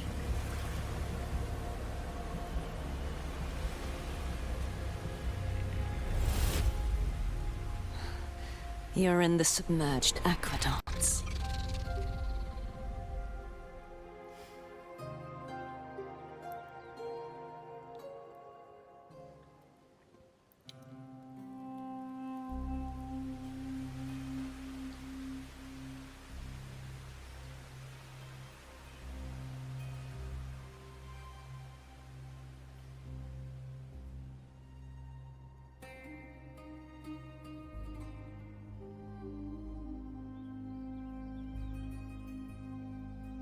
The submerged aqueducts. I remember reading about them in the Silver records. There used to be an underground waterway leading to the plains.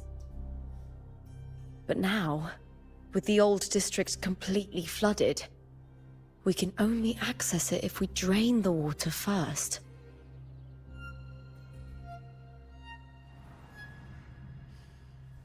After my role was erased, Cartethyia must have found the half-human, half-sea creature, and the Fraxidus.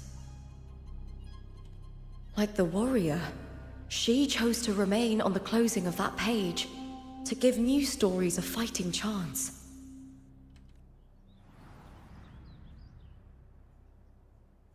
That's why I only regained my name after I met the warrior.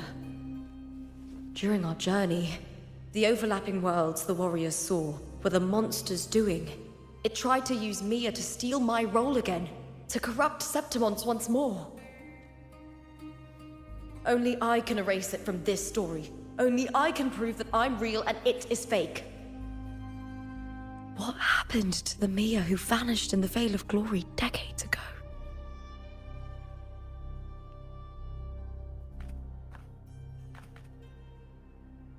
After everything you went through, what did the city of Septimont mean to you?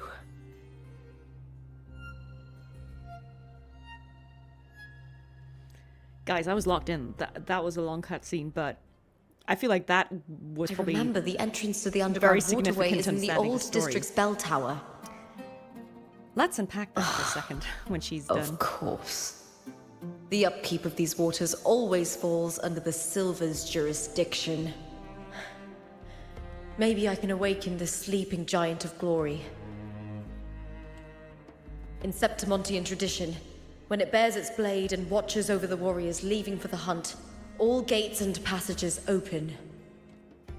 Many of the old routes are blocked, but I can try draining the water through the remaining ones. It's worth a try. Okay, so, that was a lot. I didn't want to talk too much during the scene with Lupa and Cartethyia because I think it's a really delicate and beautiful moment. That's another one of the scenes we were talking about. What are my favorite moments that I recorded for 2.4, and that's one of my favorites because I think it's, it's beautifully written, but it's also the first time I think we get to see, it's Cartethyia, but the fleur-de-lis side of her being sort of gentle. We've seen a lot of fleur-de-lis, in combat, saying some epic lines in defiance, but I think it's really nice that we also get to see a moment of her just being a caring person, and I think this is a scene that shows that the gap between the fleur-de-lis persona and the Cartethyia persona isn't actually as wide as you might think based on, how they appear in 2.2. So I really like that scene. I thought it was really special to record, and I really loved seeing how it came together. Beautiful voice acting from Lupa there, Kaya-chan. Really, really beautiful. Yeah, no, what a great scene. And again, I think it's so interesting that what just happened in that scene with Lupa and Cartethyia, that kind of echoes what just happened with Rova. So Rova and Cartethyia made the same choice. I don't know how Cartethyia figured out that they were also in this kind of story. We saw how Rova's found out. I don't know how Cartethyia did, but it's interesting that they've both kind of come to the same conclusion, maybe because they're sort of synced up now that the choice here, the way out, is to send Lupa off to be like the protagonist in a new story. So they're creating like new stories rather than staying in the same loop. It's really interesting to see how that plays out, and it seems like that is allowing Lupa to regain some of her memories or keep the one she has.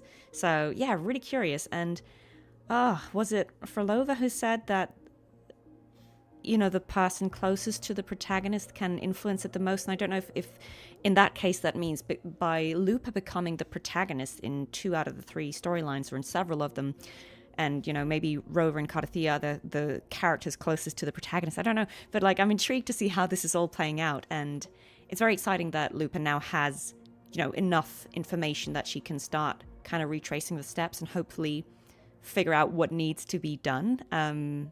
Yeah, it's a lot to wrap your head around, but I'm really, really enjoying that. If you're still here, for the past few hours, thank you, and I hope you're enjoying the playthrough as much as I am. It's really exciting. Dan, I've probably missed 100 questions at this point, so if there's anything, I think people are honestly just. You're also locked in. I was locked in. We're all just.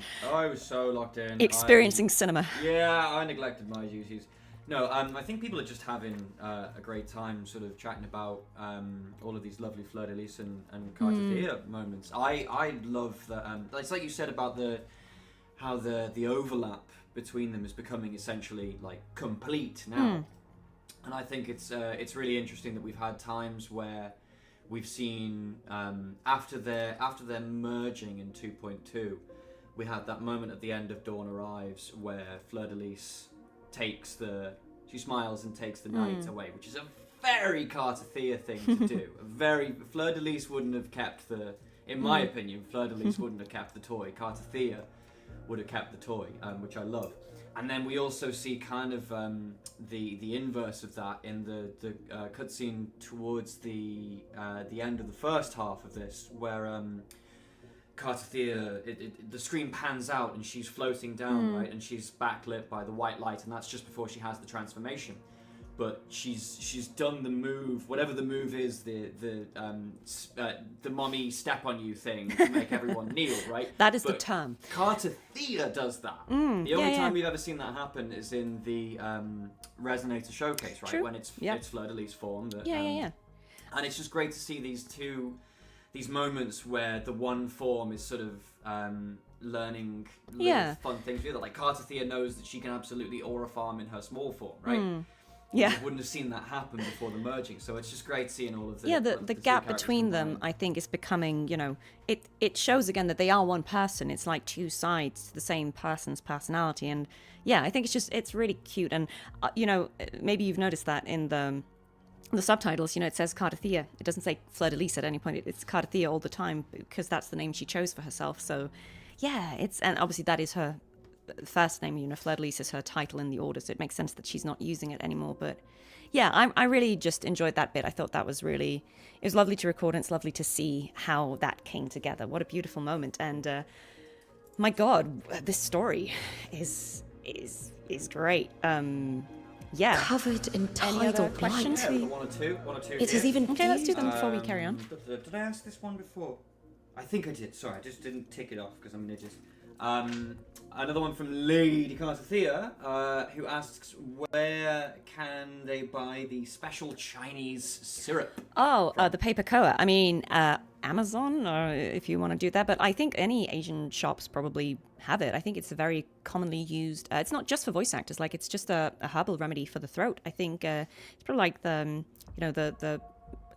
cough remedy of choice if you're Chinese. I don't know. But I think you can probably get that all sorts of places. I know I get mine from Amazon, but wherever. Cool. And another one from Screenshot Chibi, which is a name that I fairly certain I've already said today. You've mentioned earlier that you write as well. What kind of things are you writing / have you written? Oh, I opened that can of worms myself, didn't I? A great Christophora fanfic. No, I wouldn't that be something? No, I used to write plays when I was younger. I wrote some plays in school when I was in like the drama societies or whatever actors do when growing up. Wrote some plays. They're probably atrocious looking back, so let's not revisit those.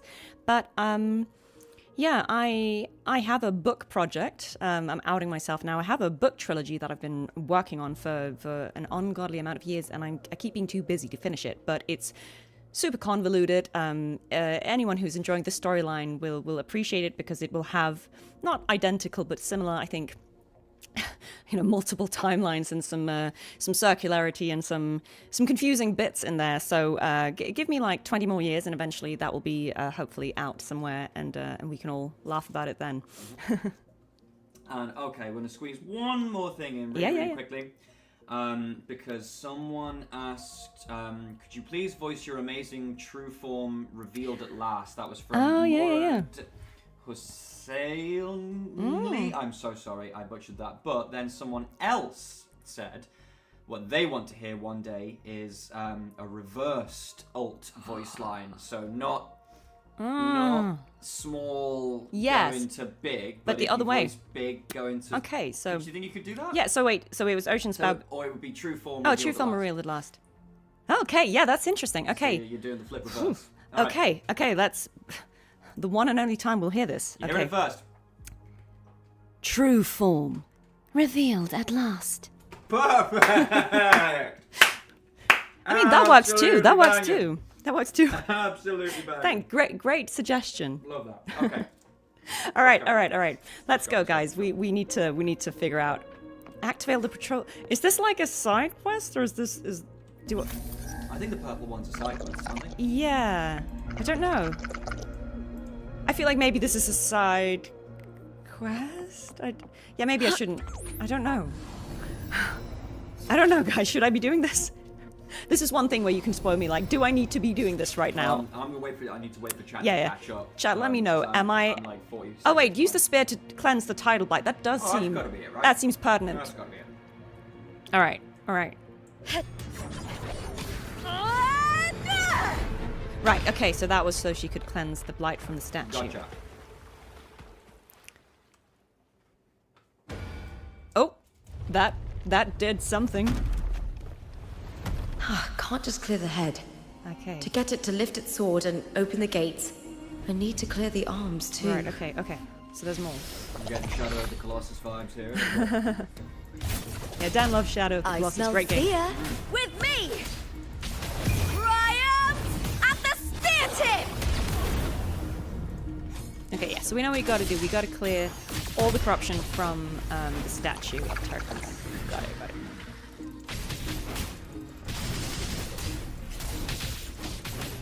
Caught you now! Ooh, okay. Lackluster! Was that a Lupa thing, those like...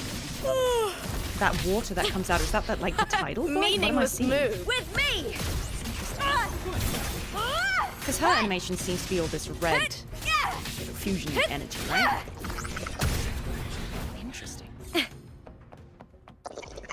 Is it just that that's water? No, that's just a light. Ignore me. Ignore me. So many details in this game, it's impossible to catch everything on the first... Evil Dragon 05, thank you. Says the water is the imp things shooting at you. Okay, thank you. Nice. Ooh, okay. He wrecked that. You just cleft that building in twain. I hope that's what we were trying to do. Need to check for more patrol units massively nearby. destroy the city. Ooh, is this a flying line? There's a flying line. Oh no, there's a I was gonna fly, but then a wing ray came. Perfect. Thanks. Winds of the wild! Timely. I do like how these little like Spartan Marvin the Martian kind of bots. Echoes, whatever they are.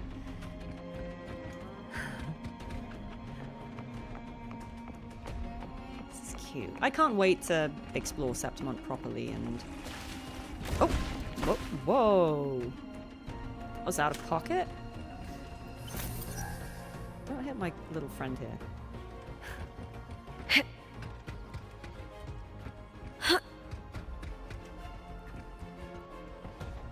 I hick.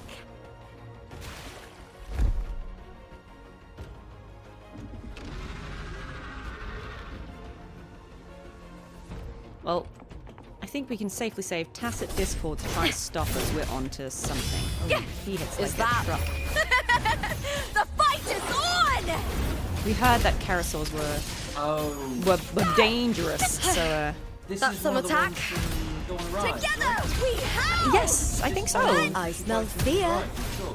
And we were told that these were in the waters, and you know we should steer clear. And yeah, you don't want to be on the ground when he smashes that. Triumph at the spear tip!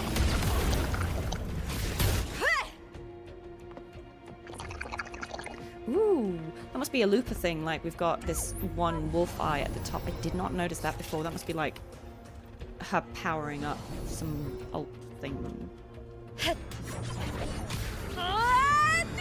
love how the camera attaches to the spear. I love that. That's cool.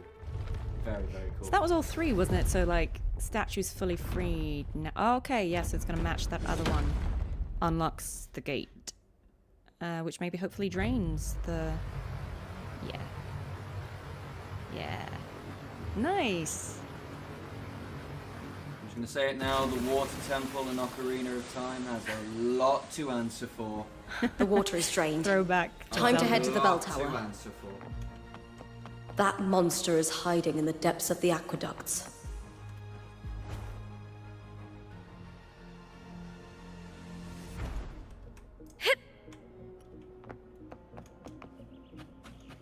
All right. Go to the elevator. I feel like we're closing in, so yeah. We're in the end game now.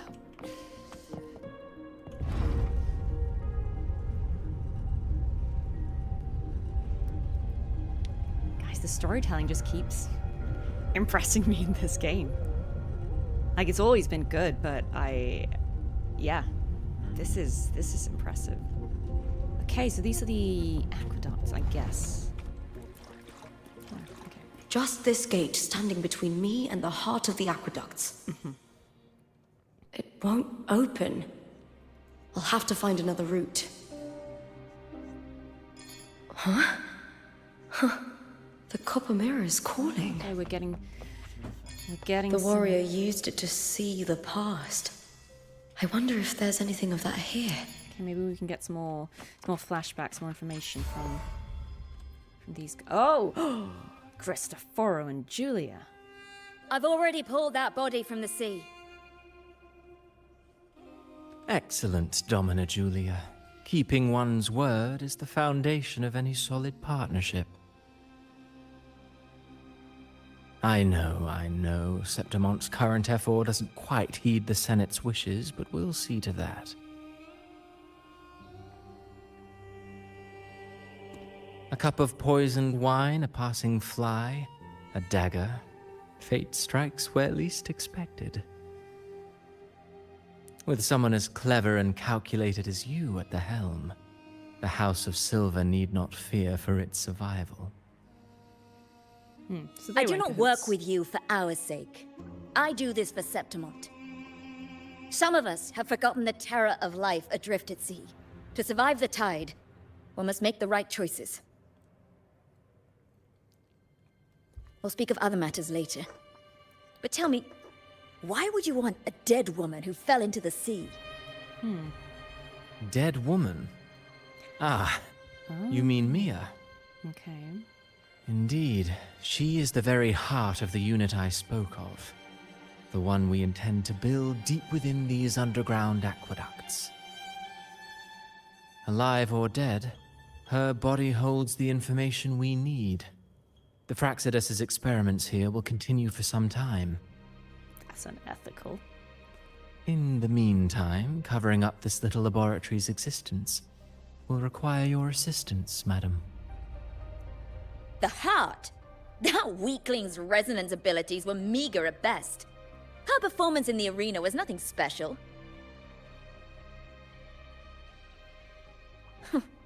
If it weren't for those incompetent fools in the Senate, using her as a puppet to shift the attention and anger of the masses, she wouldn't even have made it to the finals.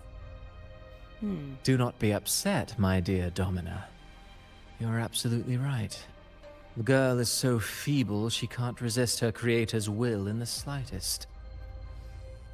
Winning the Grand Aegon was precisely what brought the shadow of death upon her. Luck and misfortune, nobility and lowliness, weakness and strength.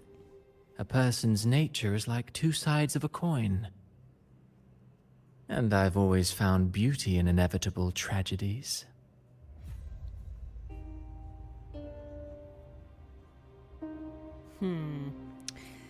Okay, interesting. So Mia has been dead all this time. She didn't leave Septimont when she vanished. Found beauty in inevitable The sea took her. tragedies. Tell me again. No. Tell me again how do people like this man? Look, I think it's clear that he's not a redeemable character necessarily. I think he is a proper true villain. But I can see why people are fascinated by villains. You know, they're intriguing because hopefully most... Ooh, that's a cool move, Lupa. What a time to do that. Yeah, you know... Crikey, yeah, pause. Like, you know, villains are fascinating because hopefully, like, the majority of us, we can't relate to that headspace. And so I guess it's intriguing. Like, what makes someone say something like that? Like, oh, yeah, pull this dead body out of the sea so we can experiment on her. Like, that sounds pretty horrible. But I can see why people are interested in that, you know. Yeah, but that was a lot to unpack. I noted that he said about Mia that she was so will she couldn't resist the will of her creator, and I was getting like Thronodian flashbacks, like because Cartethyia was saying that there were others before her, you know, like the Thronodian created others before her that weren't as successful, you know. Like, I don't know if he was implying that Mia was one of those, like, Thronodian rejections, or that, you know, she was, like, a predecessor to Cartethyia. I don't really know how that timeline is, and like maybe that's why they're interested in her, because she is a Threnodian creation as well. And again, but she's not as strong willed as Cartethyia is, and therefore she couldn't resist the Threnodian. I don't know if that was what he was implying, but intriguing if so. Yeah, wow, this story. I hear cowering prey. Caught you now, with me! I adore that you use so many words. Time to fight! With me! To victory! On the flip side, we have Please, Draco saying, I need him to wring me out like a towel. Draco, hey, like a towel? You know, I can see why he's compelling. He's very charismatic. Nothing else we can give him that. A villain, but a charismatic one. Very suave. But hopefully one that will not get away with what he's trying to do. What's this? What's this? Oh, come back later. Come back later. Don't get distracted. Yeah, but oof, this. What horrible things were the Fraxidus doing down here? This looks bad. Like, just at a glance, this does not look like a good space. Well, what was the first clue? The ghosts? the tacit discords? Tacit discords, the more ghosts. The Guys, fact that the ghosts are all just reaching towards something, that bodes like, if so this well. wasn't a live service game, you know, if there'd been like a save icon right now and a box of potions, I would... Yeah, a medkit. I hear cowering prey. With me! The fight is on! Break, darkness!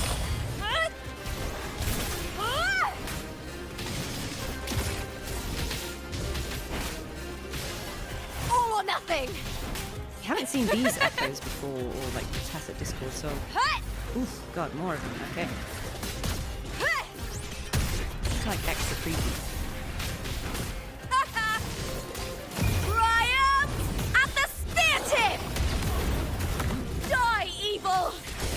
With me! Of course she has Artemis as her. Glory is upon us!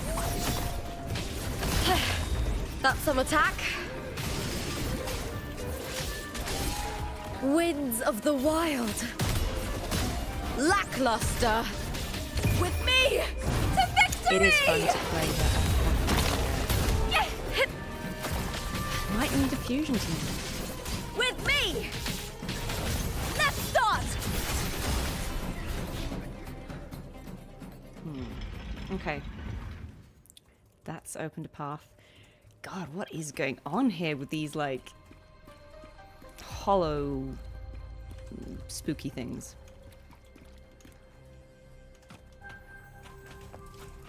All right. This Before place we has the Fraxidus written all before we over it. progress, Without the silvers keeping the place are we all hidden, still locked in, or we're like? dead. Yeah. Locked in. Let's see, do I have... Yeah, just see. let's just check. Well, Draco's not happy that I called them out, but wring you out like a towel. Come on. Thea Sirigar, I hope I'm saying it right, says, Amanda has improved so much on Wuwa combat in such short time too. She is a gamer. Thank Yes, you. she is. Thank you. I appreciate it. This, you know, is my first game in this genre. I shout out to Braxophone again for teaching me Cartethyia rotation really early on. I think some people who watched that video were very concerned about the echoes I had at the time, understandably so. But in my defense, we did that collaboration like only 2 days after the character had been released, so at that point I hadn't actually played a lot yet. Thankfully I've had time to improve a bit, but yeah, no, I feel like I've wrapped my head a bit more around the mechanics now. Thanks everyone who taught me how to dodge. You know, we're gonna have to come back for Hecate and be like, payback time, remember me. But yeah, no, I feel like I'm a little more in the mechanics now, which is making for a great game experience.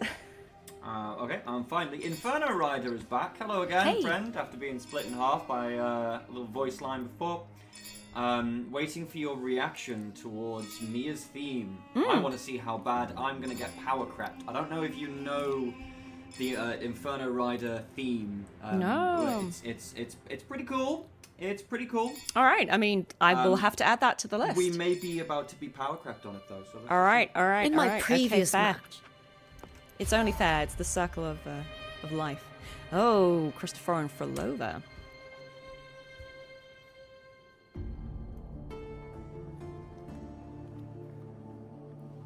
I trust you've seen the experimental unit in the aqueducts. Well, what do you think? If not for the sword embedded in her chest, I could mistake the corpse for being alive. Indeed. Decades have passed, yet Mia remains as she was when first pulled from the sea. Recent. Her data has been invaluable. As the Threnodian's failed resonator, this specimen is, in its own way, remarkable. So she isn't off-cast. You know, it wasn't so long ago that the rover intervened and Cartethyia broke free from that tower. I discovered that a small piece of the Threnodian's essence within Mia was reawakened with the tower's resurgence into our world. Okay. Sounds as though you found new inspiration. That's what he's after. Yes. Septimont will host the Great Aegon soon. I've come up with a rather intriguing idea. Before her death, Mia also attended the tournament. I'll use that as the fictitious anchor to craft a play to rewrite reality itself. I've already discussed terms with it and reached a modest agreement. It being the Threnodian, I presume. You spoke with the Threnodian. Has Leviathan already awakened? Only a fragment of it remains. A weakened, cunning shard, desperate to grow stronger. I'll fashion a story for this sea creature, enabling it to fulfill what it once sought, to have the dark tides swallow Septimont whole. The Threnodian once sought to use Mia to find Septimont's central hub in order to corrupt the beacon system. Even if met with failure, it would control the champion's mind to infiltrate the city's upper echelons. Oh well, it all failed in the end. In the face of her futility to resist corruption, that girl chose death.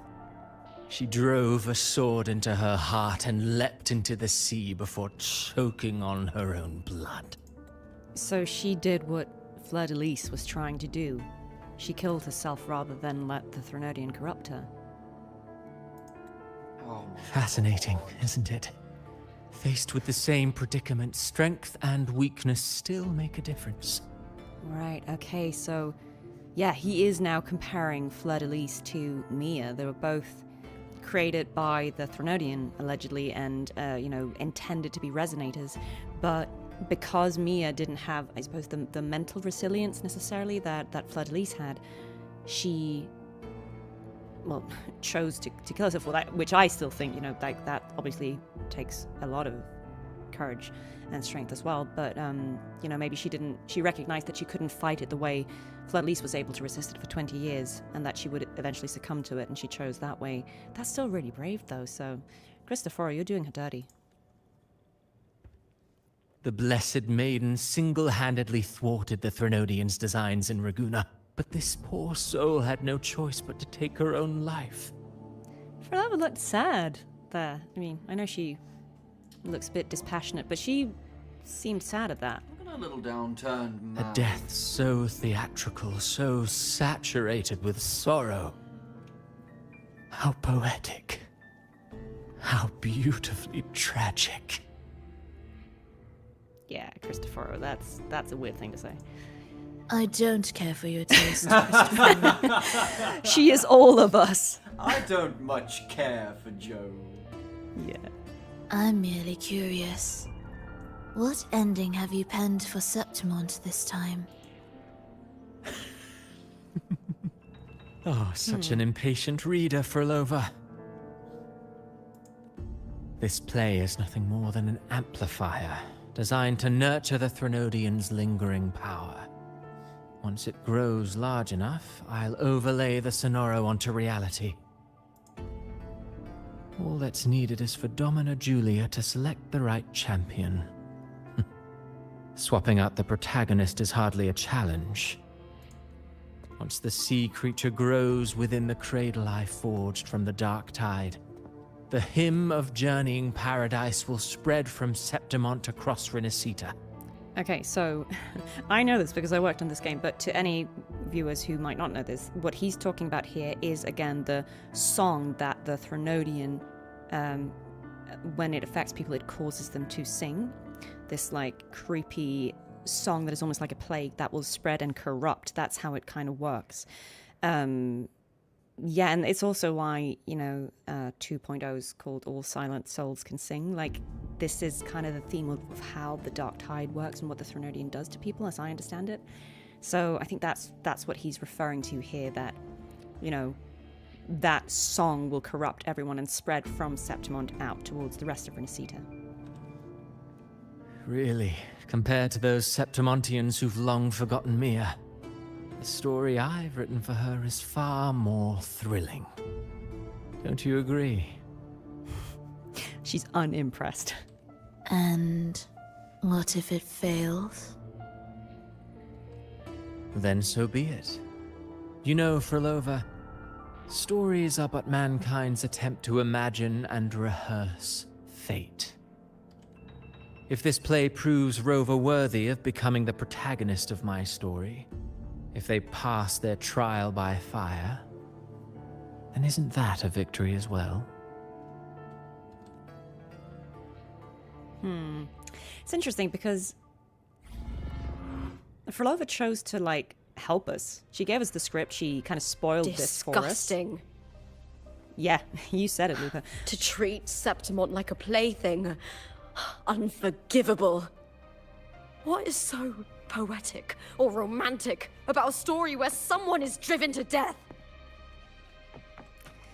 Yeah, I wonder if Phrolova just really didn't care, as she said, for his tastes. Or she was like, that's a weird way to go about things. Or maybe she disagrees with the methods or the result that he's trying to achieve. But that's interesting because I think that shows, the Fraxidus aren't necessarily aligned. It seems more like they're a series of individuals who kind of have maybe their goals align to an extent, but they seem to have their very different ways of going about it. And I wonder if this is hinting at the rift that there might be between the Fraxidus down the line. No, we know that Phrolova will become playable. We don't know how or why. But yeah, interested. If it is just as she says, that maybe she feels like it's not interesting if to keep repeating the same dynamic with Rover, and maybe she's curious to see what happens if she helps us out every now and then. I don't necessarily think she's fully evil or fully bad. I don't know enough yet, but I will reserve judgment. I think she's just a character who probably has her own motivations, and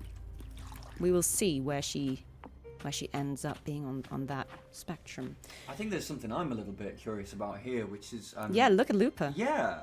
Look at Lupa. What's going on here? She's kind of like I wonder if that's her ultimate, or if she's gotten really angry and this is her firing up with rage. Yeah. I don't know if that's a thing. It's cool as well that it's kind of like the armor suit that she's wearing. Oh yeah, she lost her armor. Yeah, it reminds me a little bit of the Evangelion jumpsuits, and maybe it's I don't know. She's lost the upper layer of the armor, so now she moves even faster. Maybe, yeah. I didn't kind of thing. I didn't even notice when she lost that, but that's you're quite right. She lost her cloak a while back. Yeah, we're definitely seeing some changes here. Chat's saying all resonators. Thank you, Amaranth VT. All resonators have special effects or something that changes when their forte is full. Right. Yeah. So it's that's what we're seeing. We're seeing her fully charged form. Yeah. So cool. Look at the animation on the tail. This looks beautiful, and her ears that's stunning. Yeah. All right. What is? I hear cowering. With me.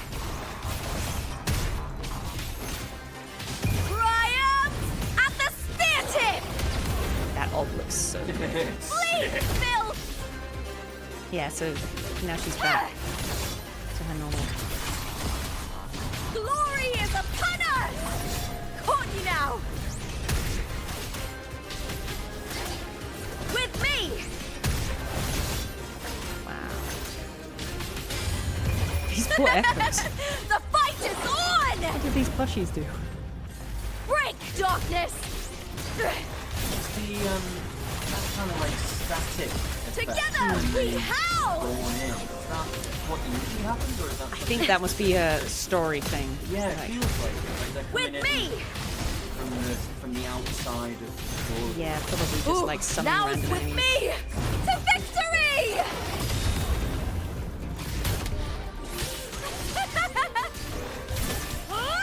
Let's start! Into the spotlight! Poor audience. Okay, yeah, so we need to do this thing again. We need to absorb these pieces of armor so we can, Are they gladiator helmets? Yeah, they're like pieces of... These are similar to the ones They I look think... like, yeah, they look like the one Mia was wearing. Yeah, so I wonder if that's like, But also, these were the ones that were outside that made you run faster, I think. I think they look quite similar to that. Yeah. So maybe that's the whole thing. Yeah, so we've got to charge up. Nice. Yeah, that's how we cleared the tidal blight. All right, guys, we are locked in. I mean, at this point, let me know if there's anything I need to respond to, but I think we're all locked in, right? No, this is where I think we're getting towards Yeah. the end game now. Obviously, I'll stay around afterwards so we keep can... the pace. We can chill for a little We bit. can chill for a little bit after, because I know that there's some epilogue stuff that we got to check out. Right. Oh, God, look at the way the lighting... It. Oh, Almo's back. Don't know if that's a...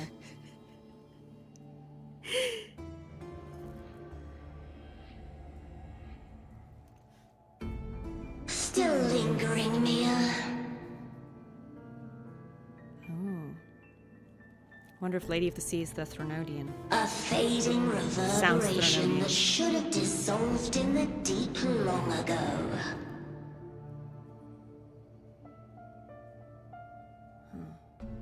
Where are you going? To claim the title.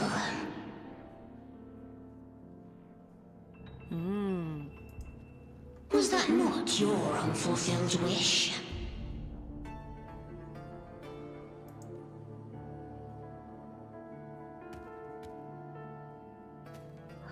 That was never mine. The arena.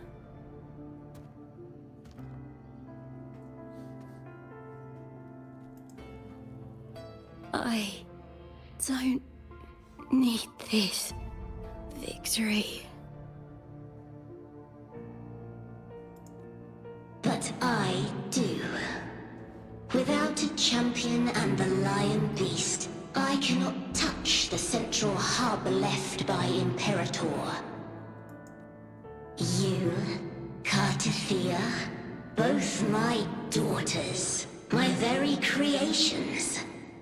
Why this fruitless resistance? Has Septimont ever granted you kindness? They neither love you nor need you. Long have you been forgotten.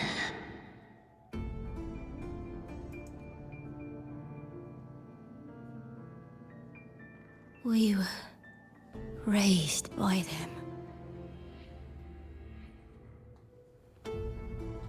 You will never understand. See, she is also quietly... Proud in battle, and yet yearning for strength. I know the heart of the Septimontians far better than you. Mia, you are simply too afraid to face their true nature. You choose to deceive yourself. You cannot admit that they used you, and then cast you aside. You cannot accept that from the start you were insignificant. No. If I burn them, my flowers...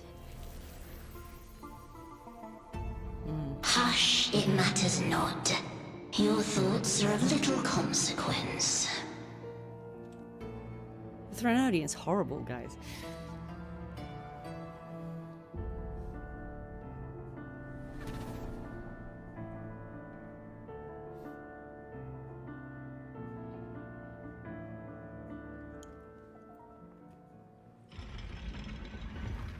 But that was interesting. That did confirm that Mia was also created by the Threnodian, and she was something similar to what Cartethyia was supposed to be. And both of them, I suppose, from the Threnodian's point of view, failed. They both resisted, but they did in different ways. And even though Christopher was very disparaging about Mia's resistance, it was resistance all the same, just in a different way. All right, okay, source has changed. Okay, so we're seeing more of Mia. Seeing more of Mia. And the fiction is also... Okay. Yeah, so this is what happened before when Lupa went into the new story, both from Cartethia's timeline and from Rover's. And okay, this is something we haven't seen yet. Cartethyia sets off to hunt down the playwright who's behind it all, so we haven't seen that yet. That's ahead of us. I like how this kind of shows the search. Okay. Right, so this is what we saw. We're starting to piece the timeline together, right? How that was happening the same time that Rover met Lupa. It's all coming together. Maybe this indicates all the new scenes we have yet to see. I wonder if that's what that is. It's all coming together. It's all starting to coalesce, isn't it? All right, let's... Viburnum. The bloodleaf viburnum of Septimont. Oh, I understand. It's a flower often given to gladiators. A symbol of victory. So Mia received those flowers. Interesting. There's a lot of, it seems in the like 2.x stuff, there's a lot of, I've noticed recurring symbolism with characters interacting with kind of like dark reflections of themselves. Yeah. Because there was Carlotta had a bit with the dark Carlotta. Yeah, the mirror Carlotta. The mirror Carlotta in the black dress, and Cantarella's. In my previous match, I slipped and left an opening, but my opponent failed to notice. No, you're quite right. I think there's a lot of that going on. And there's similar stuff with Carson and Fleur-de-Lis in The Dawn Arrives. You know, there's the interacting with a slightly darker version, and here again with Mia as well. There's a lot of that kind of repeated motifs of reckoning with a with darker, like a shadow side. A shadow side of yourself, yeah. Yeah, I think it's great. I mean, that's really interesting to see. Obviously, in this case, it's the actual Threnodian who's kind of like taken on Mia's form. Also interesting, I don't know if that was implying that the Threnodian, not Mia, won the bloody Aegon. Oh, yeah! Which, you know, because Mia said she didn't need that victory, and so I think what happened was that the Threnodian, in her form, went and did it. Which maybe also explains how they could win, you know, if the rumor was that she wasn't strong enough to do it, and that's how she did it anyway. Guys, the plot is thickening. Captain Brandt says, it is said that the Threnodian uses Rinasita's emotions to fuel its power and consume them. That's why they see the altered self of them. Yeah, that makes a lot of sense. Yeah, absolutely. I suppose it kind of has its own modus operandi, right? Yeah. Like, I'm going to use you to... I'm going to use the what I think are the worst parts of you to kind of corrupt you. It's using people's fears about themselves against them, right? It's quite interesting, because with Mia, it was saying, you know, like, you're weak, you were being used. It's interesting how, again, it seems to be that voice in your head that is telling you all the worst things you can imagine, right? Because in Carlotta's story, it was the same thing about how she was unworthy to be the heir. So, very interesting. Damn you, Threnodian. I've always carried this shame. Shame for something I didn't choose. Shame for something that's just there. Sometimes it turns into doubt. I try to live free, and I do most days. But still, I see it. I see the pain in their faces. This music. And the ones who fall behind, the ones who leave the field beaten, The ones who pin all their hopes on me. I've always wondered if I didn't have this gift, could I have reached this point with clean hands?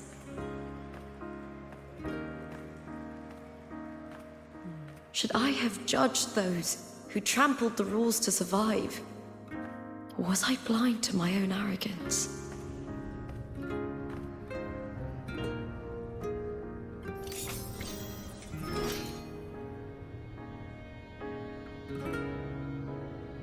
Now, I don't think like that anymore. Oh, she's ready to face off.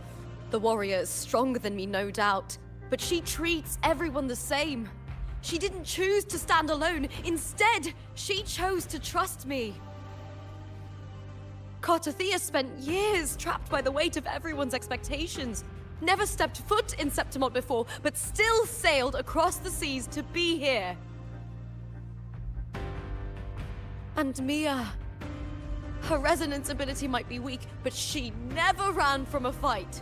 She fought till her last breath. A heart isn't shaped by what it's born with or what it's been given. I've underestimated others, and I've underestimated myself too. But you, the arrogance, thinking you understand the darkness in people's hearts, but you don't have a single drop of life in you! Beautiful as ever. The Griffon's fortress. My city, Septimont. Built by the hands of the people, not the Sentinel and not the Threnodian. Where there's light, there's always shadow. But people need light. They'll chase it no matter what. And they'll learn to live with the shadow. Mia, Cartethyia, they were born and raised on these islands. They are daughters of Renacita. They belong to no gods but their own. Wow, what a speech. Go on, Lupa. Beat that Threnodian.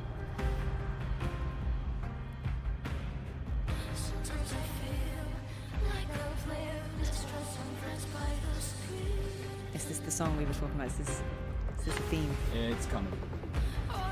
Wait. Okay. I'm ready. I'm not ready. Lupa's VA is absolutely phenomenal. Yeah. What a performance.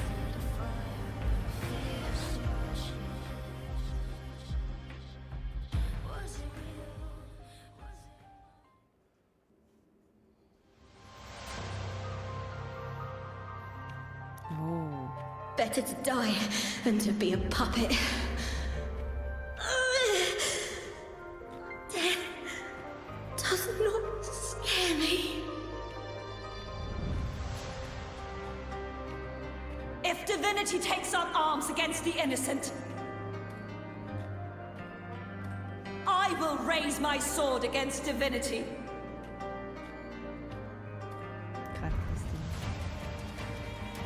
I heard your request. But I prefer to handle this my way.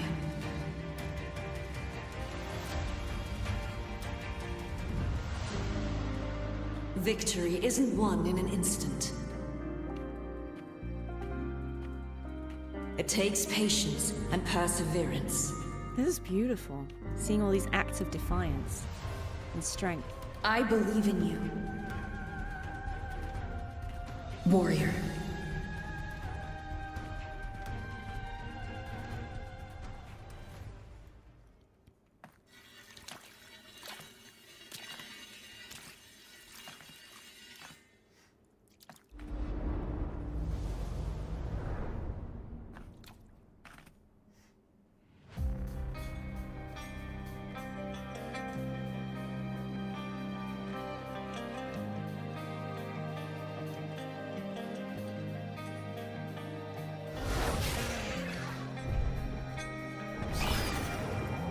Is that the Lady of the Sea? I swear by the eternal sun! I will slay you!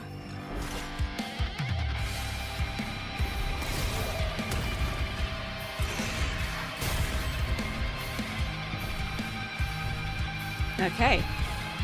From the fear and the longings of civilization, I was wrought.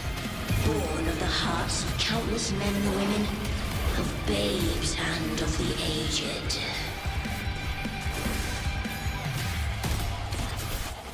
With sharp blades and silver tongue, you struggle for power and revel in the slaughter of the arena. From past to present, nothing has changed.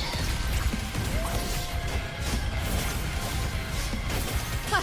What right do you have to judge the people of Renacita? Mia chose her end with dignity.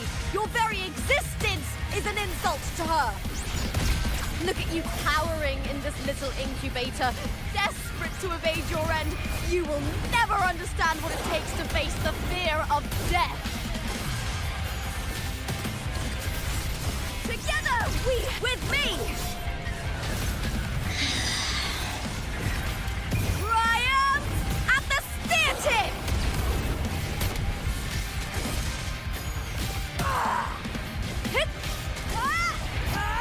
Into the spotlight!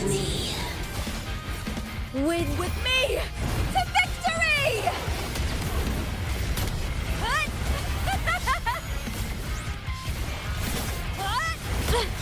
Try that again. The fight is on!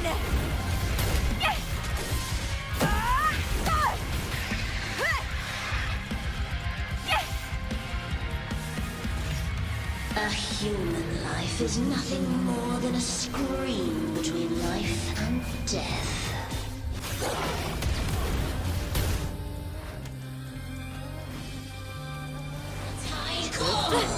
Try that again. Pray to me! Ooh, now's the second half.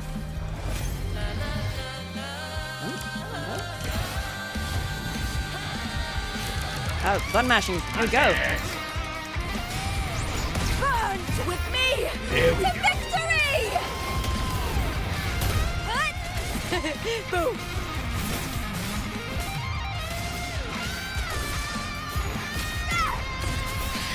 Glory is a... The fight is on! With me! Into the spotlight! Triumph at the spear tip! Bleed, filth! That music goes hard. That music goes hard, guys.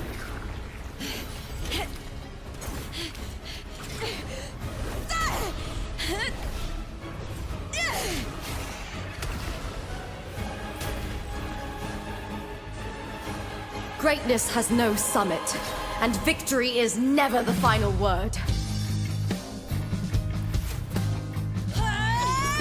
Proud! Pitiful! Cry! Love!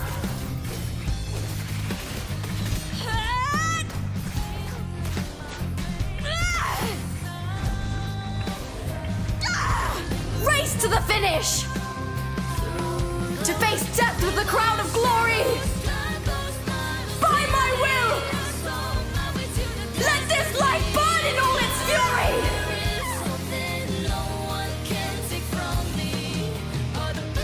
To me, there is no greater joy in this world.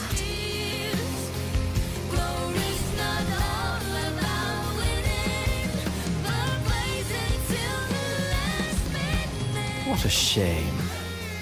Seems the play I've written isn't well received.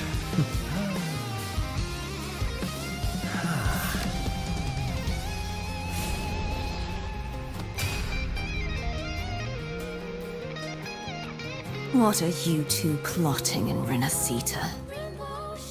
Oh, dear madam. Let's leave some mystery for the next chapter, shall we? There is something no one can take from me.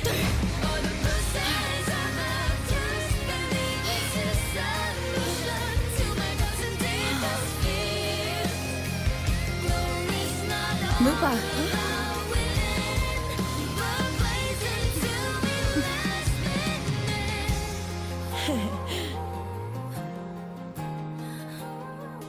That was so good. That was so good. I'm about 30 seconds behind you, so I'm still thoroughly headbanging. No words. That was amazing, guys. Cinema as always. Hey, the girls. Look It's at real. them. That's so cute. Both of you are safe. The Threnodian's frequency is gone. Well done, Lupa. You found the righteous one and safeguarded Septimont. It's like something out of a knight's tale. No, wait, gladiator's tale?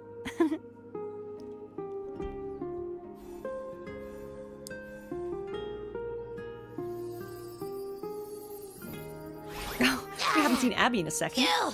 Finally, I can stick my head out. Rover, are you okay?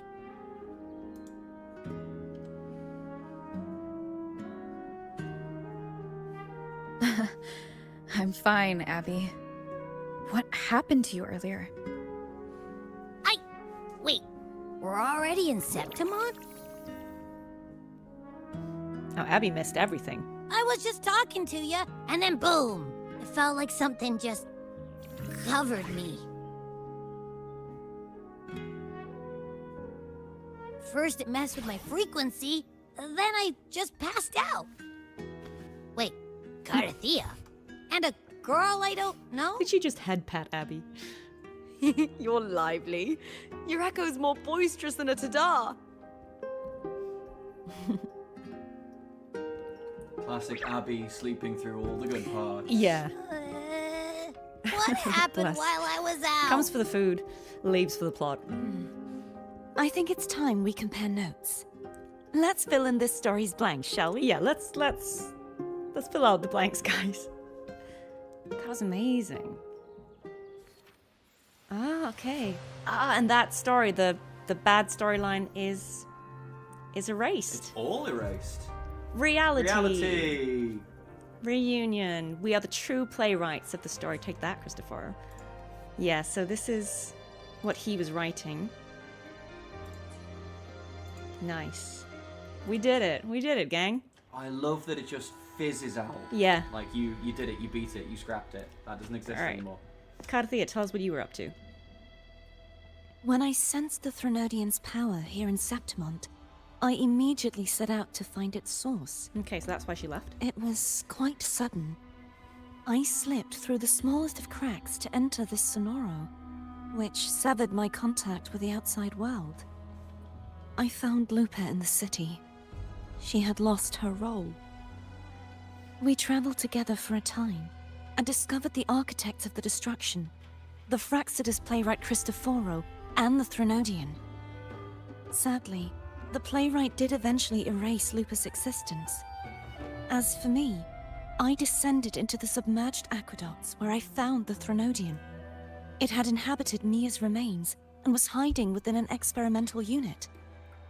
Unfortunately, I was unable to eliminate it entirely.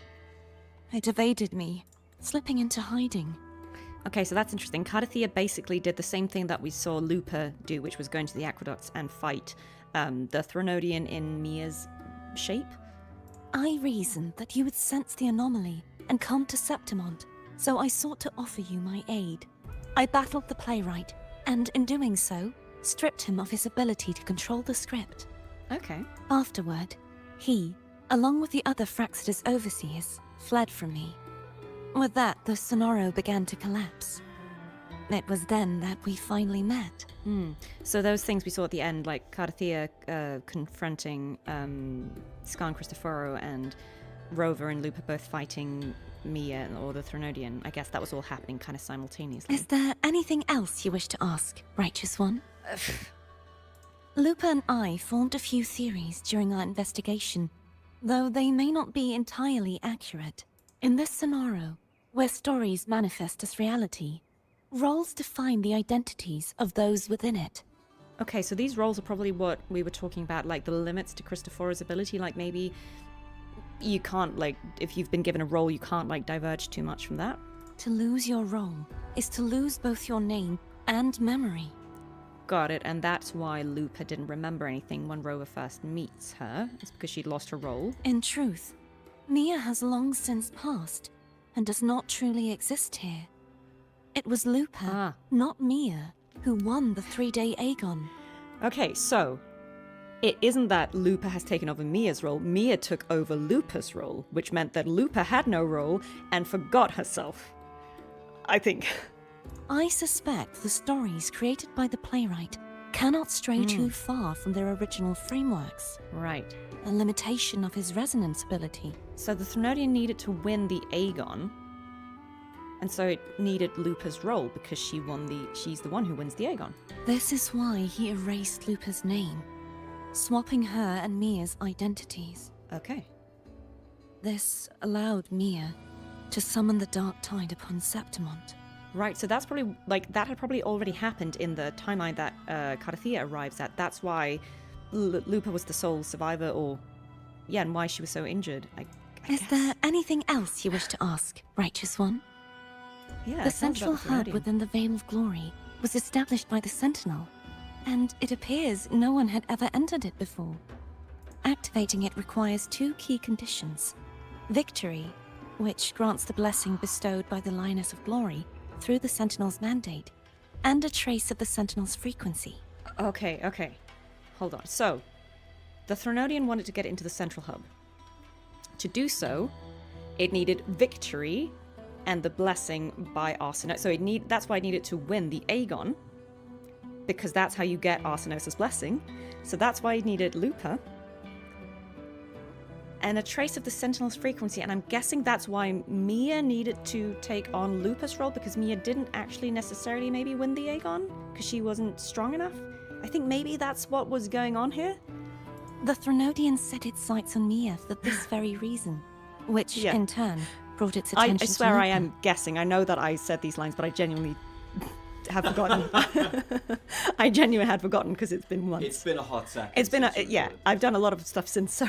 I struck a significant blow to the Threnodian within the story, but because I failed to prevent the corruption of the central hub earlier, it endured. Okay. Drawing strength from that source. And also, in fairness, like when I recorded these lines, I had no idea what any of this meant. Throughout this journey, I often saw the figures of Lupa and Mia overlap. I think that's what that was all about. It seems the Threnodian was attempting to replace Lupa, hoping to use her to corrupt the hub, siphon its power, and ultimately destroy Renacita. Yeah, that makes sense now. Is there anything else you wish to ask, Righteous One? Let's hear about Apart from the Praxis. playwright, I also encountered 2 other Fraxidus leaders. One, a woman with a bandaged eye. The other, a man with scars across his face. Who could these characters be? That's interesting. We didn't see Cartethyia interact with Phrolova. In that final clip, we only saw Scar and Christophora, so I wonder if when she met Phrolova and why she had left. Surely they must be Phrolova and Scar. But how is Scar in Renacita? The real question, and be proud of me because I had this knowledge for a long time and I said nothing. Unfortunately, I never had the chance to confront either of them directly. I saw them only briefly before they disappeared.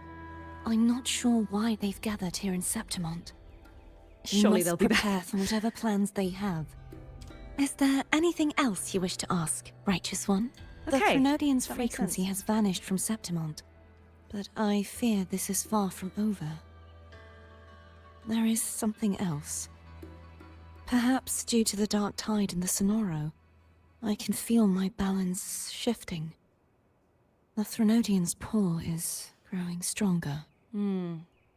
This is, I guess, the risk that was always going to be with Cartethyia is, you know, the Threnodian still, I suppose, has some kind of link to her.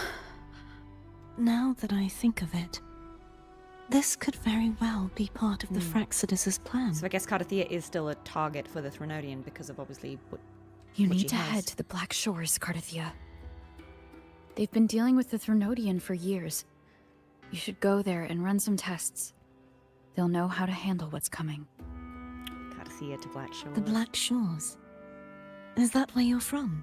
If it's a place you trust, then I will go. That's cool. I actually haven't done the Black Shores content, but that's cool. Okay. Lupa. The event that brought forth the Dark Tide, it must have been my death. After that, the details of the story blur. It repeated so many times. It's hard to remember everything. I saw music fly in the background. Oh no. All I remember is wandering the desolate city streets in a Septimont corrupted by the Dark Tide, unable to escape, until I met Cartethyia. Okay, so Lupa was stuck in that loop. She saved me.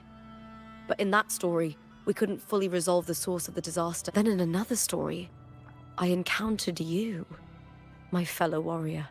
So this is what Christopher meant when he said you alone cannot undo the story. Like, it had to happen in all 3 stories. After we parted, I awoke in yet another story, in the Veil of Glory, where I finally saw the Threnodian's true form in the submerged aqueducts. It had taken control of Mia's corpse, and was using the Fraxidus' Sonoro to grow its power. After defeating it, the Sonoro began to collapse. I passed through those crumbling pages to find you. Is there anything else you want to know? I'll hold nothing back. Wait, so Lupa has been stuck in this loop for a long time? Yeah, it seems, well, or however long this has been going on, yeah, it seems like the 3 days were repeating in a loop. So... because the Threnodian had to gain strength, so like it needed to do it not just the once, but like every... I don't know. Interesting. So you're saying that Lupa is a looper? Oh no. Hey! Not the Dan jokes. Get out of here. Come on! Never having you back. Right there! I'll start from the very beginning. Okay, My let's journey to win fill the out gaps championship. here. I had failed to expose the family's match fixing. After being deceived by Domina Julia and winning the title on my own, my memories became a blur. Okay. I was probably under some form of control. So she didn't expose Julia. She won it solo. The last thing I clearly remember was standing in the central hub in the Veil of Glory, pressing my spear into something that resembled a control panel. Then the Dark Tide began to surge. In the end, all of Septimont was swallowed by it. That's what we saw when she lost control with Rover, I think, was her like throwing her spear into the central hub. I'm not sure when all this started, or where the line between the reality I knew and the Sonora world created by the Fraxidus began to blur. But in those 3 days of the story where Cartethyia didn't rescue me, I would always die on the first day, helplessly watching as my home slowly crumbled to dust. Okay. Is there anything else you want to know? I'll hold nothing back. Cartethyia saved me. The me who had lost her role and her memories.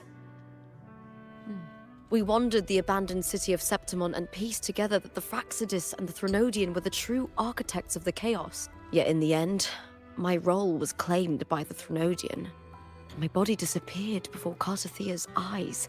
Okay, so that's what we saw in that cutscene. But before I was lost to oblivion, Cartethyia gave me a sliver of her frequency. I think it was that frequency that unknowingly led to our paths crossing in the story.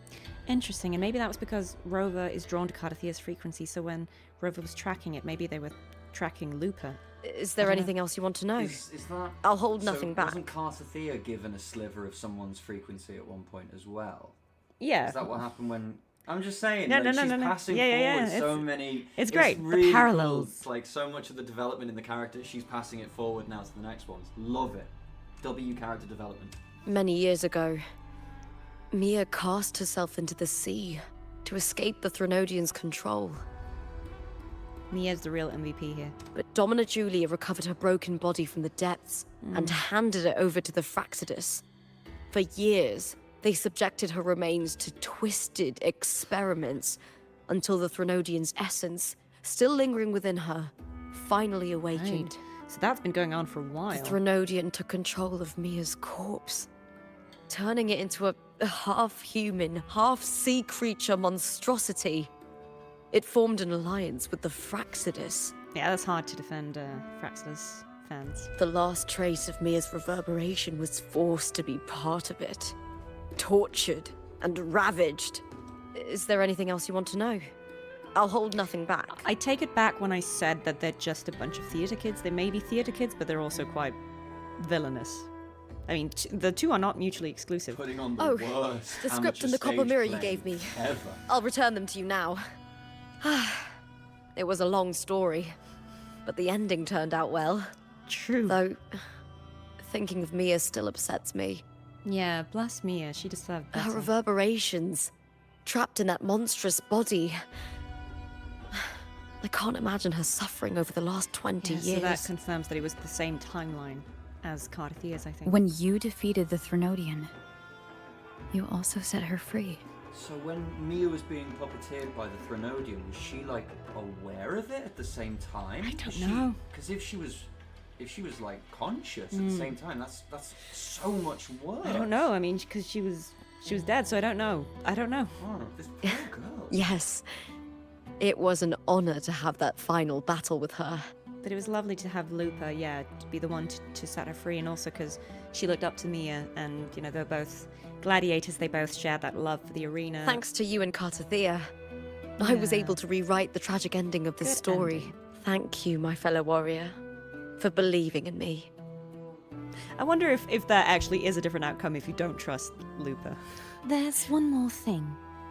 We should return to the central hub in Septimont. Okay. I found something tied to you there. The central hub. Okay. Good timing. There's something I need to handle in the Veil of Glory, too. Good. Like Let's set off together. Someone did say in chat, I don't know, chat, maybe you can confirm this, I remember someone mentioning something about a little hidden bit of story if you go back to the hotel now. Yeah, I know that there's like some epilogue. We're gonna do that, guys. We're gonna finish this quest line off, and then I know that there are like some ending epilogues. Oh, that could come after. Sick. Yeah. So I think this seems like it's far away, so I feel like we need to surely not run that far. Where's that? Yeah, we need to. Can we fast travel to there? Yeah, I think. Correct me if I'm wrong, but I think it will open up like some epilogues or like side quests. Once we've scroll. Yeah, I think there'll be some side quests or something that open up after finishing the main quest line. So that's. Oh, we're back here. Yeah. This was the central hub. This is the central hub. Yeah. Which was not destroyed in this timeline, obviously, because we changed the ending. So this was made by the When Sentinel. Lupa vanished, I destroyed the experimental unit, pursued the Threnodian, and defeated the Lioness of Glory it controlled. Then, I came across this place. You remember how the Threnodian took on a part of the Sentinel's knowledge and permissions, yes?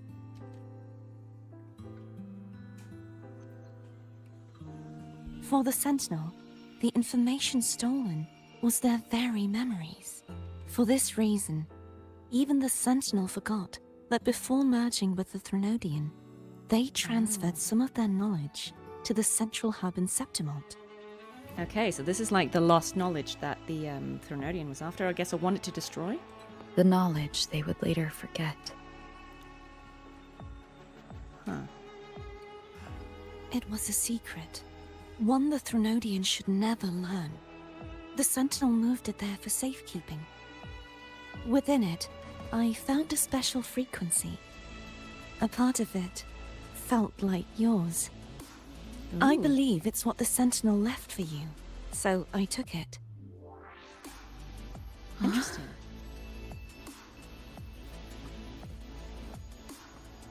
It seems like a clue. The true secret they left for you is not here, but in that direction. You see, before I came to meet you, I passed by the city of Septimont. The arena I destroyed has been restored, but in the people's hearts, it's still the Righteous One and Lupa who claimed victory. So that's now the canon timeline, I guess. The Fraxidus's power to reshape reality is deeper than we realized. I'm afraid this is just the beginning. That is such a scary power as well, isn't it? To reshape reality?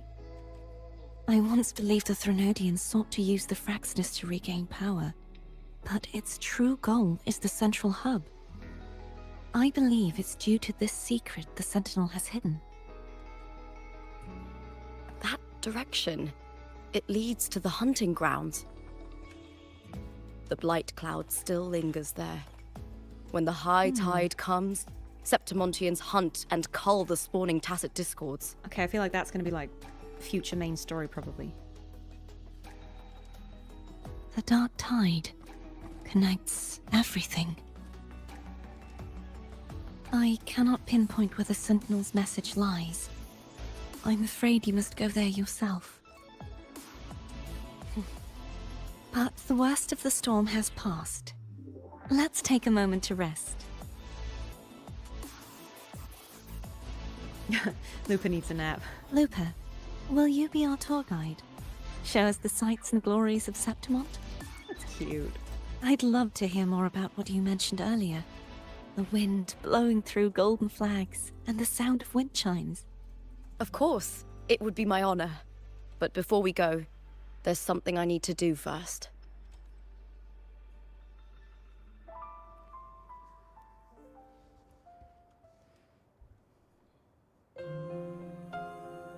Oh, she's gonna, I guess, maybe recognize Mia here? Like bury her sword? Travel through a silver veil above the drifting. It's Mia's sword. I went through a lot to bring it back. That's nice, she's gonna honor her. The monster is gone now. Like so many Septimontian heroes whose bodies were never recovered, I wanted to return her weapon.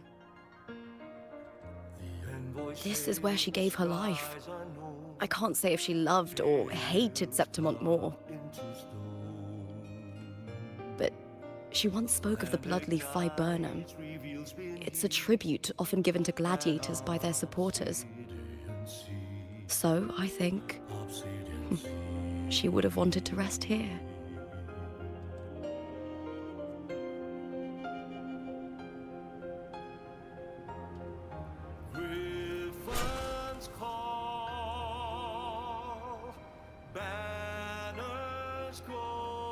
It's beautiful. Our city. The city of glory. The people here love to drink, laugh, carve statues, and hunt. It burns like fire, drenched in both victory and defeat. It holds all our disappointments. And all our hopes. Wow. Great story, great quest. What an ending. Yeah, wow. Okay, script has changed again. What's in reality is that Mia's final... Phrolova takes the gem from Mia's helmet. Let's read this. The world is collapsing. Pages curl as fiction slips away from reality. Phrolova stands silently upon the still waters, bending to retrieve an unfamiliar object from the depths. It is a gem. Originally from Ragusa, this gem passed through many hands before reaching Septimont, brought here by a young girl. To avoid drawing attention to the faith the jewelry symbolized, she had the gem removed, melting down the gold. Come on, scroll, guys. To forge it into a gladiator's helmet. The gem's natural cerulean hue has been tainted a deep purple and bears the mark of tidal blight. Deep within the crystal's depth, the silhouettes of fish drift slowly. Oh, interesting. So she preserved that. For what purpose, we shall find out. Interesting. So we haven't really seen that play out. That might explain why Phrolova was not there when Cartethyia showed up and drove off Scar and Cristoforo. But why did she do that? Guess we'll find out. And this is, yeah, Mia's ending. Wow, guys, that was great. And yes, see, I think these are the new quests. Companionship. Go to the hotel and talk to Lupa. Okay, before we do that, Dan, are there any chat questions we should address first? Because I know right. this was we were locked in. We were locked in. Chat's just been kind of chat. We spent a lot of time vibing to the music because it was dope. The music is so good, honestly. It was so dope. A lot of 07s in the chat for Mia. Yeah, Mia is if girl. Cantarella was the MVP of 2.2, Mia is the MVP of 2.4. Hands down. And I love the I don't know if it's a reference, but it feels kind of like a little nod to Final Fantasy VII with Cloud sticking the Buster Sword in the cliff overlooking. I think it's overlooking Midgar on a Zac, and I just kind of saw a little bit of that in there. I thought that was dope. I'll take your word for it. Yeah. Well, you can catch up with it at some point. No, chat, if you've got any little questions to ask Amanda, please feel free to throw them in. Yeah, but otherwise we are just... Oh, there's another one here. Oh, that seems like a side quest. We're gonna go and speak to Lupa. But wow, okay. This main quest was great. I can't believe I've been going for like 5.5 hours, which is a lot for me because again, this is my second ever stream, guys. And maybe it's the energy drink or something, but you know, I'm still here. I'm excited. Let's see what Lupa's little epilogue is.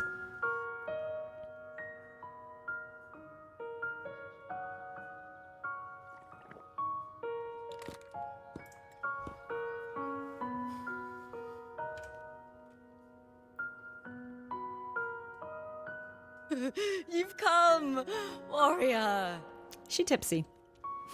Are you drinking? Just wheat juice. Just beer then. Sure. Wheat juice. Ah, today you...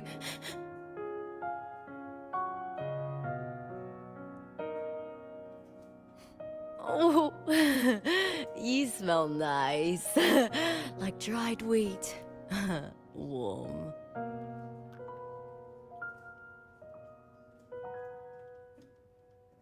That's an unusual way to describe someone.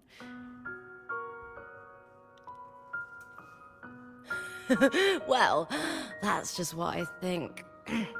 When I was little, I used to roll in the wheat fields. Oh, she's wasted. Yeah, she's a bit tipsy. Well, she deserves it. Yeah, it's been a lot.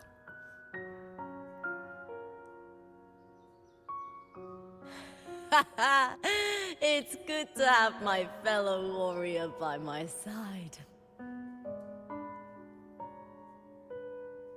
Lupa, you've had enough wheat juice. Sit. Take a break for a moment. Rover not letting her lose too much face. Even though it's over, there's still a heaviness. A drink helps.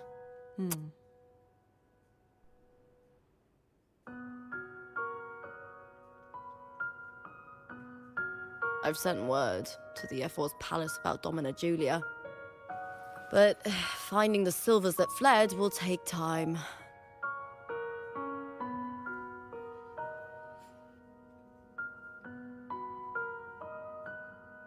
Four years ago, Augusta won the title of champion. Since becoming F4, much of the corruption tied to the arena has been cleared. If Mia had lived, perhaps things would have been different. I wonder if she's feeling a bit of survivor's guilt because of the parallels between them. Sometimes I wonder, I think that's exactly what would my life have been like if my parents hadn't handed me over to the Silvers when we first came to Septimont?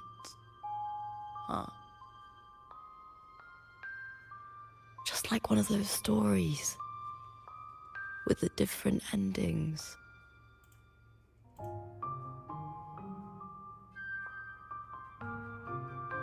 Have you ever thought about living a different life, Lupa? No need. I'm content with what I have.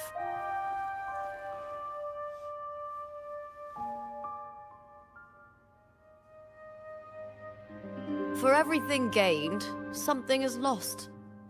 But through it all, I met you. That's enough. Life is an arena. Victory and defeat are a part of that. No one wins forever. The more victories, the higher the expectation, and the heavier the weight of defeat.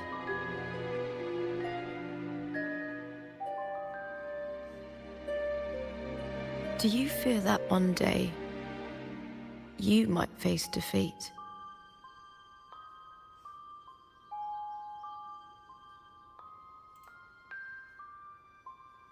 I think everyone fears that. You seem to live to meet others' expectations. This is what you're used to, I'd say.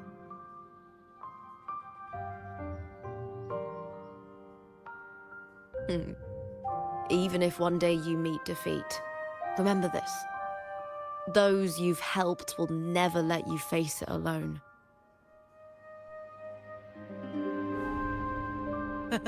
I may not have your strength, but should you call, I will meet you on the battlefield, no matter the distance.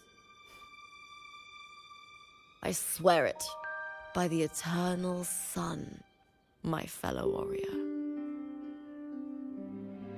That's cute. That's cute. I feel like one day there's going to be an Avengers Assemble moment where like all these characters are going to come back. That would be very cool. And I think we just got a new one as well. Sorry, in the meantime.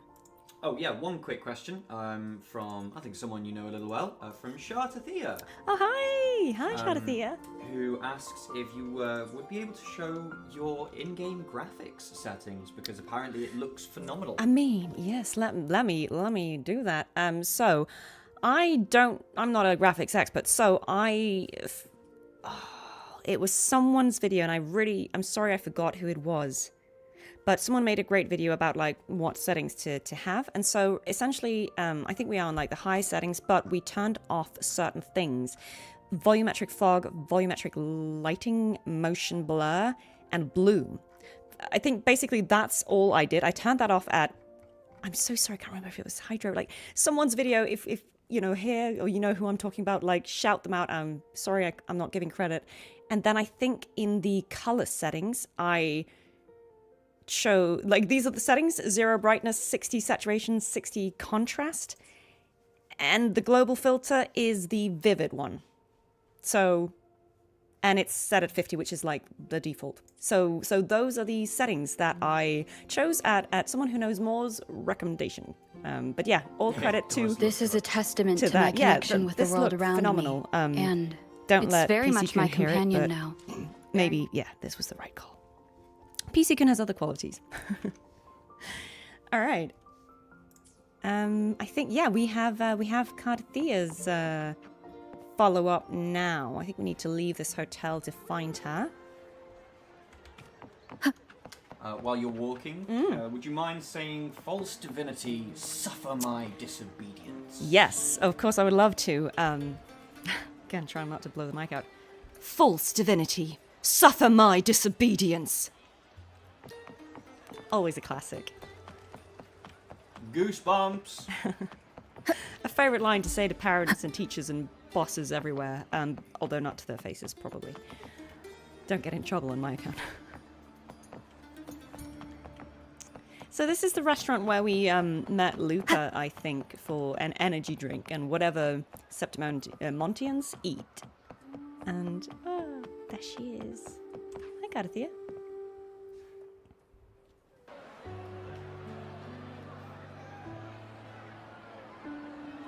And it's her theme again. Having an energy drink. They're all drinking Wolf Cola. Yeah. And eating something. She had a whole pizza there. Was it Tropical?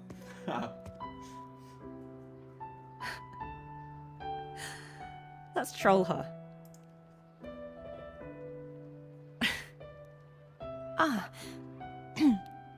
It's all gone now. But I'll ask the tavern keeper if he can prepare something for you later. The Loris salad was as delightful as ever. course. Well worth reacquainting myself with, so I can make a bowl myself.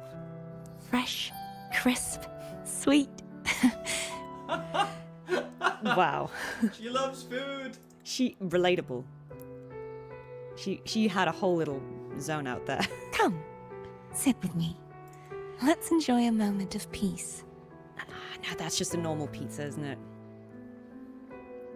To those of you who don't know, I did try out David Johnson Kim's Laura salad recipe. In fact, this one is the one who made it, and it was great. I have to give credit where it's due. I haven't tried the pizza tropicale yet, but we might have to do that next.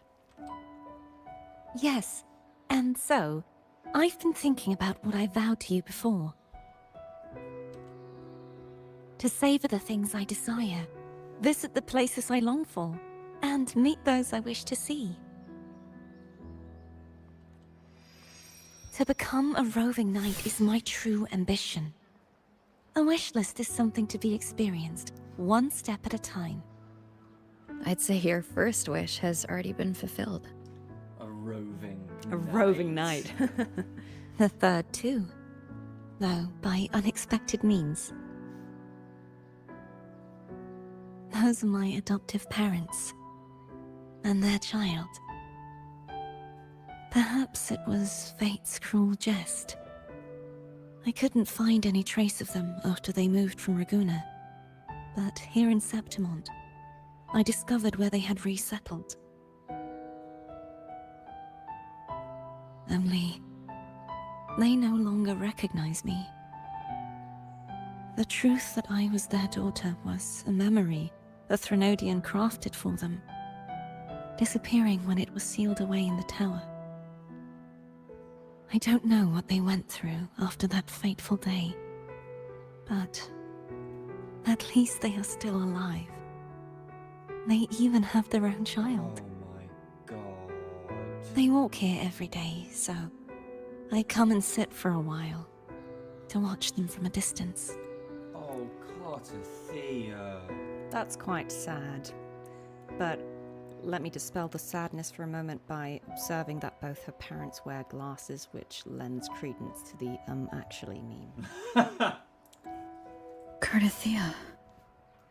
Apple It's doesn't all fall right. far from the tree, huh? In fact, I'm at peace with it now. If they had died because of the Order's heavy hand, I would have felt true pain. But this is the best outcome I could hope for. To live 20 years with the weight of a lost child. I don't want to imagine that kind of torment. Besides, through all these twists of fate, all three of my wishes have been fulfilled.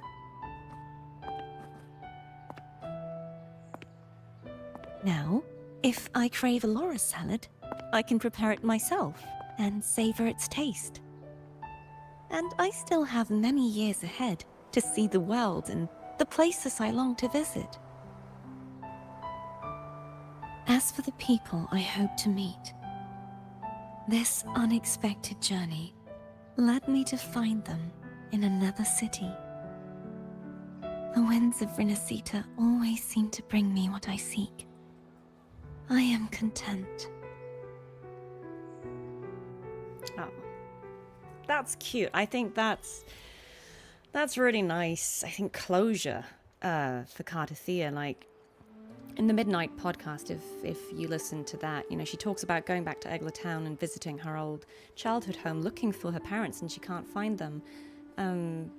So I think it's nice, even though this is so bittersweet, you know, knowing that her parents don't recognize her and that they have another child, that she's kind of been, again, replaced. Her role in that story is written out. At least she has closure. She knows that they're all right. She knows that they're not hurting, even though it's painful, obviously, for her that they don't recognize her and she's not part of that now. Just knowing that they are happy is enough. I think, yeah, it's a bittersweet ending, but it's very lovely to see her have that closure. And I guess it gives her also the freedom to go and be that roving knight. You know, she doesn't have anything tying her to Raguna or Septimont or any particular place, so she can go and do that. And presumably now she will be at the Black Shores. yeah, I think that was the that was the final little thing it pointed indeed. out. Now, chat, I know Cartethyia does appear in the Black Shores. Yes. And her lines are unvoiced. I don't know if you've got the Black Shores unlocked. I do have the Black Shores unlocked. Let us just let me remember how to change the map. Maybe we could. We should go and check. We should go and check out. Oh, that was not what I wanted to do. We should go to the Black Shores. Can we? I feel like I unlocked the Black Shores. Apparently, she appears there. Oh my God, I'm sure I did. Maybe I 3 didn't. PM. Maybe I didn't. Maybe she doesn't. I'm just trying to remember. I feel like I have been to Black Shores, but maybe I didn't unlock any, because I can't seem to fast travel there. So sorry, guys. Might have to do that another time then, because I don't know if there's a way I can get there if I haven't already been, because I haven't completed that part of the story. That's okay. I mean, maybe when you get there, you could do I'm so sorry. a little video. I was sure that I had been there, but it seems like I don't have any way to travel there. So that's okay. Well, look, when you do eventually get there, we might have to wait until maybe I have to complete Mount Firmament before I can go to the Black Shores.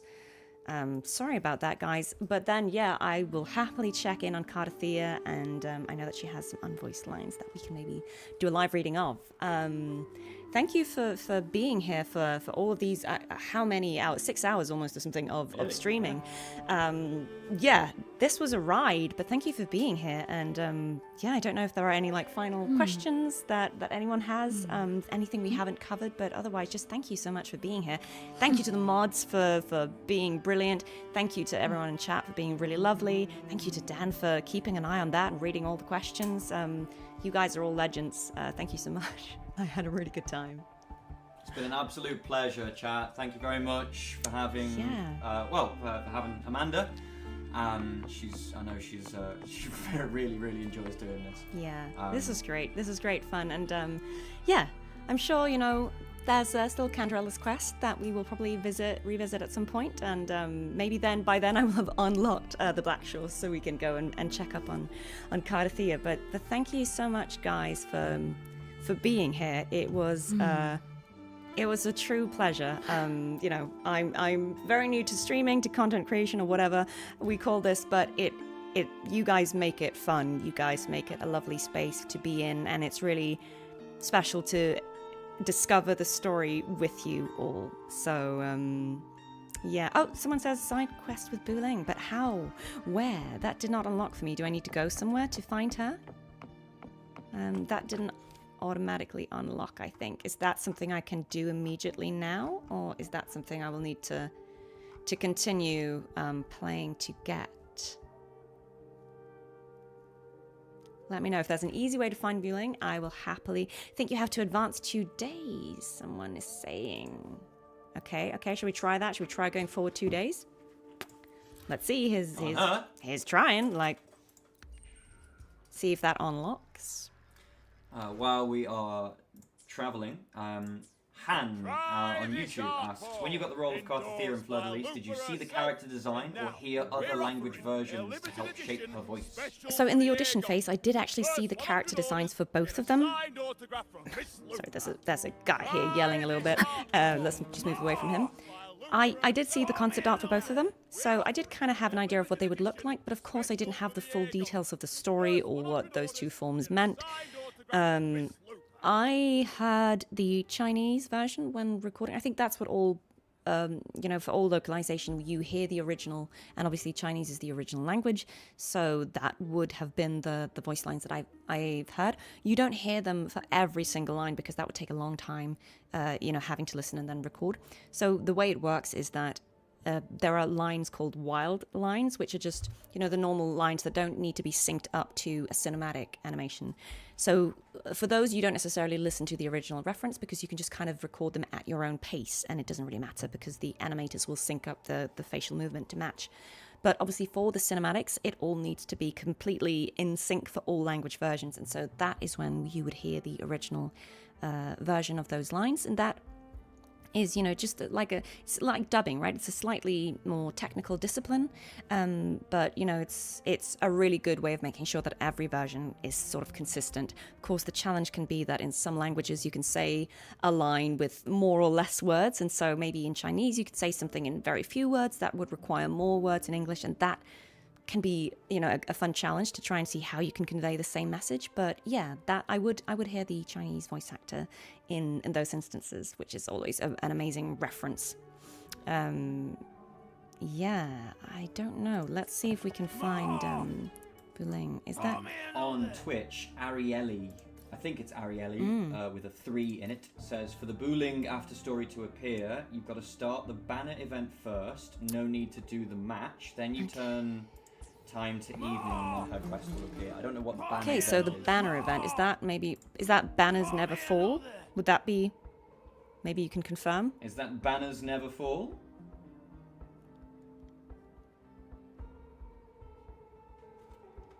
Arieli says yes, that. All right, okay. So we'll proceed to that. We will not do the thing, but then we should be able to advance the time gap, willing. Okay. So we probably need to go and speak with Breen the Screen, which I'm guessing is an echo. Is this the... Breen the Screen? Which way is that? I'm already turned Although around. the last time I saw a Breen on a screen, things didn't go very well. Yeah, I don't know if that's a reference. Okay, let's see. I think it's this way. Yeah, this looks about right. Let's just ignore those Leave guys. it to me.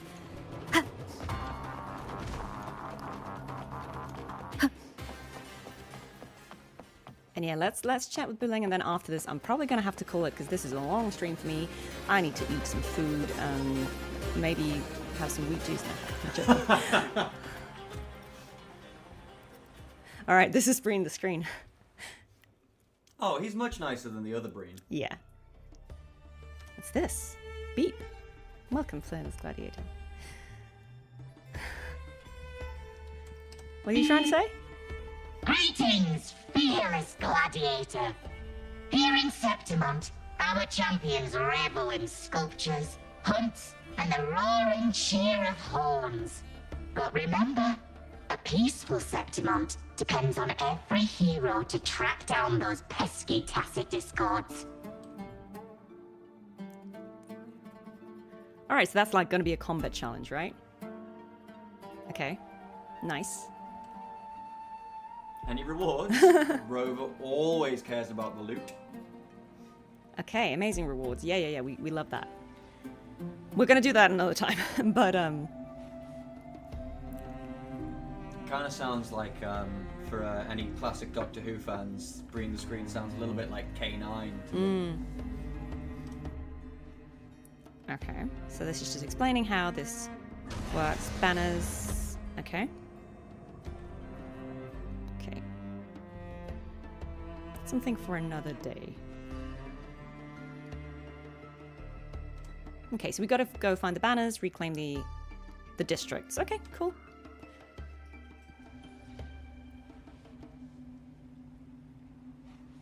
I mean, I feel like both. To get the banners? Yeah.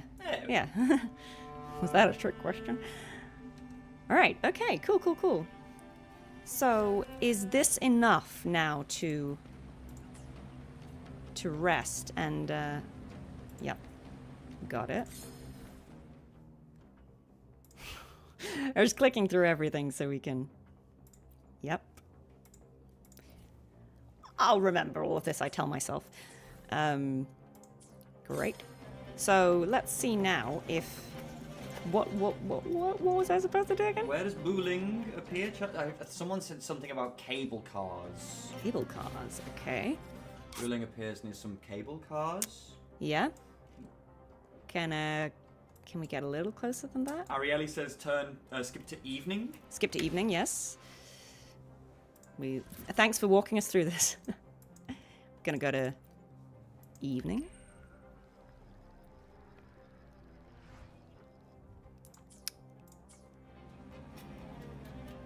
Yeah. And then wait for her quest to appear in the log, or else she won't be there. I don't know if her quest has appeared in the log yet. It hasn't, because it would pop up. Okay. Not really seeing it on the map either yet.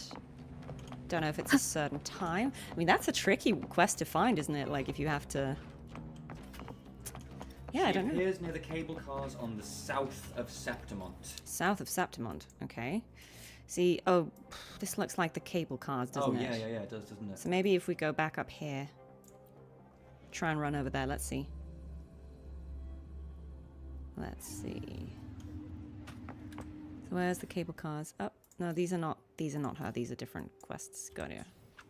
When I grow up, I'll be the strongest. Let's see if we can find her, but if not, you know, there'll be another time. Raguna's traditional delicacy, pizza tropical. Triggered. Have a try. What did I just see? Vulcan mine. When I grow up, I'll be the strongest gladiator. Is this the cable cars? Is that what I... Yeah. These are the cable cars. I'm not seeing a Buling yet. No, me neither. Have you heard? Lupa. Where is the elusive Buling? Maybe follow the cables down. See if she's somewhere around. I don't know what I'm talking about. I mean, we might not be able to locate her today, the elusive Buling, but again, I'm sure there'll be another time to do so. Have you heard? Oh, apparently she should be up here, so maybe she's not appearing just yet. Maybe this is. Yeah, I don't know if I need to progress further with the quest or the exploration of the area, but I think we'll just call it here for now. Hopefully, we will find her next time. But guys, thank you so much for being here. I had a really good time. This was lovely. Wait, she was right there. She's there. Where is she? Where? Are we seeing her? I do not see. I do not see her. Where is she, guys? Luden's very good. That's got to be a good. Guys, point her out to me. Where is she? Maybe I'm just not seeing her. I'm not seeing her either. Where? I honestly think chat's just trying to keep you streaming. You trolling? Right now. I think that.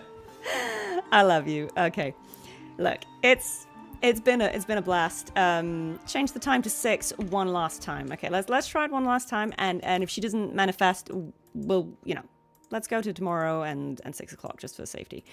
If she doesn't, she'll come another time, I'm sure.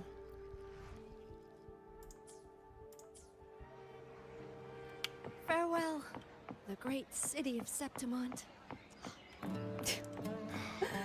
I don't know, guys. I don't think she's here.